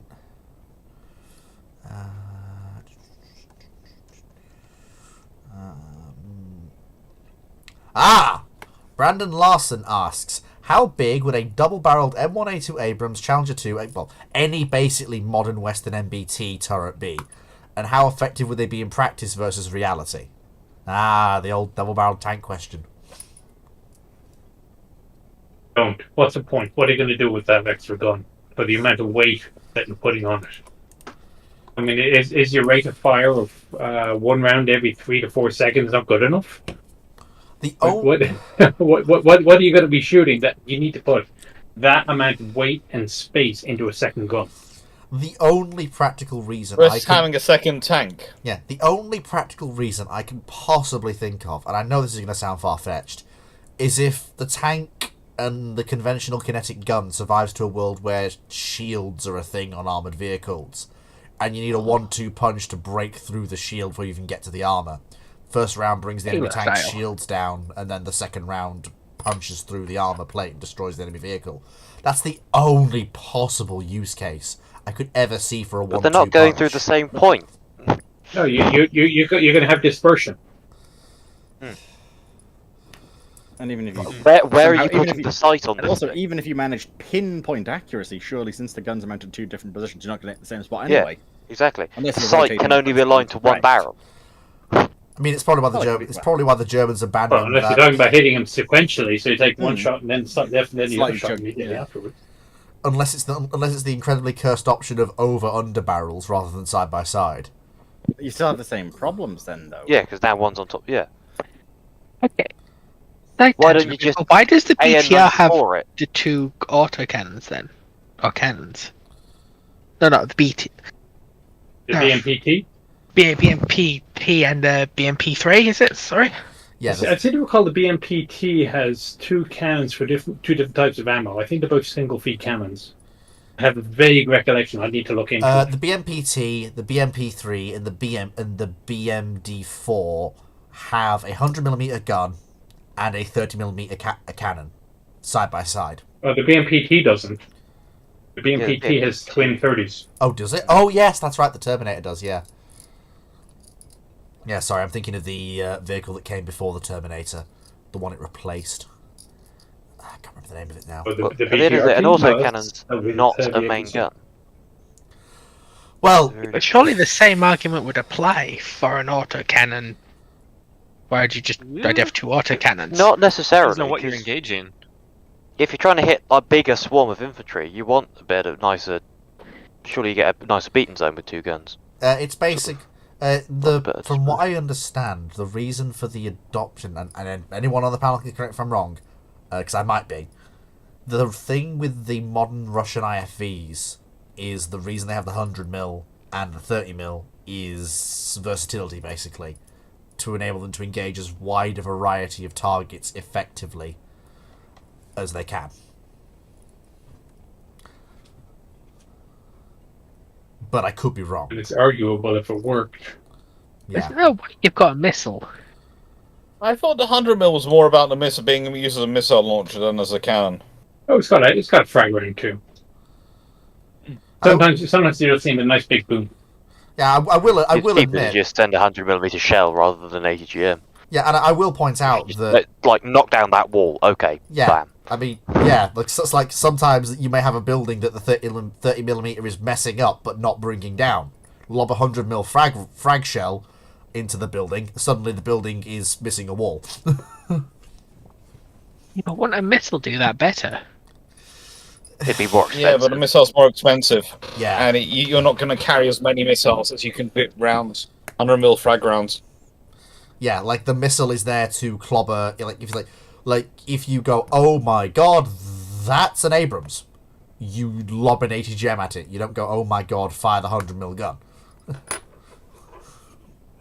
But if you encounter, let's say, a concrete pillbox, you might engage it with a few rounds of 100mm, while also basically covering it in 30mm fire to try and hit it with as much firepower as you can, I suppose.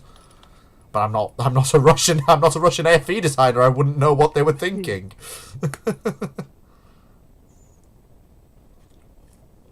You say that, Fleet.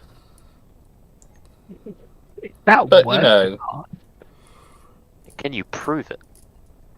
Yeah. Da, comrade, you've busted me. I'm actually Soviet scientist Comrade Zinovsky from Leningrad Design Bureau. Who's a Francophile? I mean, sure loves the host? Yeah, that sounds about right. Yeah. France to Russia when Napoleon fell. Right. But also, finally found out what those 3 images were earlier that you could identify fleet. Oh, what were the they? Vehicles were. They're from Girls Frontline. Oh, that explains a lot. Also, that one, they use lasers and anti-grav technology. Oh. So. Right. I see. Yeah. So we had the So we had the turbine. We had the double barrel tank question. We're now on the.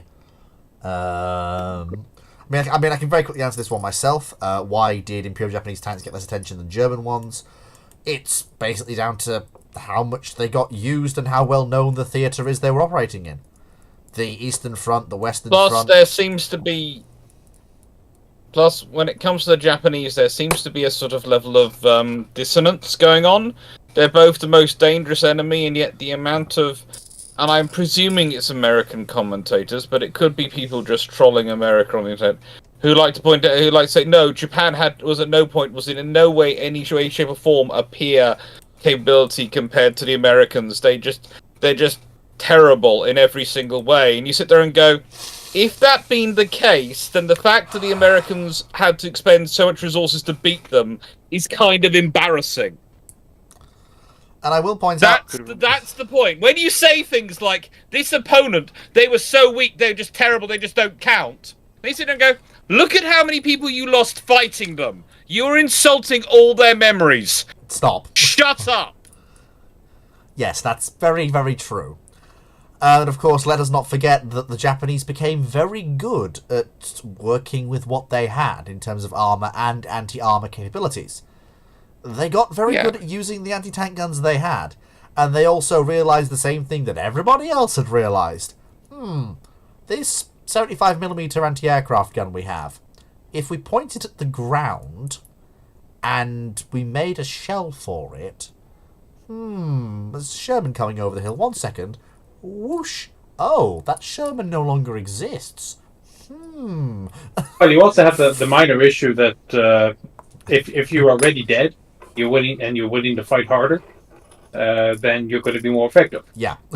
I mean, if you've got people that are willing to go to a tank with a mine and go and explode themselves, then you're going to have more effective.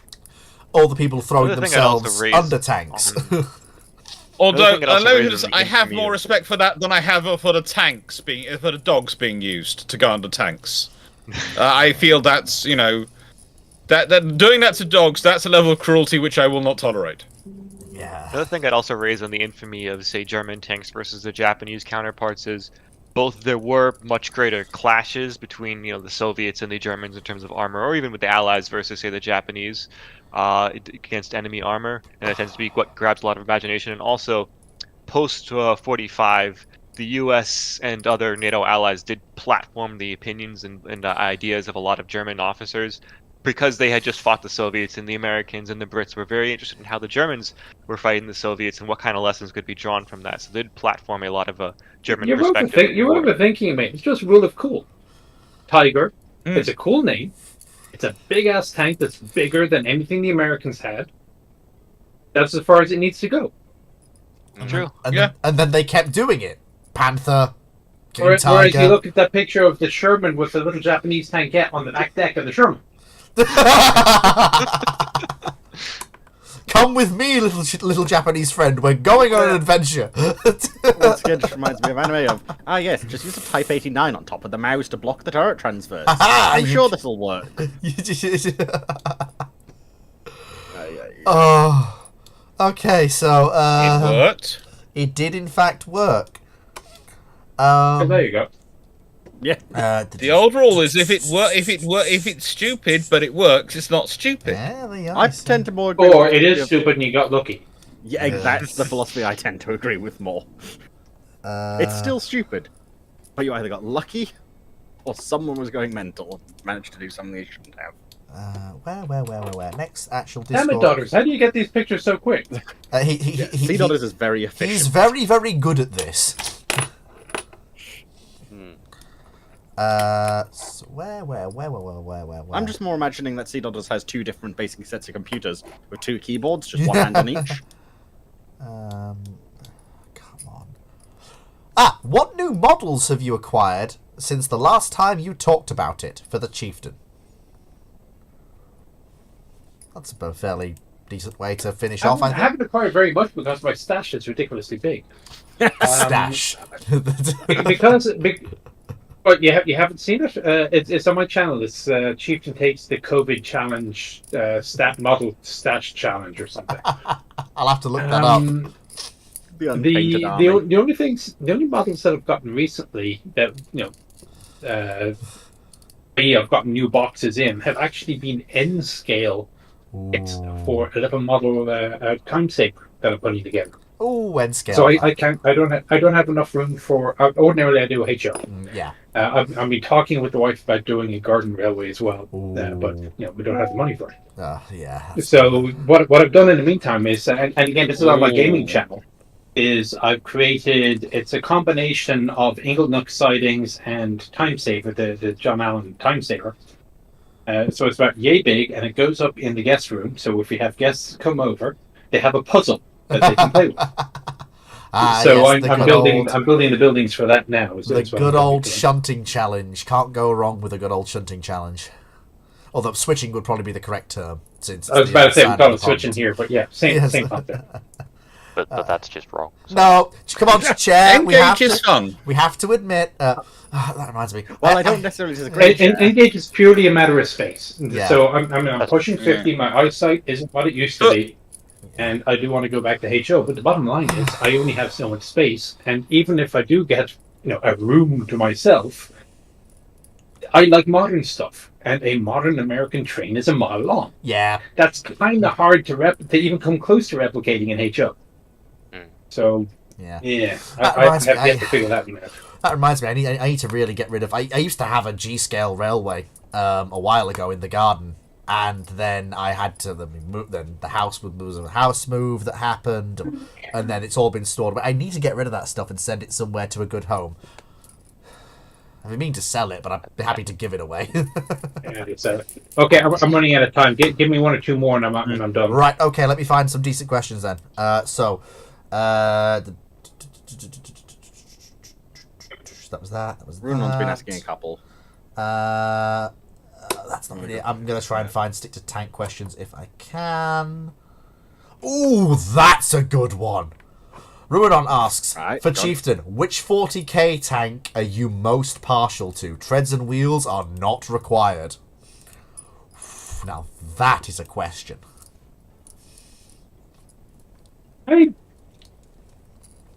Tank or I'm kind of fun with my model Basil because I didn't put the gun shield on it.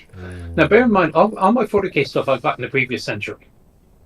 So I put some of these models on the table, and people are going, "What the hell is that?" I mean, obviously, like a Le Mans Russ, people will be able to identify it. But I think, for example, my Hellhound, which again, it's on my Facebook page. I've got photos of some photos of my armoured company. Obviously, I'm a guard player. What else would I be? Of course. And I have them painted up in the 4-color emergency scheme.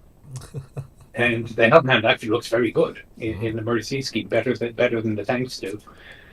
As does the Basilisk.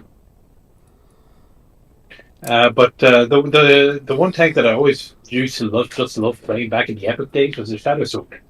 And people forget that those super heavies exist. It's always Beyblade. But the Shadow Sword was a Titan killer. I love that. I mean, Shadow Sword is basically, oh, you've got a Titan. That's nice. Like, I've got 4 of my friends, and we're all Shadow Swords. That's a nice void shield you have there. It'd be a shame if we were to, get rid of it. I still regret building my Baneblade as a Baneblade, not a Shadow Sword. That's because Baneblade is the most well-known, but there's so many good Baneblade variants, which is stuff like Shadow Sword, Stormblade, my personal favourite, the Storm Hammer, because it's sheer ballistic excess. 2 twin battle cannons, a demolisher gun, 4 las cannons, and then 4 twin sponson guns. Daka? Yes. It's more Orc than Imperial. Unpopular opinion. I'm sorry. I'm so basic. Mine is always the Predators. I have a nice group. I have 16 of them. Really? I just love. I can have so much fun with them. The Predator is an APC cosplaying as being a tank. No, it's not actually. Horus Heresy, they were actually tanks, primarily. Yeah. Predator, they actually came before the Rhinos in a number of regards. Yeah. And the Predators are just I can have so much fun with them because they can do so. You can do some really weird maneuvers with a Predator if you've got enough of them, and you can scare the bejesus out of people. But there again, as I told you before, my entire team are armored wolves. They're iron wolves. They are literally they combine the ferocity of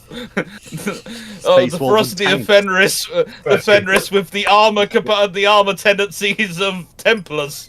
The dog says put up the battle pen. So the other thing is that I stopped playing before the massive varieties of these tanks came out. I mean, of the Le Mans Rust, the only two other options you had were the Demolisher and the Vanquisher.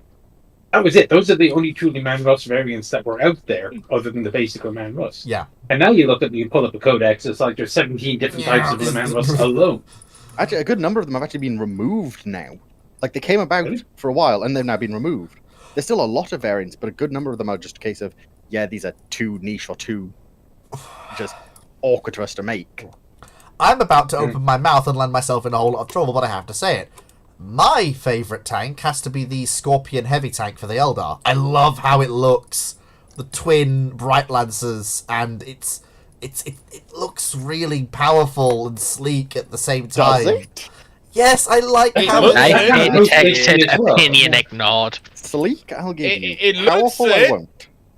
It ran into a combined company of Valiants and it was Valiants and Predators the other week in a game I was playing against one of my uncles, and they kind of got wiped out. Look at it. It looks so sleek and just exudes power.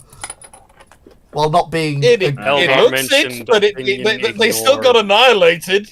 Alright, last question, I'm gonna go. Okay, last question. Let me find the last question very, very quickly. Come on, Fleet, use your brain! Don't use it too hard. Yeah, you're probably right there. I shouldn't use it too hard. Do yourself an injury. Yeah, I will do myself an injury. Those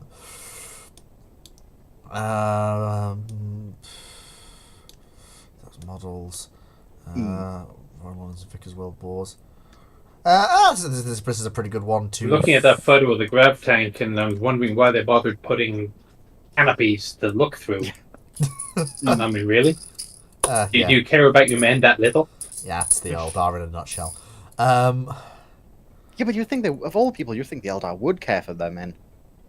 Yeah, I think it's just rule of cool design. Yeah, it looks like a Fleet got a spaceship, question? so it's going to Channel have, Lord canopies. asks, and this is a very good one to finish on because it's somewhat short and sweet, but a fairly good one. Channel Lord asks, top 5 early World War II tanks based on ergonomics. I can't get to 5.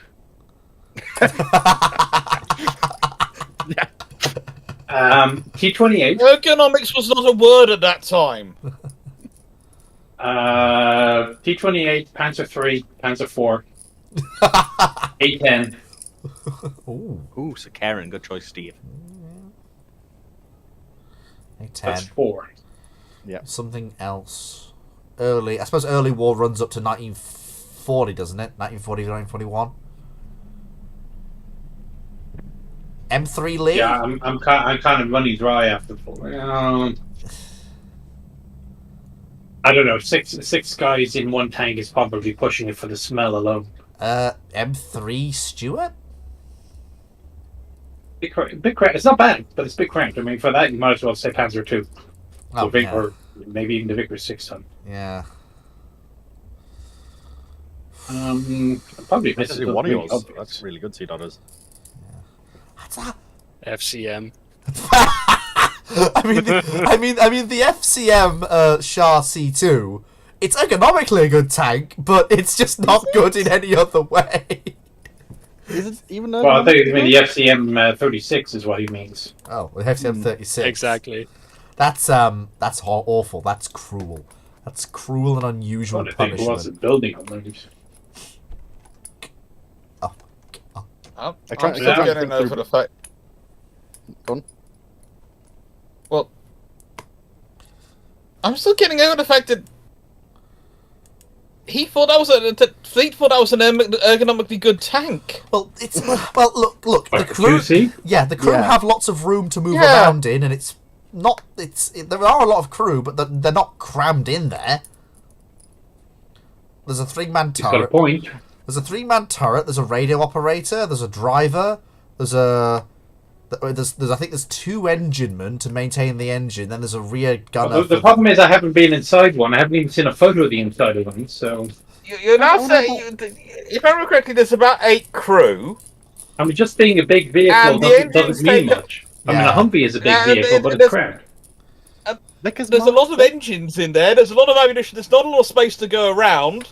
The smell is going to be interesting.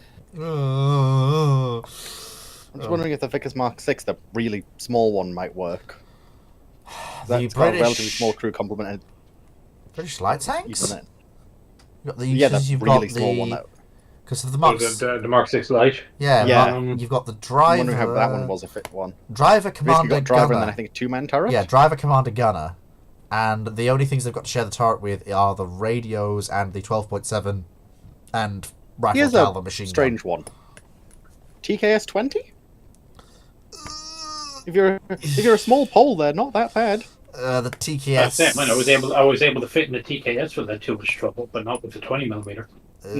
Panzer IV. I should just say, TKS in general. I guess TKS 20 might be a bit more of a problem. But... Yeah, we've already had the Panzer IV on the list. Spitfire. LC. You want to put the LC-33? The Italian. I haven't managed to fit in one of those yet either. So take the base L3, and if you're a small person, at least there's only 2 of you in the poor thing. Luigi, get in the tank! Get in the tank, Luigi! Oh my god. So, shall we leave it at 4 then if you need to? Yes, I think we'll probably have to leave it at 4. But yeah, there you are. Thank you. Yes. And as we've actually run over my usual time limit for Monday's ramblings. I've got a lot of questions to work through for Friday. Thank you very much to the Chieftain and the rest of the panel for coming. Thank you, Dr. Clark. Thank you, Phoenix. Thank you, Guy. Thank you, Dan Chair. Thank you, Moe. Thank you, Dragon. Thank you, Foxo. Thank you, Sierra in absentia. Thank you, everyone on YouTube and Discord for your questions. And I hope you all have a fantastic evening. I also have to go myself. So take care, everyone.